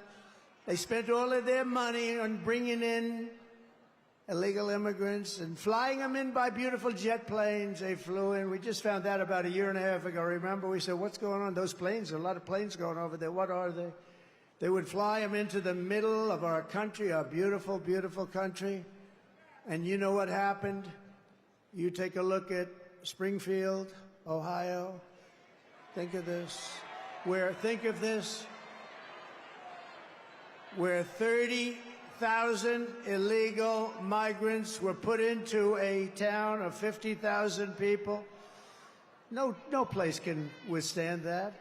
Or take a look at Aurora in Colorado. Colorado is going to vote for us. You know why? Typically, they go a little bit the other way. Of course, with their voting system, I'm not so sure about that. Yeah, we'll see. But you know why? Because they tried to throw the leading candidate of both parties, meaning me, I was leading both parties, off the ballot. And the people of Colorado, including Democrats, are very angry about it. They are a threat to democracy, to use their term. Isn't it nice to have somebody that's your president that doesn't need a teleprompter? I've had a teleprompter for a long time. I haven't been on this teleprompter. No, it is nice. You saw the other day where Kamala got a little stuck on the teleprompter, went a little bad. It stopped on her. You have to be, you know, if you're a politician, you have to be able to handle that. Remember? You have to do the weave, he says. Got to do the weave. You got to do more than the weave. But it happens a lot as a politician. It happens. I mean, we have so many politicians here, great ones. Really great, because some are not so good, but great ones. Trump laughed at that one, dude. That was good. You got to do the weave. Or when the speaker, or when Tommy Tuberville, who's here someplace, the great senator from Alabama, or when any one of our literally 75, by the way, should I introduce all of them by name? I should. Should I? No? Yes? I don't know. It's a lot. That's cool, Joshua. Speaker, should I? Yeah, that's awesome. Will they be angry? Yeah, they will. It's a lot of introducing, right? Let's keep going with this speech, right? But, you know, when you have a... when you're in this profession, I have a friend who wanted to come in. I said, do you like speaking? Well, I do, but I have a great fear of speaking. I said, don't be a politician. If you have a fear of speaking, don't be a politician. But one thing you have to know is that no matter how good your people are that operate this machinery, it's going to break. And you're going to be out there all by yourself a lot. And you got to be able to do so. 3 weeks ago, she was saying there was only 32 days left, right? And she's reading it like, there's 32 days, and it stopped. And she went, there's 32 that's cool. 8 in the morning? That's awesome. 32. Or 8 tonight. 32. And I was watching. I said, this isn't pretty. 32. She was gone. And then, damn it, it kicked back on. She was gone. We've had it. Happens a lot. Oh, don't forget, what time were you guys open till? till? All those people back there. Now, they don't talk about her. But if that ever happened, it happens all the time. I was campaigning in Ohio for a very, very... Bernie Moreno, he's doing a good job. I think he's maybe going to win in Ohio. The problem he's got, his opponent, Brown, Sherrod Brown, he's taking ads in like he's my best friend. He never votes for me. He's not my best friend.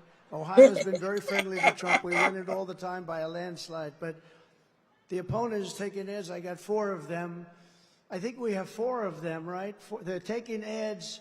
All of a sudden, they love Trump. We agree with Trump put on in time tariffs. to get that money, we agree too. with Trump on the border. We love Trump. And they're Democrats. They have friends calling up. Did they switch to the Republican Party? But it happened with Bernie Moreno. I was in Ohio to try and get him over the initial primary hump. And it was 45-mile-an-hour winds, and these suckers were blowing like... You ever try reading a teleprompter where it's moving about 2 feet in each? But I didn't have to worry about that because even worse, they ended up blowing off the stage a lot of it. So I'm now in the first sentence, and I got 28,000 people. Yeah, dude, that's awesome. And millions of people watching on television. I got no teleprompter. And did I do a good job, Mr. Speaker? And he won. And he won, huh? Thank you, Matt. And he won. And so you're up there all alone. We don't go 32, 32, 32. Oh, my God, whatever. Kamala Harris is a train wreck who has destroyed everything in her path. To make her president would be a gamble with the lives of millions and millions of people. Very She would true. get us into World War III. We're very close to World War III. We If you really don't have are. a smart president, if you don't have a president that gets it, if you don't have a president that is respected by the other side, and they did respect us 4 years ago, they really respected us. Iran was broke. They had no money. Russia wouldn't have played with us at all. Russia would have never gone into Ukraine. Israel, October 7th, would never, Swear I ever just have heard Jubilee happened. bark. Would never have happened. All those people would be alive right now. Those people that were killed on that horrible day. But if you don't have a president that gets it, you know what else you wouldn't have had? You wouldn't have had that, the most embarrassing day in the history of our country, in my opinion, Afghanistan, the way they, not that they got out, we were getting out, but we were going to get out with dignity and strength. We got out, an embarrassment, the likes of which this country has never suffered. And because of that, Putin looked at us and they probably figured we were a paper tiger. Yep. And he went into Ukraine, and the rest is history. It would have never happened with us. And you wouldn't have had any inflation. You know, we had the best economy, but we had no inflation. And inflation has destroyed a lot of seniors on fixed income, and a lot of people in this room have been virtually destroyed by inflation. You wouldn't have had inflation. They screwed up our energy, and it went up so much. And then they started spending far too much money on things like the Green New Scam, which is just a scam, just a complete scam. They actually admitted that, if you think about it. But she would get us into World War III because she's incompetent, can't do the job, unfit for it, and then all of your sons and daughters will end up getting a little notice. They'll say, Mom, Dad, what is this little green piece of paper? Ay, ay, ay, darling, that's a draft notice. They're drafting you to go and fight in some country that I've never heard this country. I've never heard of this country before. Oh, no, I don't want my baby to fight. I don't want my baby to be killed. What they did in Afghanistan with those 13 great soldiers, I've gotten to know the parents so well, and leaving all of that equipment behind and leaving Americans behind, and many, many people with no legs and no arms, all because of incompetent people. But we don't want your sons and daughters to get a little draft notice and you have to explain to them what it means. We're tired of fighting. I'm the only president in the last 84 years that didn't start a war. Remember Crooked Hillary? You sent me some money, kid. Remember Crooked Hillary Clinton? I know. Crooked Hillary, oh, she You're was funny, a beauty. bro. During one of our many debates, she said, look at him, listen to him. He's going to start a war. Listen to his rhetoric. He's going to start a war. I said, no, no, no. My rhetoric is going to keep us out of wars. And that's what happened. 82 years. Other than I finished off ISIS, but that was already started. Awesome. We had stupid generals like Milley and Mattis, weak, stupid people. But fear not, we have great generals, just not the ones that you see on television all the time. And we wiped them out very quickly. It was going to take 5 years. Mattis said it would take 5 years, and I'm not sure we could do it. It took us like 4 weeks. We have great generals. We have the greatest military in the world. Just a lot of people don't know that.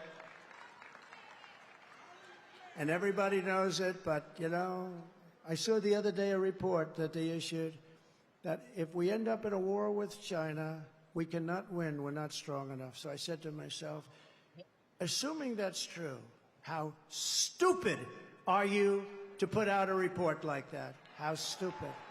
Why would you put out a report? Then they'll say, oh, Trump is not truthful. No, I'm smart. You don't put out reports like that. And it's not true. We would kick their ass. It's not true.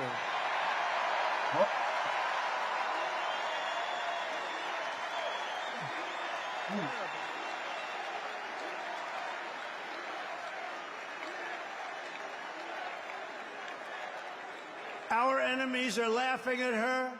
They want her to win so badly. Oh, they don't want Trump.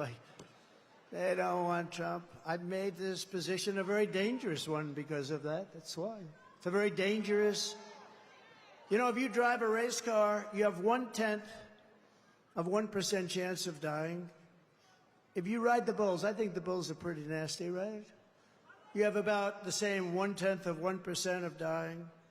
If you become president of the United States, you got a hell of a shot at dying.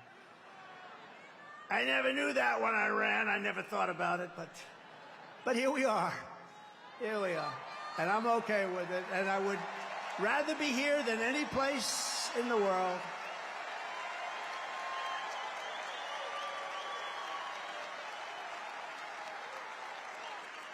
It's called a very dangerous profession. But if we win, our enemies won't be laughing anymore. They're not going to be laughing. And you know what? The truth is, I got along with all of them. I got along with Putin. Ukraine was the apple of his eye, but I said, Vladimir, don't go in. Remember, I ended the pipeline in Europe. I ended the pipeline in Europe. And then when Biden came in, he approved it. But he ended the Keystone pipeline, the one in America. So he got it a little mixed up, didn't he, huh? Nord Stream 2, I said, we're ending Nord Stream 2. Everybody said, what is Nord Stream 2? I said, that's the massive Russian pipeline where they're going to make a fortune, where they're going to Germany and all countries in Europe. Yep. So I said, you mean we're fighting to help them with NATO and spending all of that money, and they're paying the person and the group that we're fighting billions of dollars a month? What the hell are we doing? I ended it. It was dead. And Biden came along and he approved it. Weak. Look, 30 years ago, he was not considered smart either. So no. Now he's really not smart. But I'll tell you this, Biden would have voted If for we Trump win, 30 years ago. America will be respected, and even if it's necessary, feared again. It's not the worst word. On issue after issue, Kamala broke it, but I will fix it. We're going to fix it. But we're just not running against Kamala. I think a lot of our politicians here tonight know this. She means nothing. It's a machine. She's purely a vessel. That's all she is. When you see her up there talking about the grass on my front lawn, I grew up in a middle-class neighborhood, and I had grass on my front lawn. Yeah, but we're asking, what would you do to fix the country? And why didn't you do it? You had almost 4 years. Why didn't you do this stuff? Now she's, she's becoming more MAGA than those politicians I just told you about from the different states. She can't put two sentences together. She's just like... Oh, Kamala? No. She's really just like... Now, Michelle? Ways, crooked Joe Biden. And she never said Kamala, to us, she never told us that Joe was not functioning properly. She should have. Because, we're talking about the life of the most important country in the world. We need very smart people. We're running against something far bigger than Joe or might Kamala. Be right. I don't think and far Kamala more is, but powerful shit. than them, which is Never know. a massive, vicious, crooked, radical left machine that runs today's Democrat Party. They're just vessels. They are. In fact, they're perfect vessels because they'll never give them a hard time. They'll do whatever they want. I know many of them. It's just this amorphous group of people. But they're smart and they're vicious. And we have to defeat them. And when I say the enemy from within, the other side goes crazy, becomes a sound. Oh, how can he say? No, they've done very bad things to this country. They are indeed the enemy from within. But this is who we're fighting. These are the people who are doing such harm to our country with their open border policies, record-setting inflation, Green New Scam, and everything else that they're doing. But we're not going to let it happen any longer. We're going to have the biggest victory in the history of our country on November 5th. It's going to be the biggest victory in history. We're going to make America great again, everybody.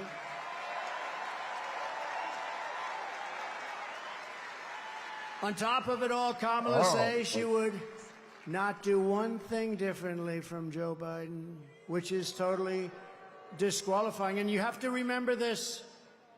All of the mistakes he made, and you know what maybe is the worst, but they're all so bad. Think of this. 325,000 children are missing, dead, sex slaves or Tony slaves. who? They came through the open border and they're gone. Their parents will most Tony likely ain't fuck himself. He never don't see give a them fuck, again, boy. almost any of them. Think of the number, 325,000 children are missing or dead. Take a look at this, please. Would you have done something differently than President Biden during the past 4 years? There is not a thing that comes to mind. I stood there on the tarmac watching you check your watch. The chaotic and deadly U.S. evacuation from Afghanistan stunned Americans and the world and cost the lives of 13 U.S. soldiers. Would you have done something differently? There is not a thing that comes to mind. More than 13,000 illegal immigrants convicted of murder have been caught at the border and then released into the United States. An Afghan national is in custody Really? today. Yeah, I don't know why they do it that An often. election day terrorist attack. The suspect entered the U.S. on a special immigrant visa. Gut-wrenching new details in the murder of Georgia nursing student Laken Riley. The illegal immigrant suspect, who cops say committed the heinous murder, is a Venezuelan national who crossed the unsecured southern border back in 2022. Two men investigators say are in the country illegally from Venezuela are charged with capital murder in the death of Jocelyn Nungaray. A fifth illegal immigrant accused of attacking two New York City police officers over the weekend showed no remorse or regret. Would you have done something differently? There is not a thing that comes to mind. Only 18% say the economy is in excellent or good condition. U.S. inflation has hit a new 40-year high, increasing by 9.1% over the financial year. Authorities saying Train Day Aragua, which has been linked with more than 100 criminal investigations here in the U.S., has now been found operating its criminal enterprise in apartment complexes. Were you the last person in the room? Yes.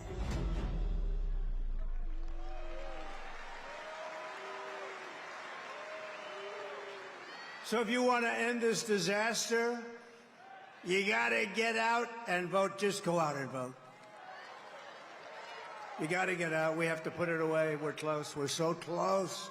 You know, usually the Republicans are losing in the first week in the early voting.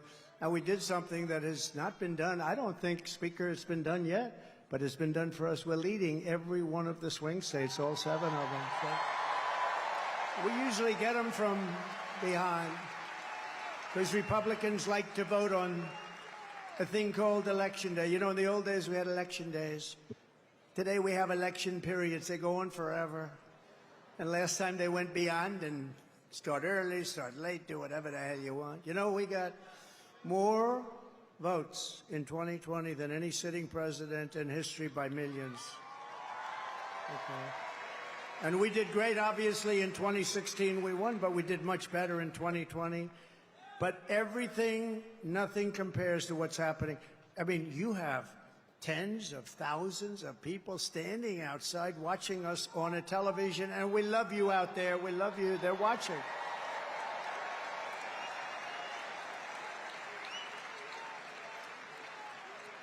But both of those great races, both of them don't compare to what's happening now. In Florida, we took a massive lead. And all of these places, I mean, there's something happening that's really good. There's something happening that's really good. But let's close it out. Pretend run it out. You're Let's 1 go. point down. Would everybody pretend? Let me just do a poll. I just think Who has already voted?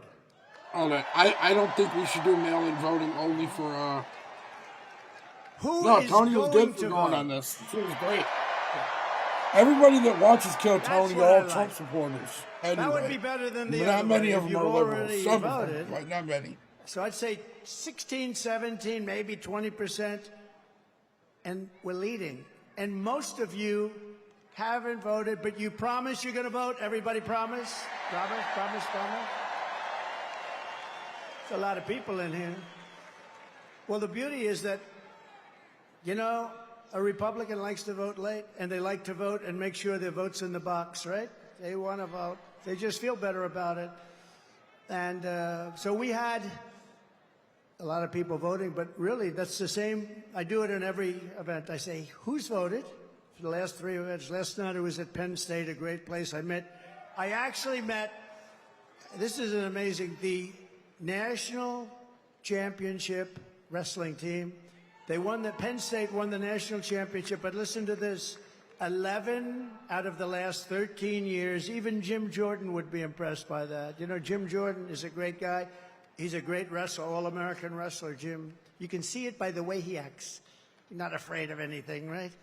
And I looked at those guys, and they're rough as hell. I said, you may be the only people that can take Tren de Aragua in a fight. And it won't even be that easy for them. They're tough people. But it was great to meet that team, and there's great champions, amazing, really great champions. And we were packed at Penn State. We were packed. No matter where we go, we're packed. No matter where we go, because there's something happening. And the something happening is they want to take back their country. People want to take back their country. You love the country. I love the country. We want to take it back. I could be right now on the most beautiful beach in the world. I could be at Turnberry in Scotland. I own it. I could be anywhere. I got that greatest. I don't have to be here, but I would much rather be at Madison Square Garden with you.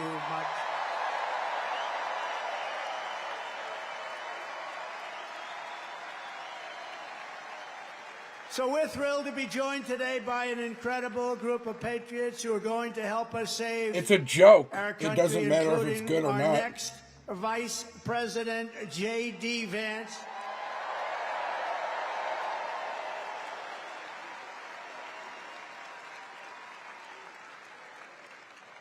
And a man who was so incredible. Last week I watched that rocket ship come down. I've never seen. You know who's trying to cook? I told this story last night.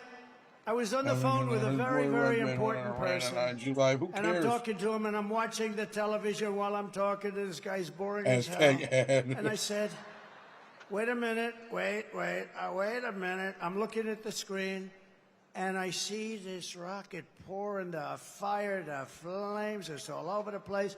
It was white a week ago, and now it's pitch black from the burn coming down at 10,000 miles an hour. On every now and then, but it's coming down at I don't really care. I don't support any streamers, you know what so he I was don't doing like. for the last week campaigning everybody in do their own Pennsylvania. thing. He's a sweetheart too. So I'm talking to this guy, very important guy, big guy, and I have the television screen on. And there's rockets coming down. I said, you know, it was pure, beautiful white when it left, but it's burned from the fire and the flame, and it is. And now I see it coming down like this, and it's like 20 stories tall or something. It's massive, and it's coming down. And I say to the guy, hey, do me a favor, will you hold on a minute? Just hold on. I'll talk to you. This is like one of the most important people. I'm watching. I said, just hold on. I put the phone down. By the way, I never picked it up again. You know what these people are going to say? You're welcome to think He's what you want. cognitively impaired. I didn't know. Aren't we talking about Tony and not Trump? They're the worst. They are the worst. So I put it down, and I'm watching this rocket, and I see the. I thought we were talking about It's Tony. going to crash. No, because it was looking right next to gantry. I guess they call it the gantry, whatever the hell they call it, the launching pad, and it's coming down at a bad angle, Elon. I wasn't happy. And I was a little worried. You might have been worried, too. I said, oh, no, it's not going to be good. And then all of a sudden, I saw the flame on the bottom left, and it was ripping. The flame was pouring out of that sucker, and it straightened it out like this. And it came down, and it landed, and then it's two of these big, beautiful arms grabbed it, and they held it tight. And I don't think that's going to get the Netflix deal canceled. If he has one, does he have one with Netflix? I wasn't sure if it was a movie. That's not getting it canceled, that's for sure. Crazy movies. And I said, I got to call Elon. And I call him. I said, Elon, was that you? This is like about 4 minutes after. Was that you? Yep, that was me. I say, Elon, you're a genius. You are a genius. You are. He is special. He is special. And you know what he wants more than anything else? For our country to be really well run, solidly run, to be run democratically, all the things that everybody in this room wants. And I mean, honestly, he left that pad and he went to Pennsylvania to campaign. Can you believe it? He still wants to kill Tony, but this is not his place. And I asked him a couple of questions. He can do what he wants. I said, Elon, let me I'm ask not you a telling question. him what to do. Can Russia do that? No. Can China do that? No. Can anybody do that other than you? Nobody else can do it. Nobody else can do it. Pretty good. And he said, and they won't be able to for 10 years, you said, right? They won't be able to for 10 years. No, he's amazing. And he's a great guy, too. He really is. Got to remember him. This is a piece of work. Okay. I doubt that's going to get Trump to lose. You know, we had a black hat, right? You think? saw him with a black hat? Tony Butler, he was Hinchcliffe. there. You ever watch Kill Tony? It was beautiful. We had 101,000 people celebrating a great firefighter. It wasn't even that bad of a Corey. joke.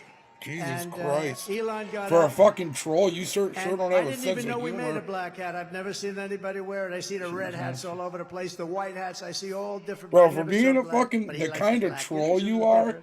you have no It's fucking a black sense hat of with humor. black letters, okay? It's called None. understated. It's, I said, you like I don't that hat? know. He said, It's I love kinda that weird. hat. I call it dark MAGA.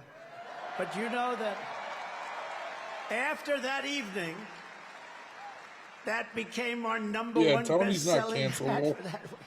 All I have to do I don't is think put he something realizes on him. yet. No, you're great. And thank you very much. Thank you very much. It's great. Thank you. And we also have somebody why, that is though? great. And look, we're not going to He let has it an go too audience. crazy, He can say Elon, what he with wants. the oil and gas stuff, and you know. Like, I don't know. Robert F. I could care Kennedy less cares whether these more people are about there or not. human beings and health and the environment than anybody. And he's going to be absolute. Having him is such a great honor. I've been friends of his for a long time. And I'm going to let him go wild on health. I'm going to let him go wild on the food. I'm going to let him go wild on medicines. I'm just saying, The only I thing didn't don't say, think I'm going to let him even I get didn't near say is the you were liquid gold that we offended. have I said under you have our no feet. sense of humor. I don't know, Elon. He might Nobody not said like liquid gold. It's oil and offended. gas, sometimes referred to as oil and gas. JD, I think we're going to have to keep him away from the oil and gas. What do you think, Howard? Yes? But where is Robert? He's around. Yeah. He gave a beautiful speech. He's a great guy. He truly cares. I mean, he truly cares about this. And Yeah. And it's an honor. And we're also pleased to be joined by my beautiful wife. She's got the #1 best-selling book in the whole universe. New York Times. You're like crying about a joke. Here's a flag #1 joke. best-selling. Go out and buy one of her. It's a great book. It's a great book. I don't know. I get was mixed nervous when I read it. signals I said, I about wonder you if- with that. If she said some bad stuff about me, I was very nervous. But she's great. Congratulations, honey. That's a big deal. #1 in the New York Times list. Now, if she's #1 and her name is Trump on the New They're York getting Times a lot of list, ads. that book definitely supposed to was balance #1, them out. I guarantee you that. Thank you, honey. Great. And we have a fabulous, brilliant Little woman, deal. Little tiny deal. top student at Yale Law School. They were both top students. They're going to have very smart kids. If you believe in that, I believe in it strongly. I would like to have their children Okay. That's your because opinion. they are going to be smart. Yale Make Law School, Jordan top of the Cookie in class, your both of them. cup. Usha Vance, thank you, Usha, for being here. I am a big in Thank you. stature. Thank you very much. With their 2 beautiful children. And my children are here, Don and Eric and Tiffany, and along with Lara, Kimberly, and Michael. We have great people. We have Baron home. He's watching. That Baron is watching. He's the king of the internet. He's the king of the internet. Oh. Who was that? That's very nice. My sister Elizabeth is here. She's great. I don't know where she is, but she's great, and we love her. And Speaker Mike Johnson is here, and he's doing a great job.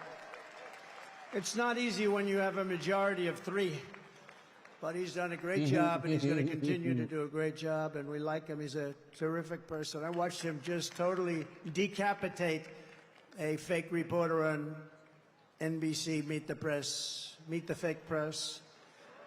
What he did to her was, I think that probably she'll never be the same. Nobody would know. Look at him, such a nice-looking guy, just that little beautiful face with the glasses. Got the little glasses. Everyone says, oh, he's so nice. He's such a nice person. He's not a nice person. He's not nice at all, right, Matt? But great job. We think he's great. And he's going to be around for a Jose, long time. shut up. We have a senator here who I love, Senator Tommy Tuberville. And he's from a great place, Alabama. I love Alabama. I'm up in Alabama by 49 points. 49 Yes, points. because you're always the one starting shit. We're up by a lot in a lot of different places, but it's a great place, and thank you, Tommy. And all of our other great congressmen. We have so many if I ever named them. We're going to be up here a long time. So they're going to be angry. They won't speak to me for probably a month or so, but it'll calm down after that. Right, Matt Gaetz? It'll calm down. It'll calm down. But we have great people, and they're really doing a job, and we're going to turn this country around. You know, with me, we got to get the congressmen elected, and we got to get the senators elected, because we can take the Senate pretty easily. And I think with our little secret, we're going to do really well with the House, right? Our little secret is having a big impact. He and I have a secret. We'll tell you what it is when the race is over. I also want to thank Jim Dolan and everyone at Madison Square Garden for an unbelievable, this is unbelievable. I've watched the Knicks and Rangers here, and what a location. You know, they tried to talk Jim out of this location. We're going to move you to the river. We're going to move you all over the place. And he's tough. He said, I don't know. They offered him all sorts of money. We're going to move Madison. It's a very prime location. We're going to move it to the river. Well, we're right on top of every train hub in the, it's like the world or something right here. And he didn't like it that much, but he was offered a lot. Man, did he make a good decision. That would have been peanuts compared to the value. But there's no place like Madison Square Garden. Thank you very much to Jim and all of you people.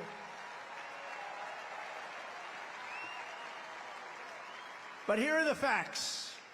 Kamala Harris is a radical left Marxist, rated even worse than crazy Bernie Sanders or Pocahontas. Pocahontas. She destroyed our economy. She was an original creator of Defund the Police. Can you believe it? She was one of the originals for Defund the Police.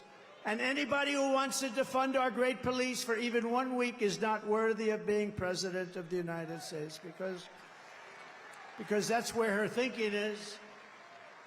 Kamala vowed to abolish ICE. You know, those tough people you've been looking up at the screen?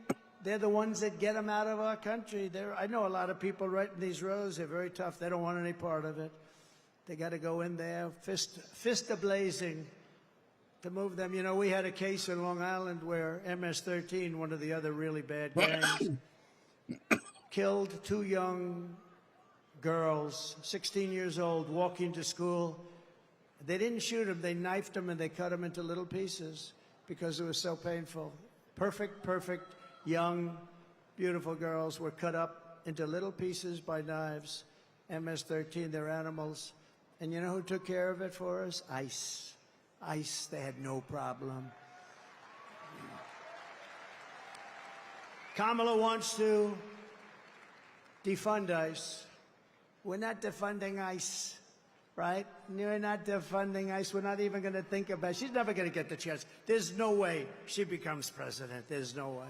Radical left lunatic who destroyed San Francisco. She destroyed, along with Gavin Newsom, the governor, who's the worst, one of the worst governors in the country. They destroyed California. And she's not going to get a chance to destroy our country any further. We're going to get it back fast. She wants to ban fracking.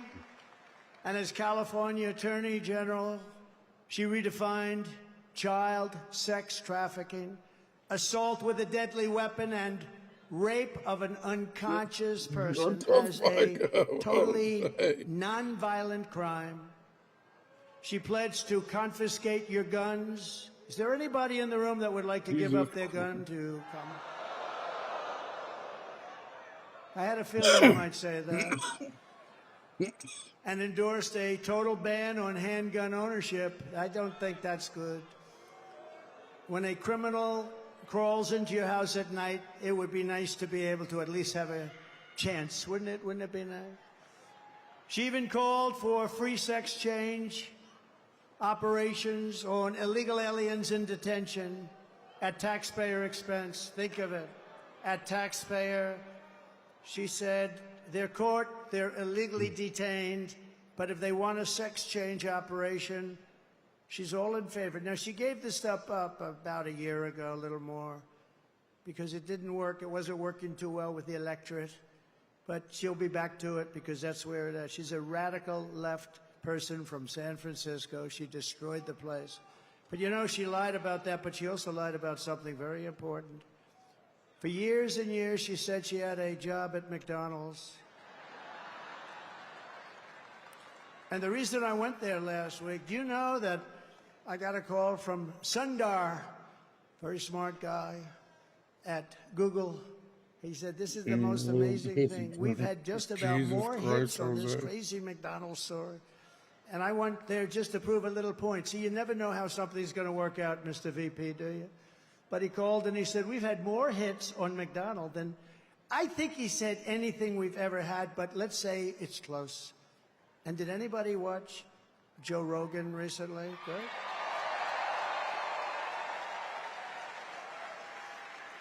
So she lied about McDonald's. She lied about everything. She's got ads on saying Donald Trump is this, he's going to do this, he's going to do... It's the exact opposite what my policies are.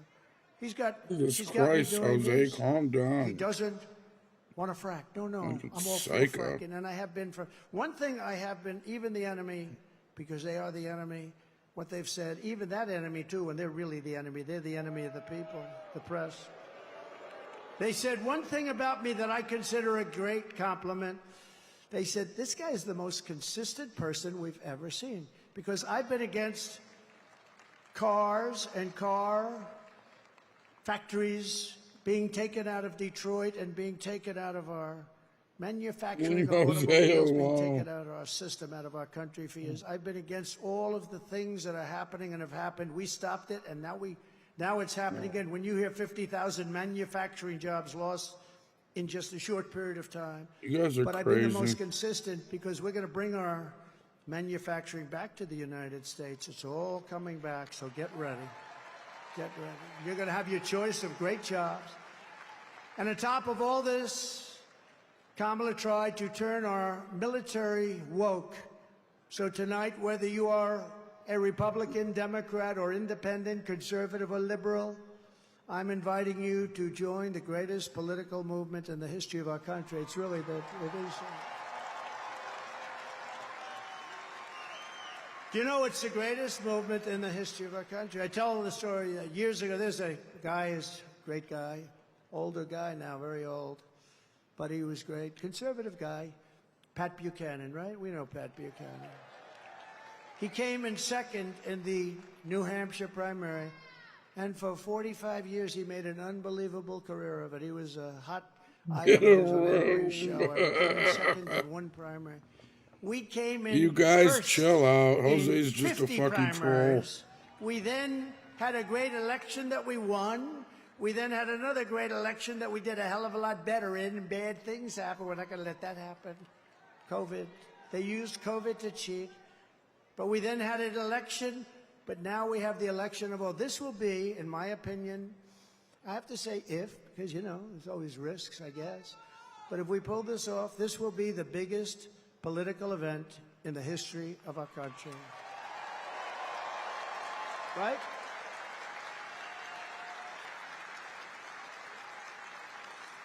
And we're building the biggest, broadest, most diverse coalition in American history, including union workers and Border Patrol agents. By the way, the Border Patrol gave me last week their complete and total endorsement. They said he's the greatest president in the history of the country, but we don't have to go that far. And they said there's never been anybody like him on the border. They said to him, the fake news said, has she ever called you? No. They didn't like that answer, by the way. Then they asked her, have you ever called? No, she never called. Almost 4 years, she never called, not once, the Border Patrol. And she was the border czar. She was in charge of the border. Think of it. 4 years, she never called. Now she's trying to say, well, you know, I was really not the border. Whether she was the border czar or not, she was put in charge of the border by Sleepy Joe, and then he went to bed. He put her in charge, went to bed.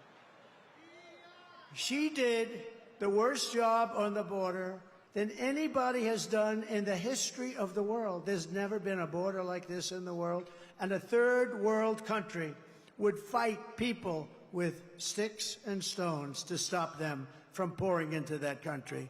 And we let them just come right in. What a shame, what a shame. Police and firefighters also. We have every endorsement from virtually every sheriff's department, police department. I don't think they have one cop. They're looking for just one cop. Is there one? Well, it's not going to be in New York's finest. By the way, how good are the police outside? New York's finest. And you know, I want to thank Mayor Adams, because Mayor Adams has been treated pretty badly. You know, when he said that this whole thing with the migrants coming into New York, this is just not sustainable. You know, we can't do it. We're trying to run a city. We got 100,000 migrants coming. We can't do it. It just can't do it. It's not feasible. It's not good. He said it very nicely. I said, well, he's going to be indicted by these lunatics for saying that. A year later, he got indicted. I think they upgraded his seat in an airplane. That's a very serious charge. They've upgraded my seat a lot, too. I used to fly commercial. I don't fly it so much anymore. But they'd see me back there and, sure, would you like an upgrade? I don't know. Maybe it's something else. But I have to tell you, he's been really great. And he said that they shouldn't be calling Trump a dictator because it's not true. That's nice. That was nice. Very nice. So we want to thank Mayor Adams. He's going through a hard time with these people. These are lunatics, by the way. They've weaponized the Justice Department against their political opponent. I am under investigation more than the great Alphonse Capone. My father's looking down on me right now. Yeah, I He's watched a it tough yesterday. guy, but he was like legit. It was pretty cool. And I know my mother's in heaven. I'm not 100% sure of my father, but it's close. But he's looking down at me right now. And he's saying, how the hell did this happen to my son? He's not a bad person. I'm a good person. All we want to do is straighten out our country. But all of the veterans are with us, all of the steel workers. I saved our steel plants, and I don't like Japan buying U.S. Steel. U.S. Steel used to be like Elon Musk, like 70 years ago, the biggest, the best company in the world. You know that, Elon? You wouldn't know. He's too young to know. U.S. Steel was the big baby. That was a big, I don't know. There's something nice about U.S. Steel being the biggest as opposed to Google. You know, it's like a different kind of a company. But we sort of need steel in this country, like, we're not going to go to war with me as your president, but if we, on the long shot that we do, we don't want to say, all right, Vaughn, have a good one, brother. Can we get it from China, or can we get it from someplace else? You know, it's always a possibility, but I will tell you, you're not going to have a war with me, and you're not going to have a third world war with me. That I can tell you. But we need steel, and I would not approve U.S. Steel being bought by Japan. I wouldn't do it. Just out of psychologically not good. We'll help them out, but I don't like it.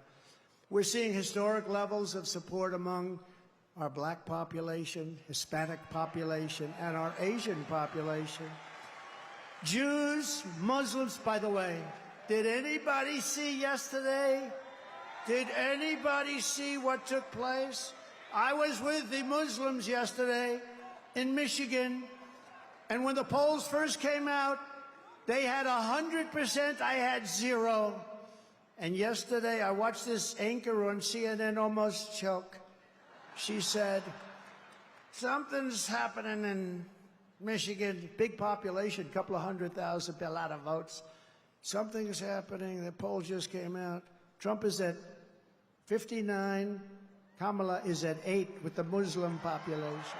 Oh, wait. They never saw anything like that, Eli.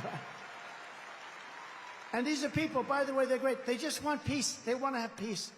And it's great. So Jews and Muslims and Catholics and evangelicals and Mormons, and they're all joining our cause, and large numbers, larger than anyone has ever seen in this country before, larger than they've ever seen in any country. And the Republican Party has really become the party of inclusion, and that's something very nice about that. And we're a big, powerful party, and they're losing it. They're really losing it. Together we will lift America to glory beyond your wildest dreams. It's going to happen fast, too.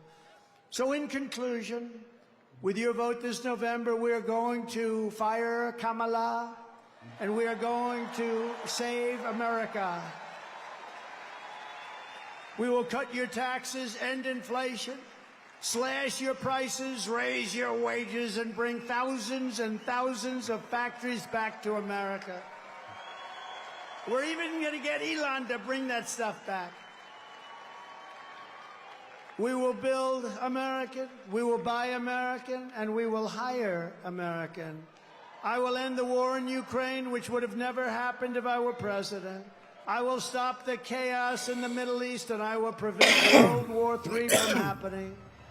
We will crush violent crime and give our police the support, protection, resources, and respect that they so dearly deserve.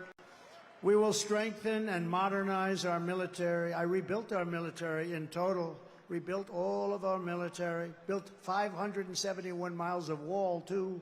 I took it out of the military because I couldn't get it from the people in Congress that should have given it to us. So I considered it an invasion. I said to a couple of generals, I said, congratulations, this is an invasion of our country. So I took it out of the military, had 9 lawsuits and won them all.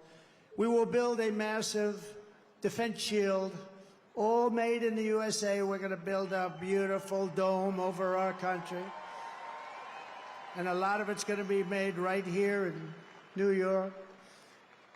We will rebuild our cities, including our capital in Washington, D.C., which has become a very dangerous and badly managed place. We're going to make them safe, clean, and beautiful again. We will teach our children to love our country, to honor our history, and to always respect our great American flag.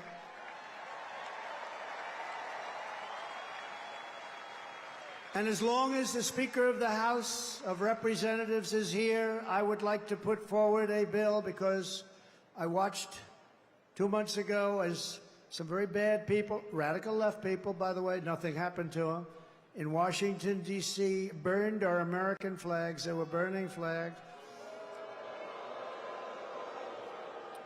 And I would like to suggest that we put in a bill, if you burn the American flag, 1 year in jail.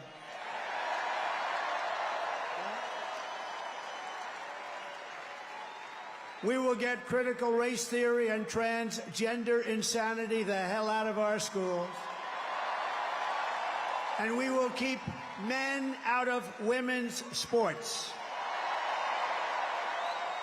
I will defend religious liberty, I will restore free speech, and I will defend the right to keep and bear arms. Our Second Amendment is under siege.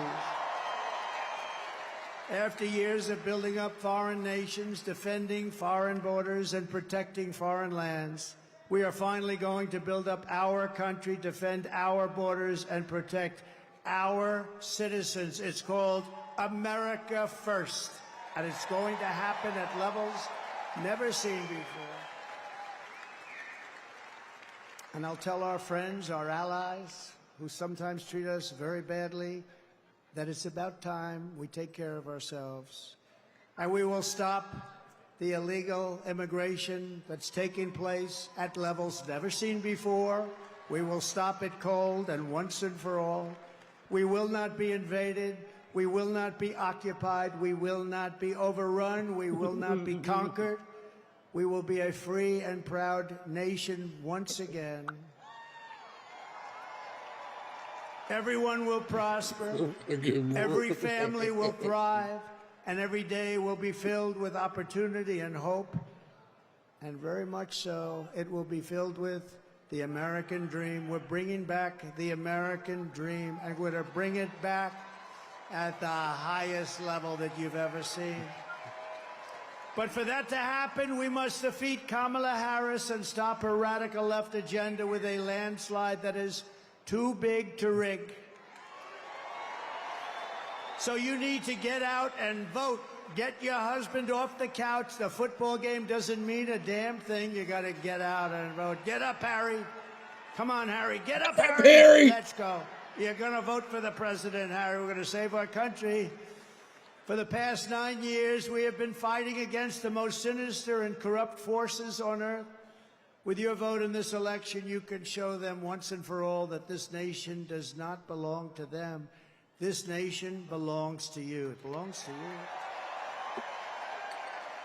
No city embodies the spirit, energy, and potential of the American people more than where we are gathered tonight.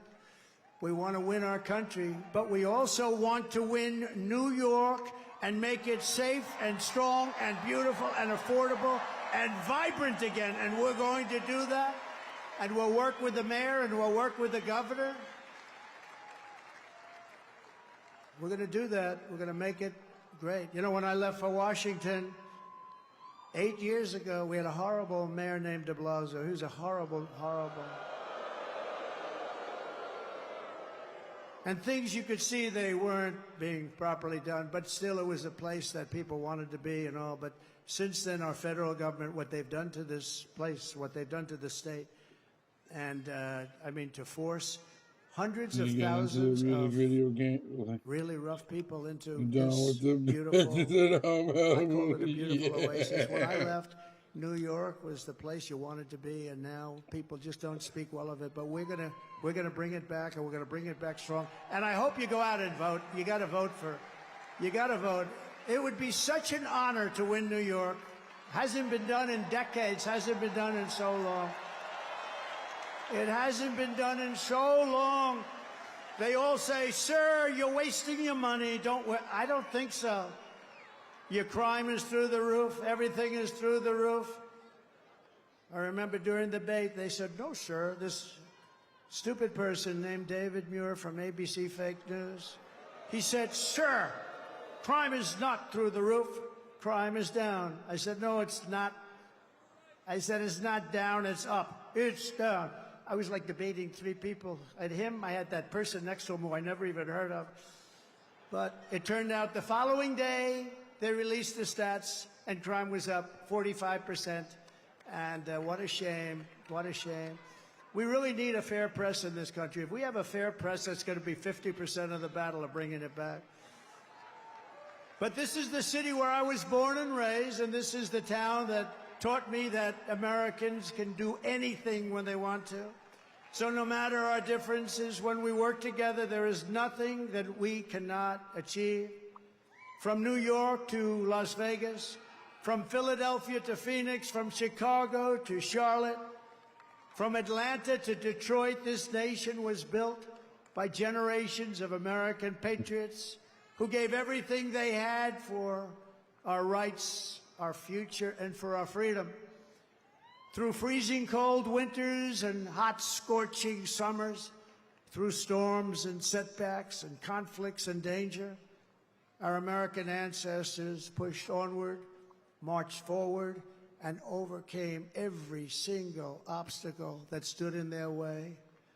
Together they crossed the oceans, settled a continent, tamed the wilderness, laid down the railroads, raised up those mighty skyscrapers, built the highways, won 2 world wars, defeated fascism and communism, and launched American astronauts to the moon. It was hardworking patriots like you who built this country, and 9 days from now, it's hardworking patriots like you who are going to save our country. After all we have been through together, we stand on the verge of the 4 greatest years in the history of the USA.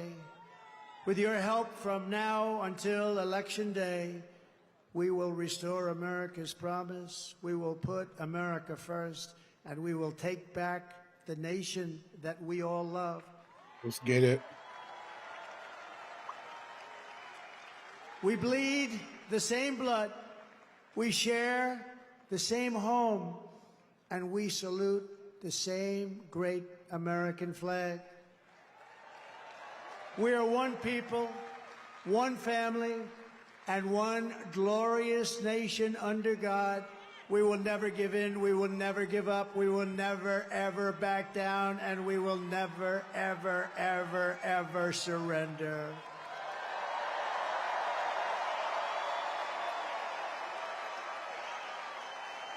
Together we will fight, fight, fight, and we will win, win, win. We're going to win, win, win. Let's get it. November 5th will be the most important day in the history of our country. And together we will make America powerful again. We will make America healthy again. America wealthy again. Oh, wealthy, okay. We will make America healthy again. All right, that was the third one. That we was will close. Make America strong again. We will make America proud again. We will make America safe again. And we will make America great again. Thank you, New York. God bless you. God bless you all. Thank you. The fucking man, baby.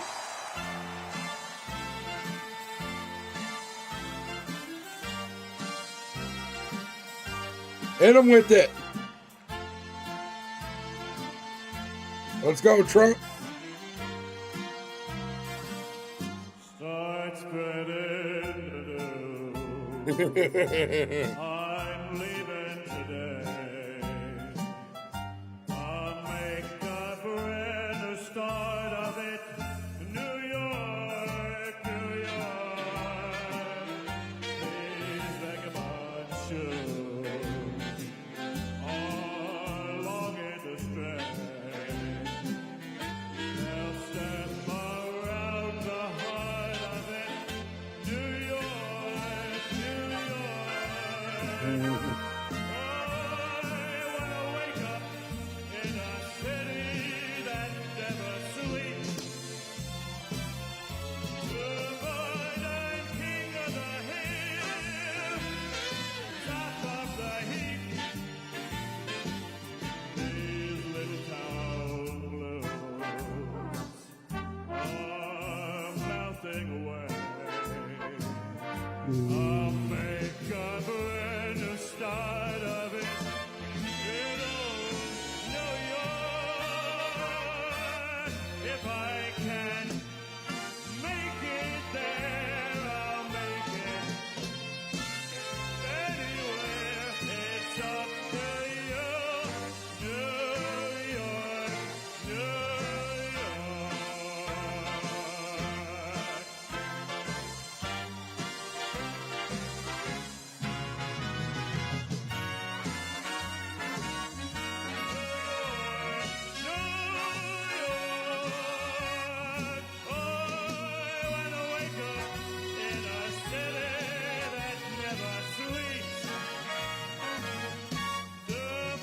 Double? God damn. They're trying to make me rich.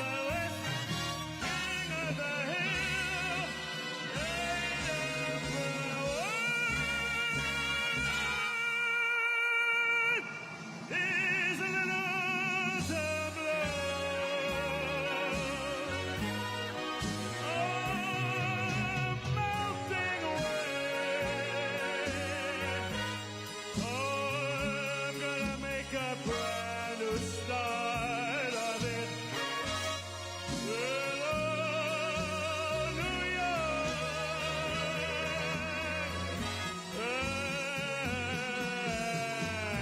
And if I can make it there, I'm gonna make it anywhere. It's up to you.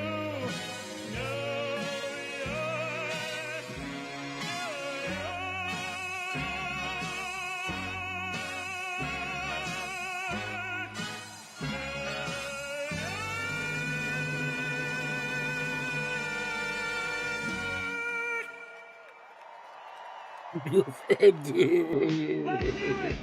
Donald J. Trump, 47th president.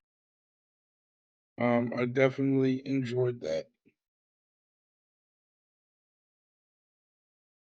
What'd you guys think? What'd you guys think of it overall? You think it was good? No? What's your guys' opinion?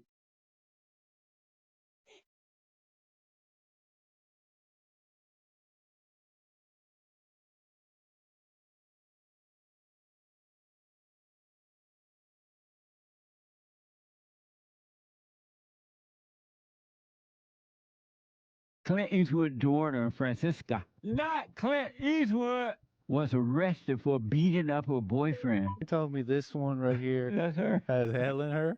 She looks so nice and innocent and I don't fly. believe it. No, it I can't be. ain't gonna beat up no man. That's not in me. That's not in me. Arrested for felony domestic violence. Guys, men, males, if your girlfriend beats you, put her in jail and leave her there. Let her rot in jail. And don't feel sorry for her.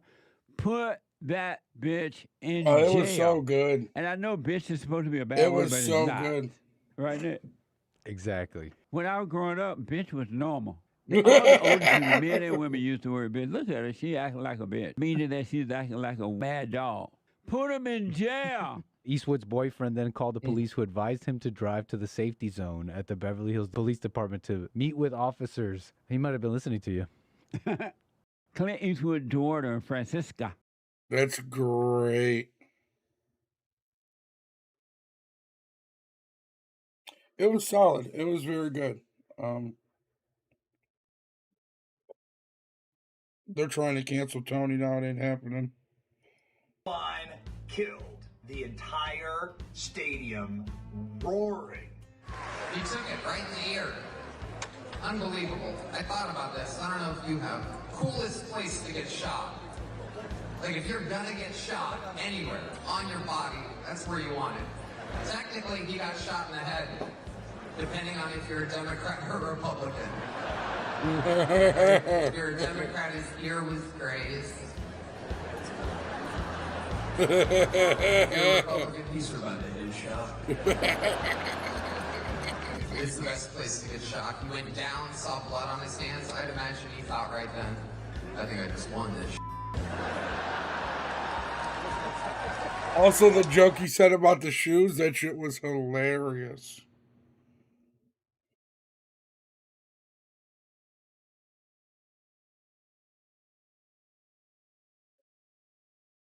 The Donald Trump rally at Madison Square Garden is absolute legend mode. There were thousands upon thousands of patriots lining up around the block, down the street for miles before the rally. And then inside, the rally looked like this. This is what the Red Kingdom looked like. Again, that's wild. This is Madison Square Garden in downtown Manhattan, New York City. We're gonna win, boys. Look at that. Do you believe that America needs back the Trump economy, where every American had a real chance at the American dream? Dude, that's wild. Literally packed Madison Square Garden. That is nuts, dude. That is nuts. Dude, that is crazy. But all right, everybody, I'm going to end it on that note because I'm going to be getting on Call of Duty Zombies here in a little bit with DG and Pickle. So I will see you guys later. You guys have a wonderful evening. Peace.